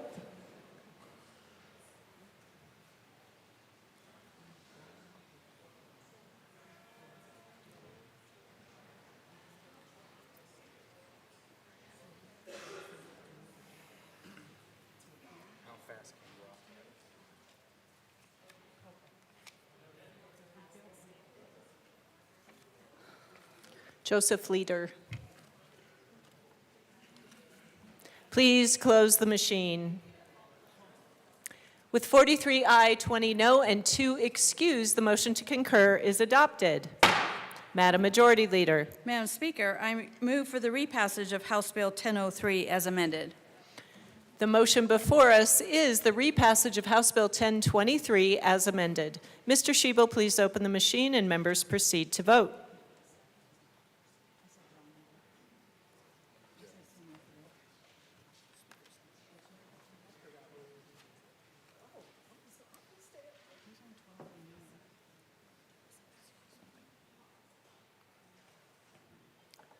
Ricks and Woog. Please close the machine. With 42 aye, 21 no, and 2 excused, House Bill 1023 as amended is repassed. Co-sponsors.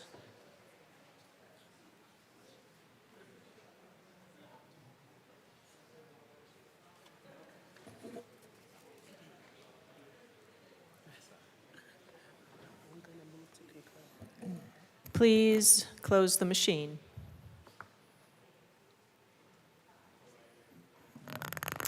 Mr. Shebel, please read the title to House Bill 1136. House Bill 1136 by Representatives Clifford and Bacon, also Senator Snyder and Frizzell, concerning matters related to peace officers.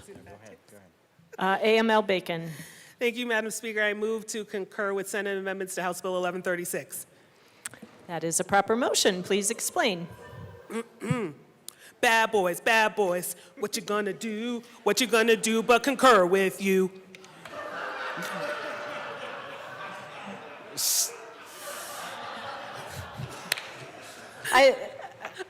I'm speechless. Well done. Representative Clifford. Senate amendments we align, post-bill's path now clear defined. Unity forged, the goal in sight, justice and truth shall win this fight.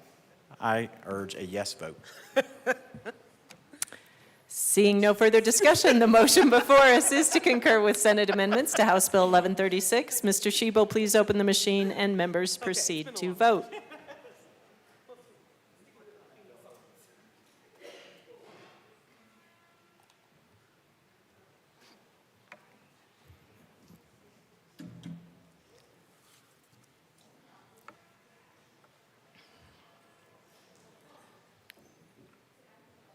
Please close the machine. With 42 aye, 21 no, and 2 excused, the motion to concur is adopted. Madam Majority Leader. Madam Speaker, I move for the repassage of House Bill 1136 as amended. The motion before us is the repassage of House Bill 1136 as amended. Mr. Shebel, please open the machine and members proceed to vote.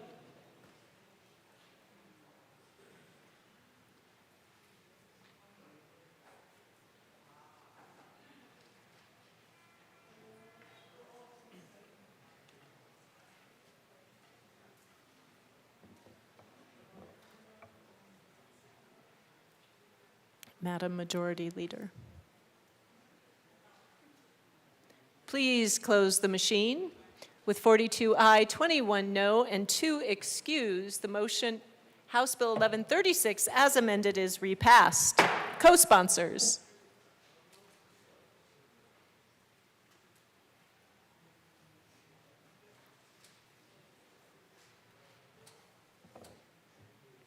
Please close the machine. Mr. Shebel, please read the title to House Bill 1176. House Bill 1176 by Representative Stewart R., also Senators Simpson and Michelson Janae, concerning measures to reduce the stigma of behavioral health treatment for medical practitioners. Representative Stewart. Thank you, Madam Speaker. I move to concur with Senate amendments to House Bill 1176. Please proceed. Thank you, Madam Speaker. I'm a little sad because I'm not actually the first song in the well. AML Bacon just beat me to it. But we clarified what's current. Let's peer health judge what's pertinent. Substance use and mental health parity. So please vote yes today. Wow, this is a regular talent show. Please proceed. Thank you, Madam Speaker. We just clarified what a current diagnosis means and put some more guardrails around the Peer Health Network, as well as ensuring that substance use disorders and other mental health disorders are treated equally. So I would ask for a yes vote. Seeing no further discussion, the motion before us is to concur with Senate amendments to House Bill 1176. Mr. Shebel, please open the machine and members proceed to vote.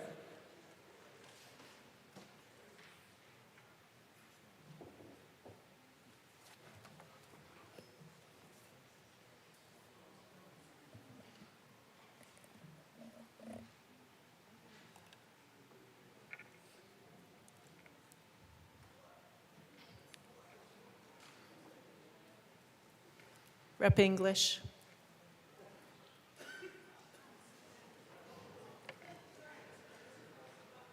Please close the machine. With 58 aye, 5 no to excuse, the motion to concur is adopted. Madam Majority Leader. Madam Speaker, I move for the repassage of House Bill 1176 as amended. The motion before us is the repassage of House Bill 1176 as amended. Mr. Shebel, please open the machine and members proceed to vote.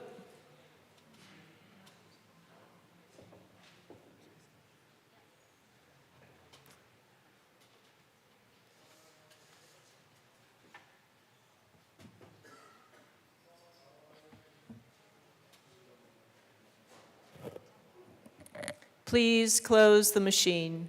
With 57 ayes, 6 no, and 2 excused, House Bill 1176, as amended, is repassed.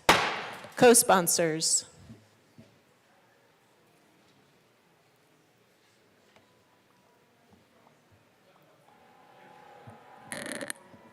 Please close the machine. Mr. Shebel, please read the title to House Bill 1222. House Bill 1222 by Representatives Winter and Lukens, also Senators Robertson Simpson, concerning measures to preserve healthcare access provided by rural independent pharmacies. Representative Lukens. Thank you, Madam Speaker. I move that the House concur in Senate amendments to House Bill 1222. AML Winter. Thank you, Madam Speaker. I was supposed to have a poem, so here we go. Roses are red, violets are blue. I dropped the ball, and I don't have a poem for you.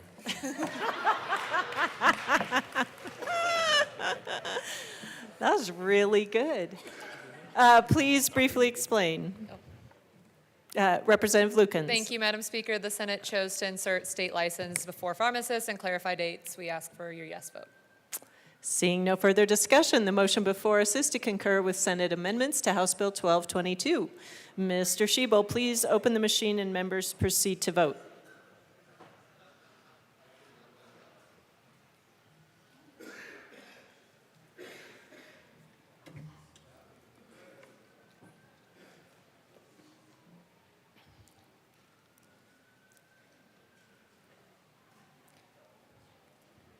Bradfield, Clifford. Please close the machine. With 60 aye, 3 no, and 2 excused, the motion to concur is adopted. Madam Majority Leader. Madam Speaker, I move for the repassage of House Bill 1222 as amended. The motion before us is the repassage of House Bill 1222 as amended. Mr. Shebel, please open the machine and members proceed to vote.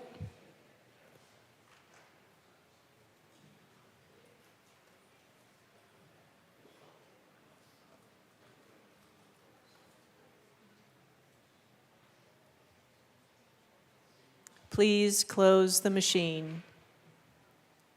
With 60 aye, 3 no, and 2 excused, House Bill 1222, as amended, is repassed. Co-sponsors.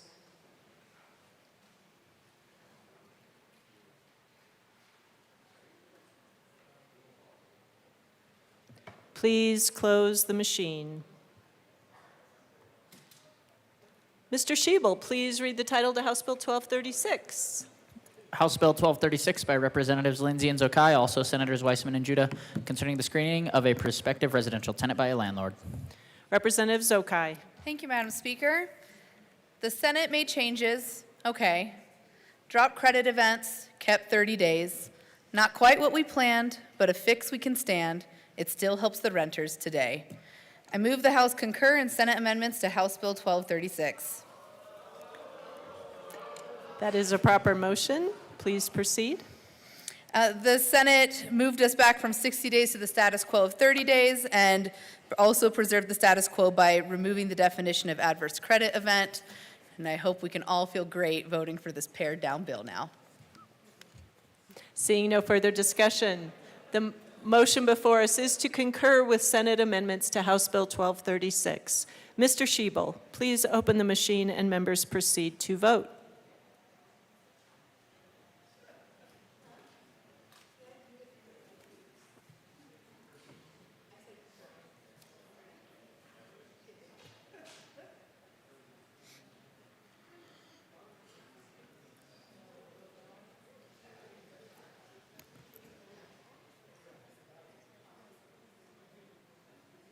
Please close the machine. With 40 aye, 23 no, and 2 excused, the motion to concur is adopted. Madam Majority Leader. Madam Speaker, I move for the repassage of House Bill 1236 as amended. The motion before us is the repassage of House Bill 1236 as amended. Mr. Shebel, please open the machine and members proceed to vote.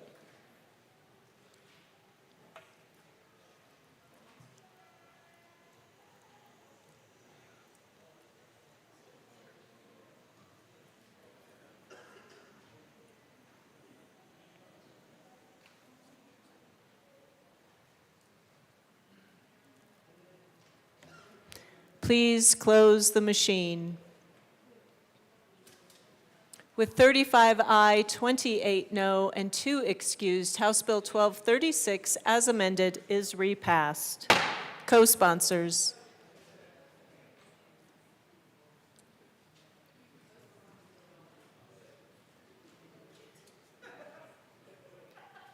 Please close the machine. Mr. Shebel, please read the title to House Bill 1207. House Bill 1207 by Representatives Mabry and Duran, also Senators Winter and Exum, concerning measures to address barriers to pet ownership in connection with residing in a residential structure. Madam Majority Leader. Thank you, Madam Speaker. I move that the House concur with Senate amendments to House Bill 1207. Please proceed. Representative Mabry. Thank you, Madam Speaker. Upon request of some of the nonprofit housing providers, we brought an amendment that brought them to neutral that allows for exceptions to the pet-friendly policy in circumstances where a licensed medical or mental health care provider has deemed it not in the best interest of the pet or the tenant to maintain pet ownership. And with that, we ask for an aye vote on the amendment. We ask to concur. Seeing no further discussion, the motion before us is to concur with Senate amendments to House Bill 1207. Mr. Shebel, please open the machine and members proceed to vote. They're going to explain it again. Yeah, we're good, we're good.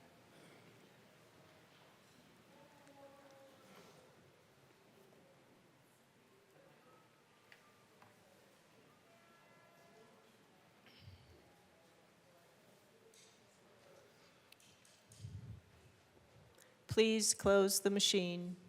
With 42 aye, 21 no, and 2 excused, the motion to concur is adopted. Madam Majority Leader. Madam Speaker, I move for the repassage of House Bill 1207 as amended. The motion before us is the repassage of House Bill 1207 as amended. Mr. Shebel, please open the machine and members proceed to vote.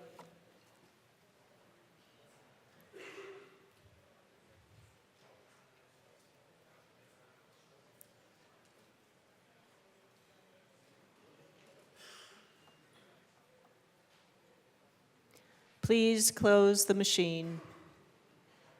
With 40 aye, 23 no, and 2 excused, House Bill 1207 as amended is repassed. Co-sponsors.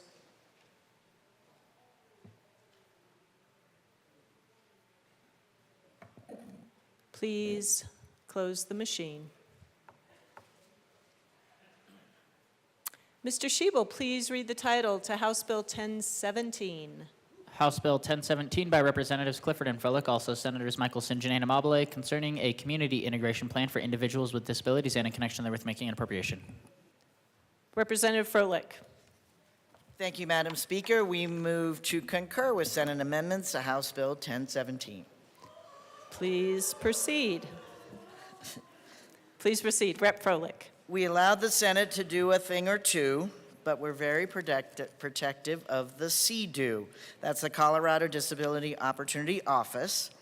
A concurrence we think will suffice. Folks will live according to their will. So yes to concur, and then yes on the bill. Representative Clifford. Thank you, Madam Speaker. First, I'd like to thank everybody in this room. This had wide support in this chamber. This has been an extremely important bill for the disability community, and I bring you their heartfelt thank you for all the conversations and work on this bill. With that, with kind amendments, we have a dream. Disability access, our heart's esteem. Communities embrace, barriers fall. Grace lifts us up, unifying us all. Thank you. Seeing no further poetry, the motion before us is to concur with Senate amendments to House Bill 1017. Mr. Shebel, please open the machine and members proceed to vote.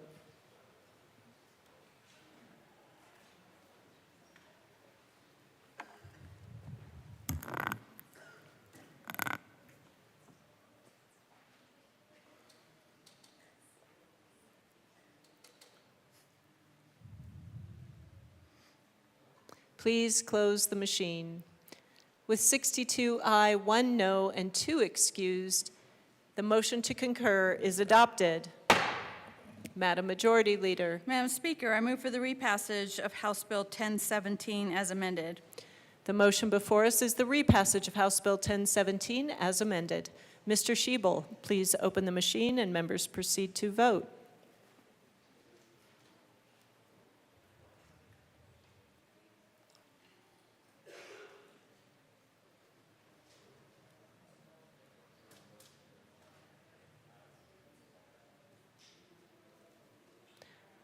Please close the machine. With 63 ayes, 0 no, and 2 excused, House Bill 1017 as amended is repassed. Co-sponsors.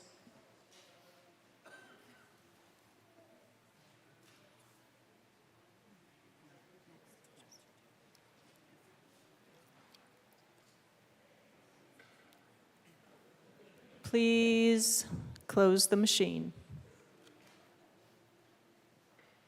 Madam Majority Leader. Madam Speaker, I move to lay over House Bill 1209 until tomorrow. House Bill 1209 will be laid over until tomorrow, May 2nd. Mr. Shebel, please read the title to House Bill 1239. House Bill 1239 by Representatives Zokai and Basenecker, also Senators Doherty and Weissman, concerning modification of remedy provisions in the Colorado Anti-Discrimination Act and in connection therewith reorganizing and expanding the provisions for damages in a civil action for certain discriminatory unfair practices and making an appropriation. Representative Zokai. Thank you, Madam Speaker. The Senate made changes, no drama, from the good rep from Delta last saga. One record will do, the intent's clearer too, a quick fix to tighten the grammar.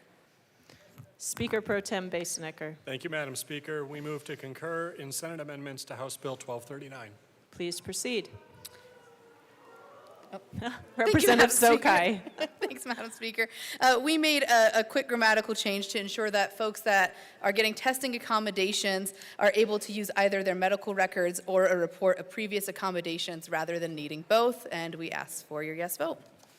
Seeing no further discussion, the motion before us is to concur with Senate amendments to House Bill 1239. Mr. Shebo, please open the machine and members proceed to vote.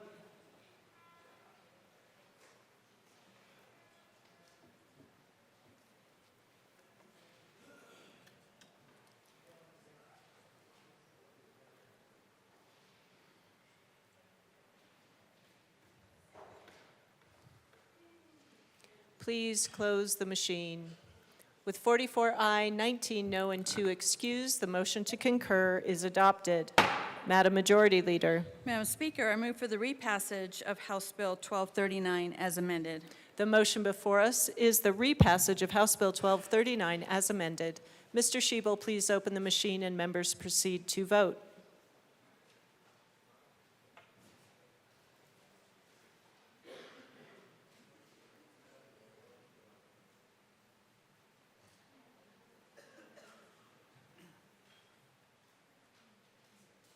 Please close the machine.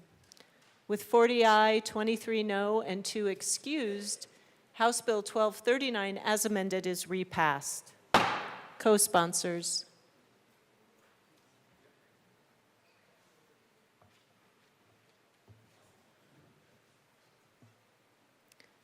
Please close the machine.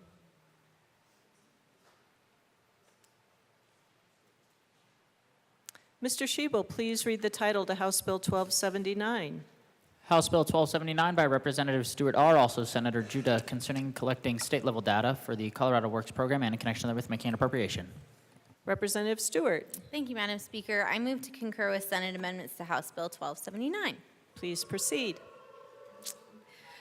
Existing data processes can be used, so now no one will be confused.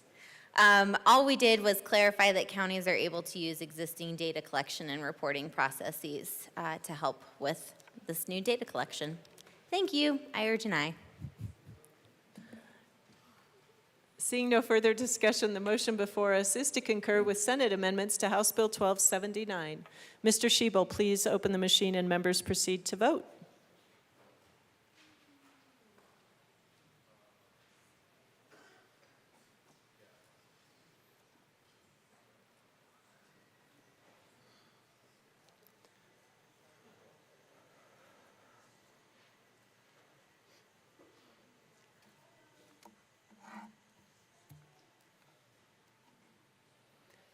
Please close the machine. With 42 aye, 21 no, and 2 excused, the motion to concur is adopted. Madam Majority Leader. Madam Speaker, I move for the repassage of House Bill 1279 as amended. The motion before us is the repassage of House Bill 1279 as amended. Mr. Shebel, please open the machine and members proceed to vote.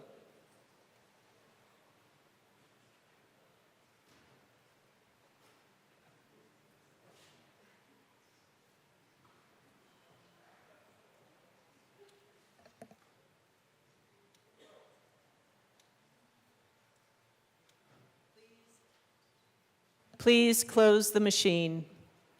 With 42 aye, 21 no, and 2 excused, House Bill 1279 as amended is repassed. Co-sponsors.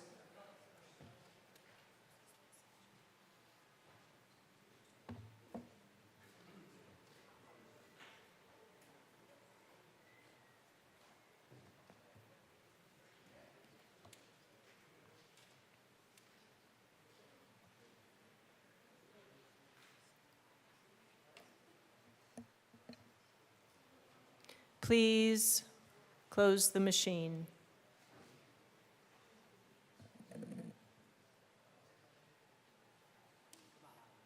Mr. Shebel, please read the title to House Bill 1004.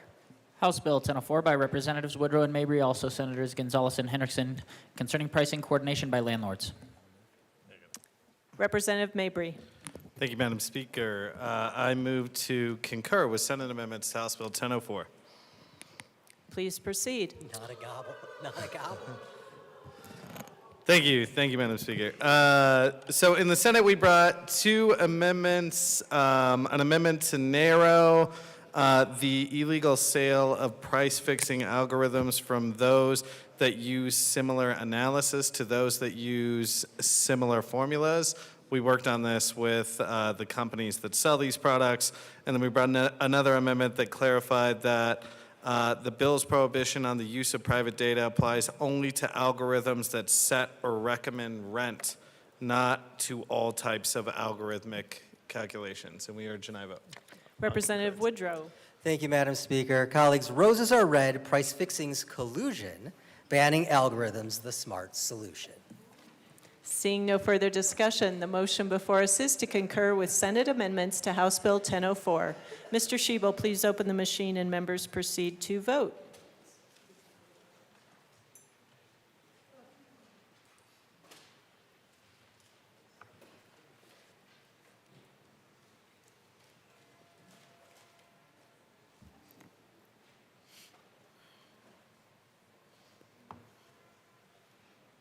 Please close the machine. With 42 aye, 21 no, and 2 excused, the motion to concur is adopted. Madam Majority Leader. Madam Speaker, I move for the repassage of House Bill 1004 as amended. The motion before us is the repassage of House Bill 1004 as amended. Mr. Shebel, please open the machine and members proceed to vote.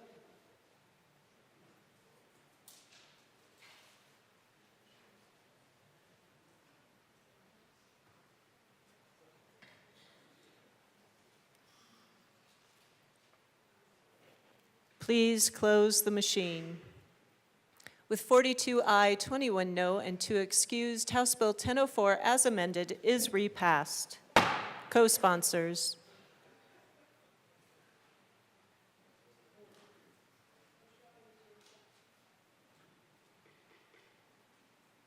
Please close the machine.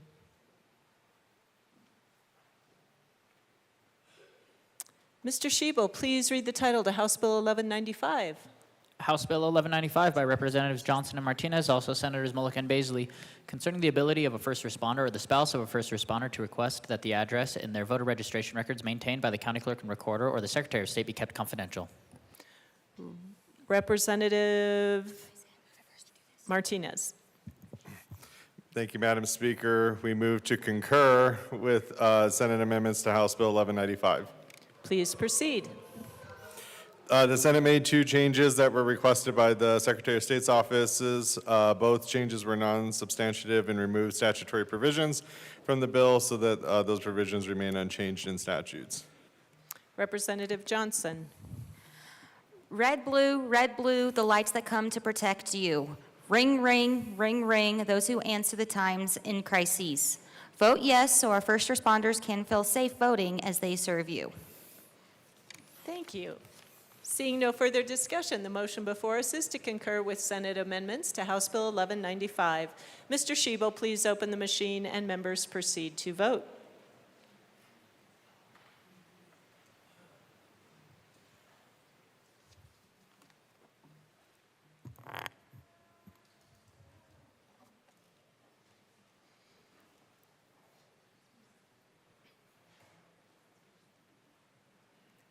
Bacon. Please close the machine. With 63 ayes, 0 no, 2 excused, the motion to concur is adopted. Madam Majority Leader. Madam Speaker, I move for the repassage of House Bill 1195 as amended. The motion before us is the repassage of House Bill 1195 as amended. Mr. Shebel, please open the machine and members proceed to vote.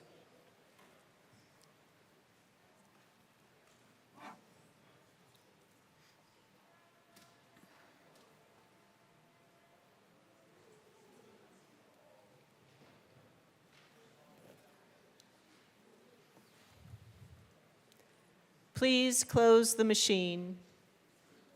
55 aye, 8 no, 2 excused. House Bill 1195 as amended is repassed. Co-sponsors.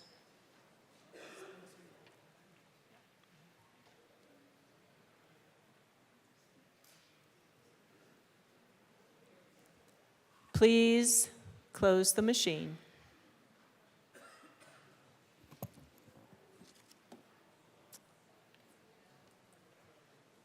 Madam Majority Leader? Thank you, Madam Speaker.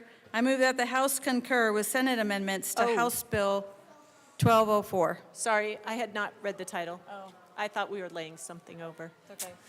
Mr. Shebel, please read the title to House Bill 1204. House Bill 1204 by Representatives Duran and Joseph, also Senator Danielson, concerning the codification of the Federal Indian Child Welfare Act of 1978 as the Colorado Indian Child Welfare Act. Now, Madam Majority Leader. Thank you, Madam Speaker. I move that the House concur with Senate amendments to House Bill 1204. Representative Joseph. You want to do that? Or want me to take- okay. Representative Joseph. Thank you, Madam Speaker. Colleagues, I rise reluctantly but diplomatically to accept the Senate's amendment to House Bill 1204. Were they necessary? Debatable. Were they confusing? Absolutely. But like a group project where your teammate added glitter to the PowerPoint, we've decided to smile, nod, and say, sure, that works. So let's accept their changes, and maybe next time they'll send over fewer glittery flourishes. That was outstanding. Seeing no further discussion, the motion before us is to concur with Senate amendments to House Bill 1204. Mr. Shebel, please open the machine and members proceed to vote.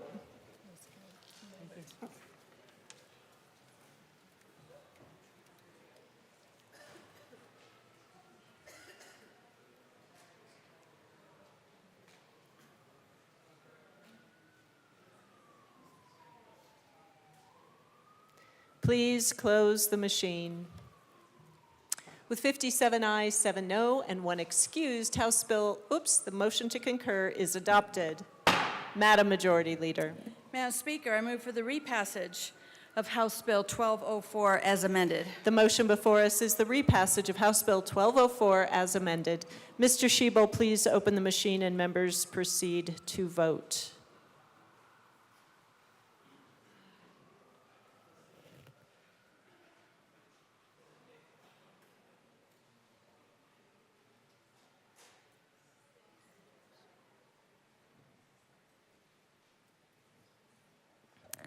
Rickson Woodrow. Please close the machine. With 55 aye, 10 no, 0 excused, House Bill 1204 as amended is repassed. Co-sponsors.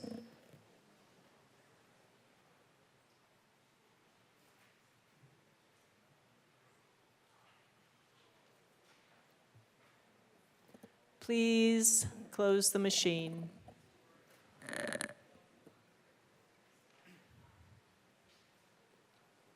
Mr. Shebel, please read the title to House Bill 1225. House Bill 1225 by Representatives Woodrow and Velasco, also Senators Henriksen and Doherty, concerning the creation of the Freedom from Intimidation in Elections Act to prohibit an individual from intimidating, threatening, or coercing any individual for engaging in certain election-related activities. Here they come. Representative Woodrow. Thank you, Madam Speaker. We move to concur in the Senate amendments to House Bill 1225. Please proceed. Thank you. Roses are red, elections are dear. Everyone deserves to vote without fear. Representative Velasco. Thank you, Madam Speaker. Roses are red, violets are blue, voting is cool, and vote yes too. Really simple amendments added in the Senate to do a greater carve-out for police and security guards. We ask for an aye vote. Seeing no further discussion, the motion before us is to concur with Senate amendments to House Bill 1225. Mr. Shebel, please open the machine and members proceed to vote.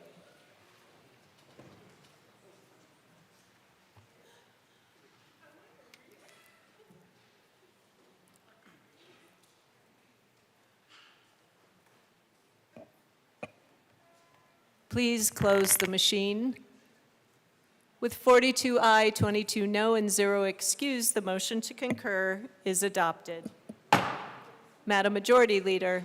Madam Speaker, I move for the repassage of House Bill 1225 as amended. The motion before us is the repassage of House Bill 1225 as amended. Mr. Shebel, please open the machine, and members proceed to vote.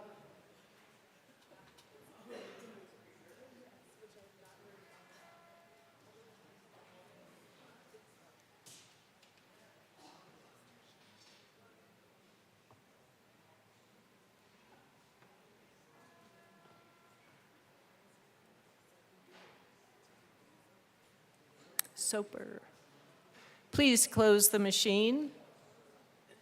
With 41 aye, 24 no, and 0 excused, House Bill 1225, as amended, is repassed. Co-sponsors.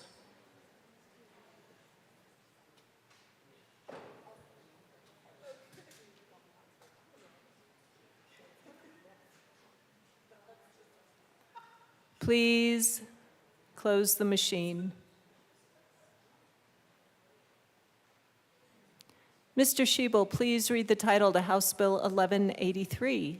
House Bill 1183 by Representatives Gilchrist and Bacon, also Senators Ball and Doherty, concerning the creation of a working group to study the use of colorimetric field drug tests and in connection therewith making an appropriation. Representative Gilchrist. Thank you, Madam Speaker. We move to concur with Senate amendments on House Bill 1183. Please proceed. Thank you, Madam Speaker. We made a few changes in the Senate. They reconciled the dates with when the task force was appointed and then when they started the work. They changed that the chair will appoint the organization that will oversee the task force, and then finally we added an additional member of the task force from the Fraternal Order of Police, and we ask for your yes vote. And we are not poetic today, I apologize. Seeing no further discussion, the motion before us is to concur with Senate amendments to House Bill 1183. Mr. Shebel, please open the machine and members proceed to vote.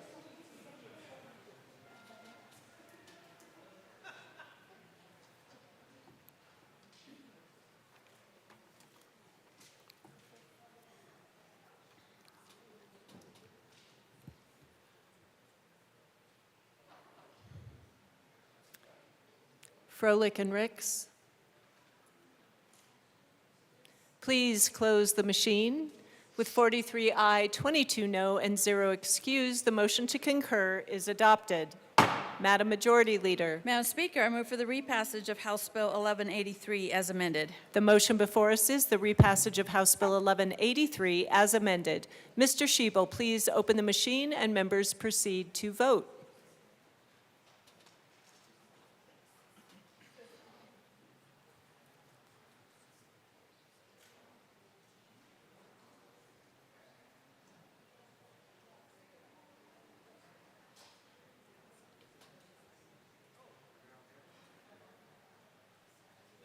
Please close the machine. With 42 aye, 23 no, and 0 excused, House Bill 1183 as amended is repassed. Co-sponsors.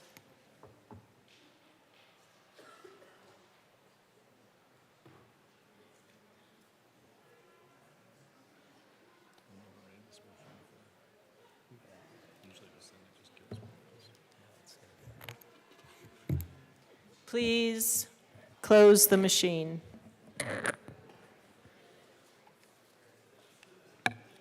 Mr. Shebel, please read the title to House Bill 1273.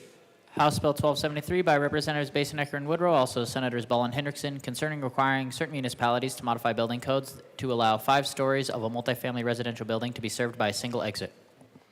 Speaker Pro Tem Basenecker. Thank you, Madam Speaker. I move that the House not concur with Senate amendments to 1273, request that a conference committee be formed, and request that the conference committee be permitted to go beyond the scope of the differences between the chambers. Woohoo! Please proceed. Thank you, Madam Speaker. We were able to come to a deal with our firefighters in the Senate, which is great news. One of the amendments that were adopted needs clarification because it has to do with the rebuilding of a property that is permitted under this bill. And we need to clarify that if that property needs to be rebuilt, it would be rebuilt according to those same safety standards. So we're all in agreement as to that language. We just need to get it into the bill, which is the reason for the conference committee. Yes, Rep. Woodrow? No. Ditto. Ditto. Seeing no further discussion, the motion before us is to not concur with Senate amendments to House Bill 1273 and request a conference committee, and that the conference committee go beyond the scope of the differences between the chambers. Mr. Schiebel, please open the machine and members proceed to vote.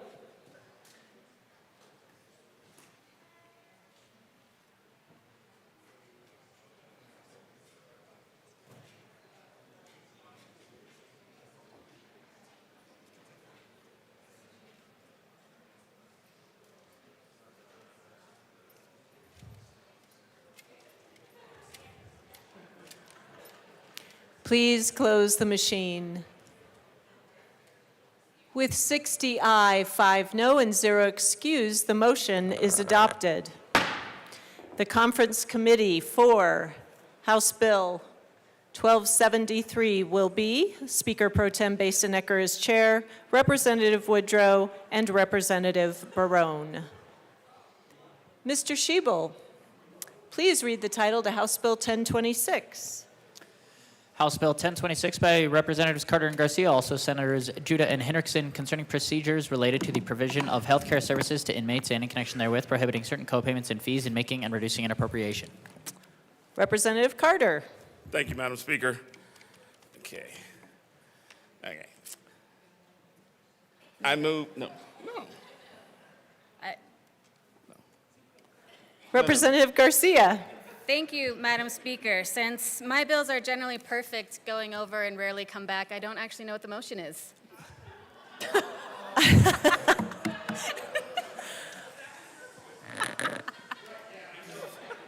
You move to concur in Senate amendments to House Bill 1026. Representative Carter.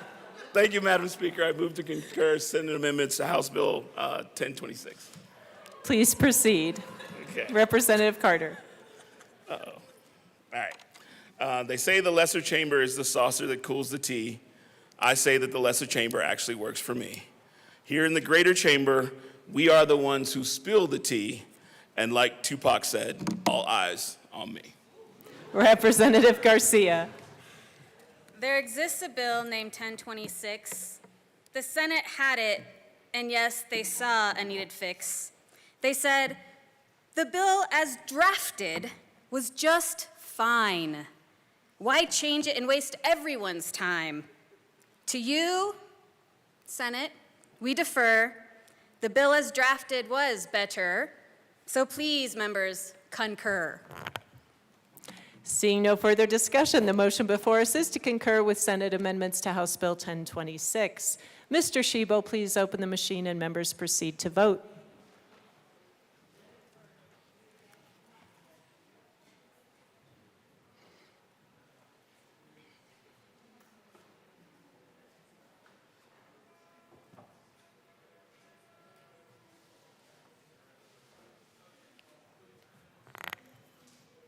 Hamrick.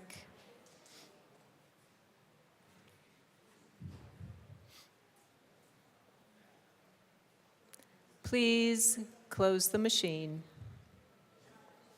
With 43 aye, 22 no, and 0 excused, the motion to concur is adopted.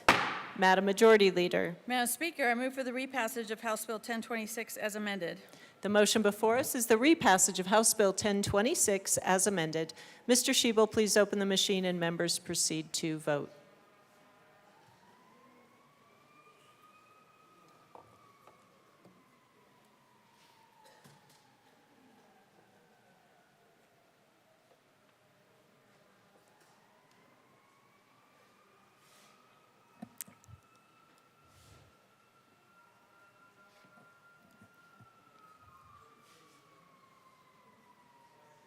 Please close the machine. With 43 aye, 22 no, and 0 excused, House Bill 1026, as amended, is repassed. Co-sponsors.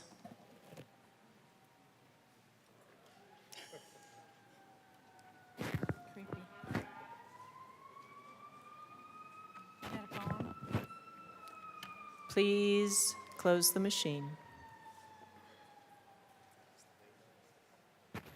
Mr. Shebel, please read the title to House Bill 1062. I'll move it. House Bill 1062 by Representatives Armagost and Duran, also Senators Hendrickson and Pelton B, concerning the penalty for theft of firearms and in connection with making appropriation. Madam Majority Leader. Thank you, Madam Speaker. I move the House concur with Senate amendments to House Bill 1062. Please proceed. Representative Armagost. Thank you, Madam Speaker. This was not a sponsor amendment. This was an appropriations amendment when it went through Senate Appropriations. And we all know Appropes is going to do what Appropes is going to do. So I encourage a yes on the concurrence and a yes on the repassage. Seeing no further discussion, the motion before us is to concur with Senate amendments to House Bill 1062. Mr. Shebel, please open the machine and members proceed to vote.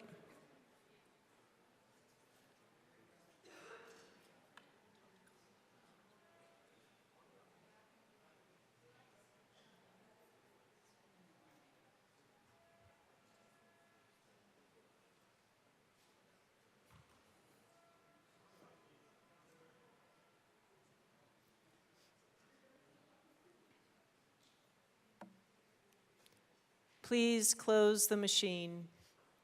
With 58 ayes, 7 no, and 0 excused, the motion to concur is adopted. Madam Majority Leader. Madam Speaker, I move for the repassage of House Bill 1062 as amended. The motion before us is the repassage of House Bill 1062 as amended. Mr. Shebel, please open the machine and members proceed to vote.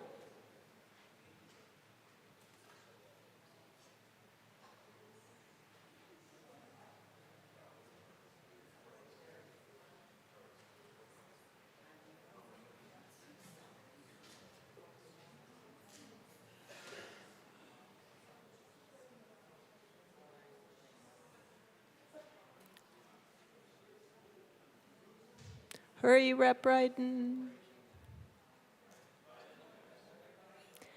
Please close the machine.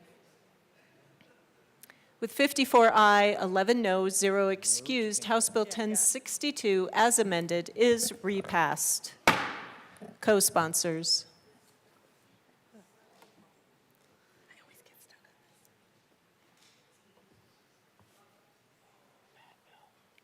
Please close the machine. Mr. Shebel, please read the title to House Bill 1097. House Bill 1097 by Representatives Gilchrist and Froelich, also Senators Michelson, Janae, and Doherty, concerning measures to support children in out-of-home placements in family-based settings through the creation of placement transition plans. Representative Gilchrist. We move to concur with Senate amendments on House Bill 1097. Please proceed. The Senate made a few technical fixes in the language. They clarified the date of implementation. They added a 48-hour notification, and then we took out the meeting requirement, and we asked for a yes vote. Representative Froelich. Smooth transitions, that's where it's at. We can't go for that. Ooh. Had to get the counties off our back, and now we are back on track. Ooh. The motion before us is to concur with Senate amendments to House Bill 1097. Mr. Shebel, please open the machine and members proceed to vote.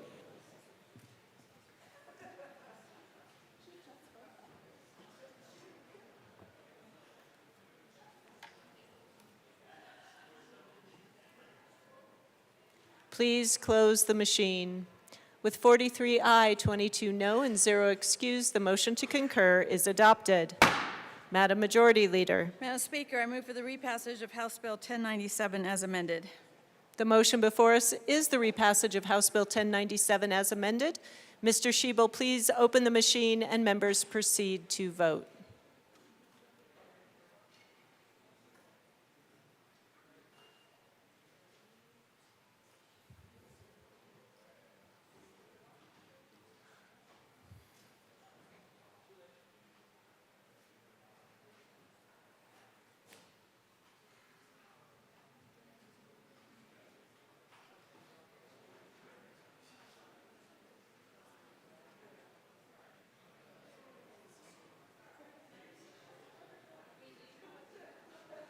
Carter and Valdez.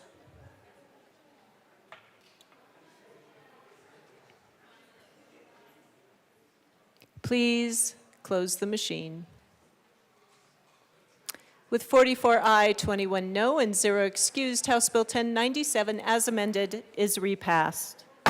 Co-sponsors.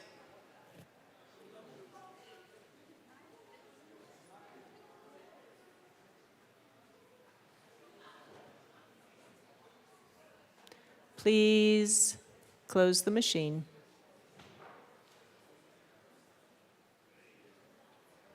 Mr. Shebel, please read the title to House Bill 1149. House Bill 1149 by Representative English, also Senator Exum, concerning comprehensive sociocultural Black history education in public schools and in connection therewith making an appropriation. Representative English. Sorry, members, I don't have anything fancy for you but me. Ta-da. I move to concur with Senate amendments to House Bill 1149. Please proceed. It was just some technical amendments from CDE. They changed the implementation date and changed a few words from implement to integrate. So I ask for a yes vote. Seeing no further discussion, the motion before us is to concur with Senate amendments to House Bill 1149. Mr. Shebel, please open the machine and members proceed to vote.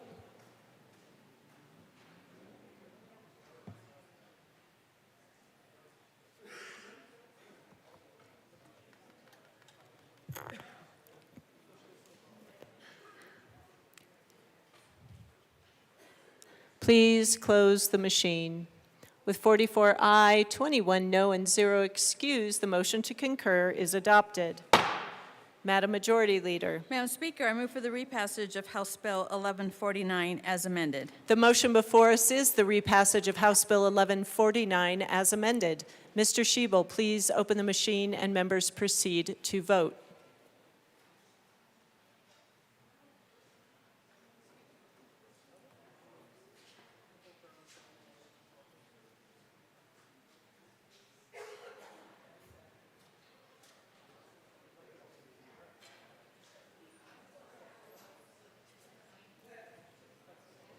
Please close the machine. With 45 aye, 20 no, 0 excused, House Bill 1149 as amended is repassed.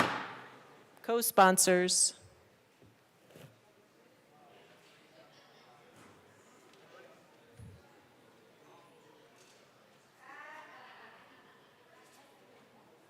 Please close the machine.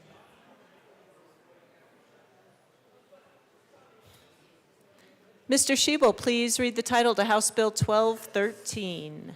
House Bill 1213 by Representatives Ferre and Weinberg, also Senators Doherty and Ball, concerning changes to the Medical Assistance Program. Representative Weinberg. Thank you, Madam Speaker. I'd like to move to concur with Senate amendments to 1213. Please proceed. Representative Ferre. Thank you, Madam Chair. He was not going to concur unless I wrote a poem, so I wrote a poem for Rep. Weinberg. You leave me hanging. All right. With a title so open and clear, people came far and near to give opinions that no one asked. Luckily, they were a blast, and we might get more money, so vote yes. Now you should vote no for Loveland. Do I need to actually explain it? Would you like to explain? If you'd like me to actually explain what they're doing, it's a technical cleanup to better clarify qualifications between some Medicaid programs, gives guidance for HCPF to apply for some federal money, fix some grammar errors, and changes in the assisted care facilities from 19-bed cap to all of assisted care facilities don't require this review. That saves a bunch of time, so vote yes. Seeing no further discussion, the motion before us is to concur with Senate amendments to House Bill 1213. Mr. Shebel, please open the machine and members proceed to vote.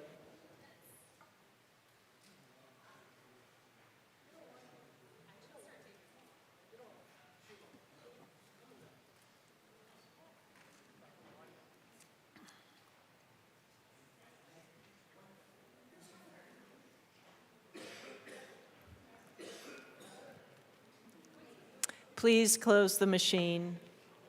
With 58 ayes, 7 no, and 0 excused, the motion to concur is adopted. Madam Majority Leader. Madam Speaker, I move for the repassage of House Bill 1213 as amended. The motion before us is the repassage of House Bill 1213 as amended. Mr. Shebel, please open the machine and members proceed to vote.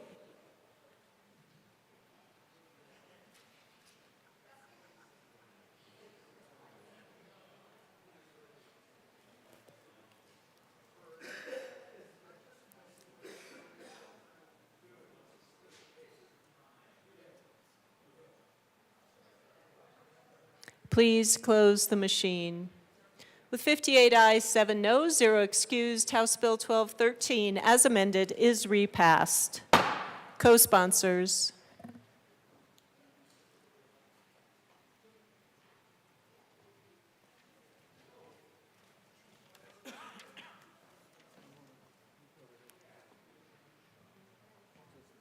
Please close the machine.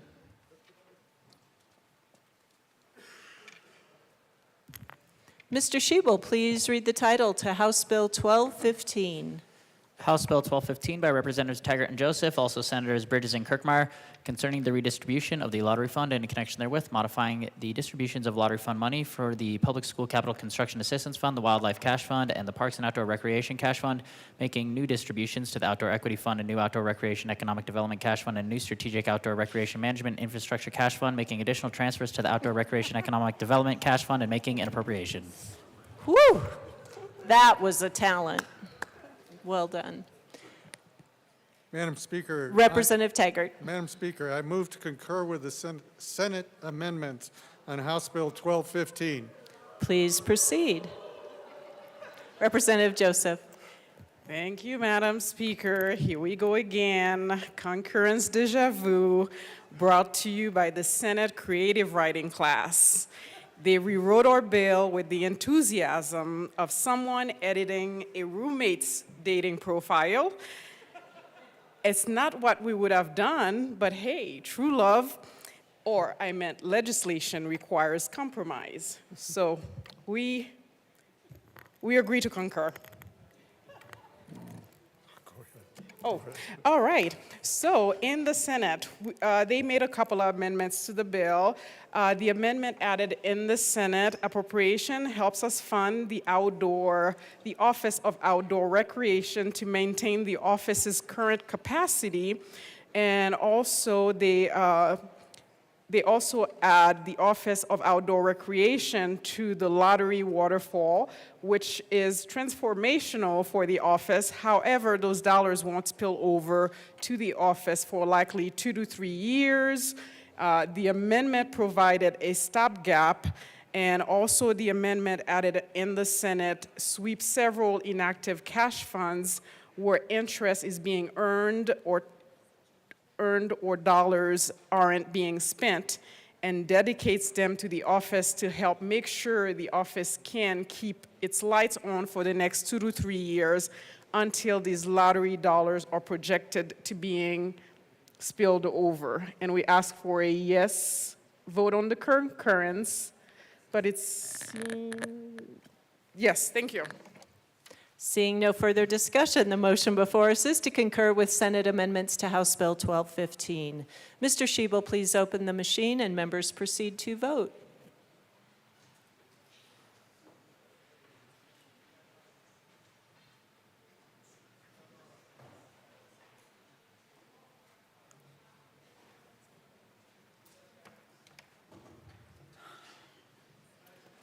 Please close the machine. With 51 aye, 14 no, and 0 excused, the motion to concur is adopted. Madam Majority Leader. Madam Speaker, I move for the repassage of House Bill 1215 as amended. The motion before us is the repassage of House Bill 1215 as amended. Mr. Shebel, please open the machine and members proceed to vote.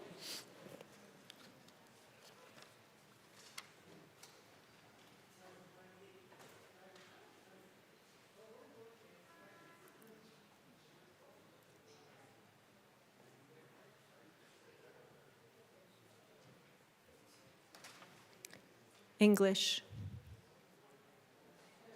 Please close the machine. With 48 ayes, 17 no, and 0 excused, House Bill 1215, as amended, is repassed. Co-sponsors.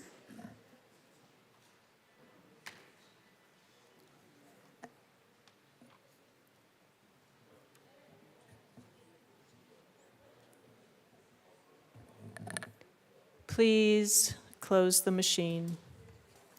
Madam Majority Leader. Madam Speaker, I move to lay over House Bill 1300 until tomorrow. House Bill 1300 will be laid over until tomorrow. Members, we are moving on to consideration of conference committee reports. Madam Majority Leader. Madam Speaker, I move to proceed out of order for consideration of conference committee reports. Seeing no objection, we will proceed out of order for consideration of conference committee reports. Mr. Schiebel, please read the title to House Bill 1006. House Bill 1006 by Representatives Lukens and Hartsook, also Senators Bridges and Colker, concerning allowing a school district to lease district property for any term of years. Representative Lukens. Madam Speaker, I move that the House adopt the first report of the first conference committee on House Bill 1006. Please proceed. Thank you, Madam Speaker. In the conference committee, we agreed to just have the original version of the bill that the House brought forward because obviously everything we do is perfection. We ask for a yes vote on this conference committee report. Representative Hartsook. Thank you, Madam Speaker. We won. Vote yes. Speaker Pro Tem Basenecker. Thank you, Madam Speaker. Thank you, members, and thank you, bill sponsors. I appreciate their willingness to work with me in solving the issue, and I'm very supportive of this change. Seeing no further discussion, the motion before us is the adoption of the first report of the first conference committee on House Bill 1006. Mr. Schiebel, please open the machine, and members proceed to vote.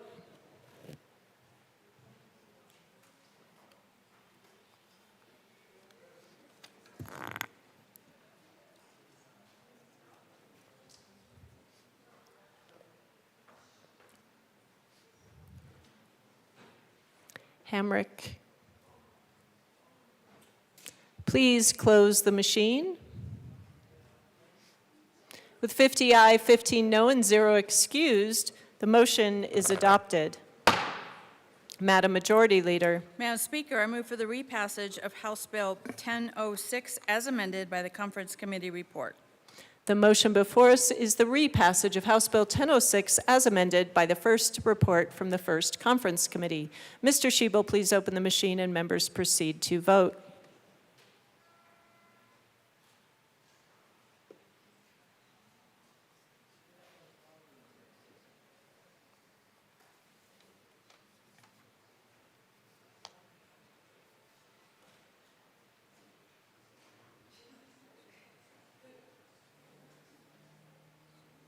Please close the machine. With 50 aye, 15 no, and 0 excused, the motion to repass House Bill 1006 as amended is adopted. Co-sponsors.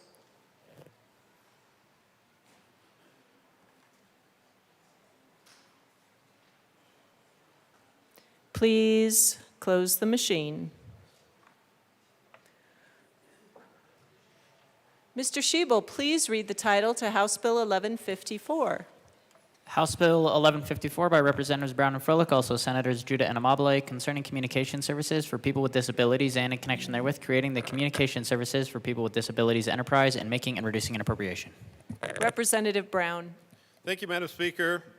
We move that the House adopt the first report of the first conference committee on House Bill 1154. Please proceed. Thank you, Madam Speaker.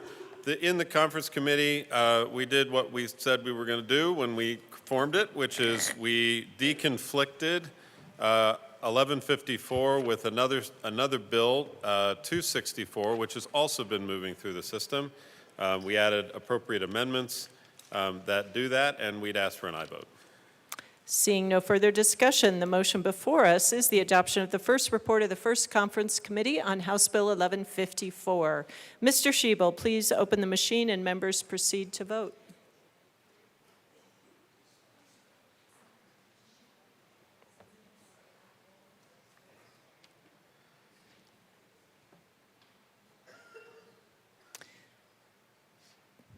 Please close the machine. With 43 aye, 22 no, and 0 excused, the motion is adopted. Madam Majority Leader. Madam Speaker, I move for the repassage of House Bill 1154 as amended by the Conference Committee report. The motion before us is the repassage of House Bill 1154 as amended by the first report of the First Conference Committee. Mr. Schiebel, please open the machine and members proceed to vote.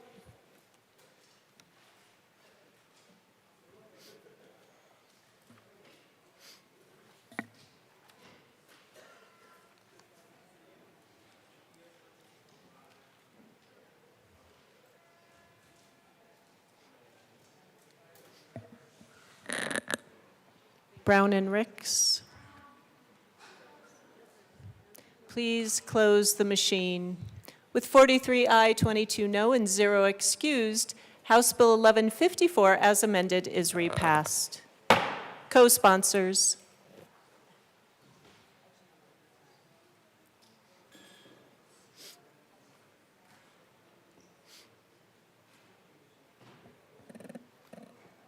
Please close the machine.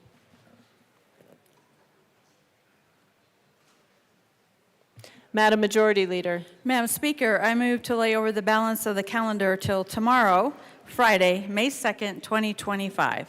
Seeing no objection, the balance of the calendar will be laid over until tomorrow, May 2nd, 2025. Announcements and introductions. Representative Bradley. Thank you, Madam Speaker. May I ask for a personal point of privilege, please? So granted. Thank you. I know there were a lot of rumors about what happened last night. I'm going to set the record straight right here, right now. Very tall and large grown man who has tried to intimidate me at multiple public gatherings over the course of many years aggressively pursued me yesterday here in my place of work as I walked alone down a hall towards a committee room. I was alone and minding my own business. He was in a group of at least 10 people. He came over to me and called me something I wouldn't say to my worst enemy, and I'm sure the husbands in this room would have taken him down in an instant, and the girls in this room would have taken him down in an instant. And when I finally had the courage to confront him after years of being bullied, to stand up to him and use his words against him, a video of mistruths was used against me simply for who I am. And in an instant, some minds were made up without even a conversation with me. But I have been a victim once, and I assure you, I will never be a victim again, and I will not stand down. People are allowed to say what you want. You're allowed to post what you want. That's your right. You're allowed to rush to judgment without getting to know me. That's always the easy way out. But no matter what you say about me, the truth will always come to light, and the truth will always prevail. Thank you. Thank you guys for standing with me. I appreciate it. You're welcome.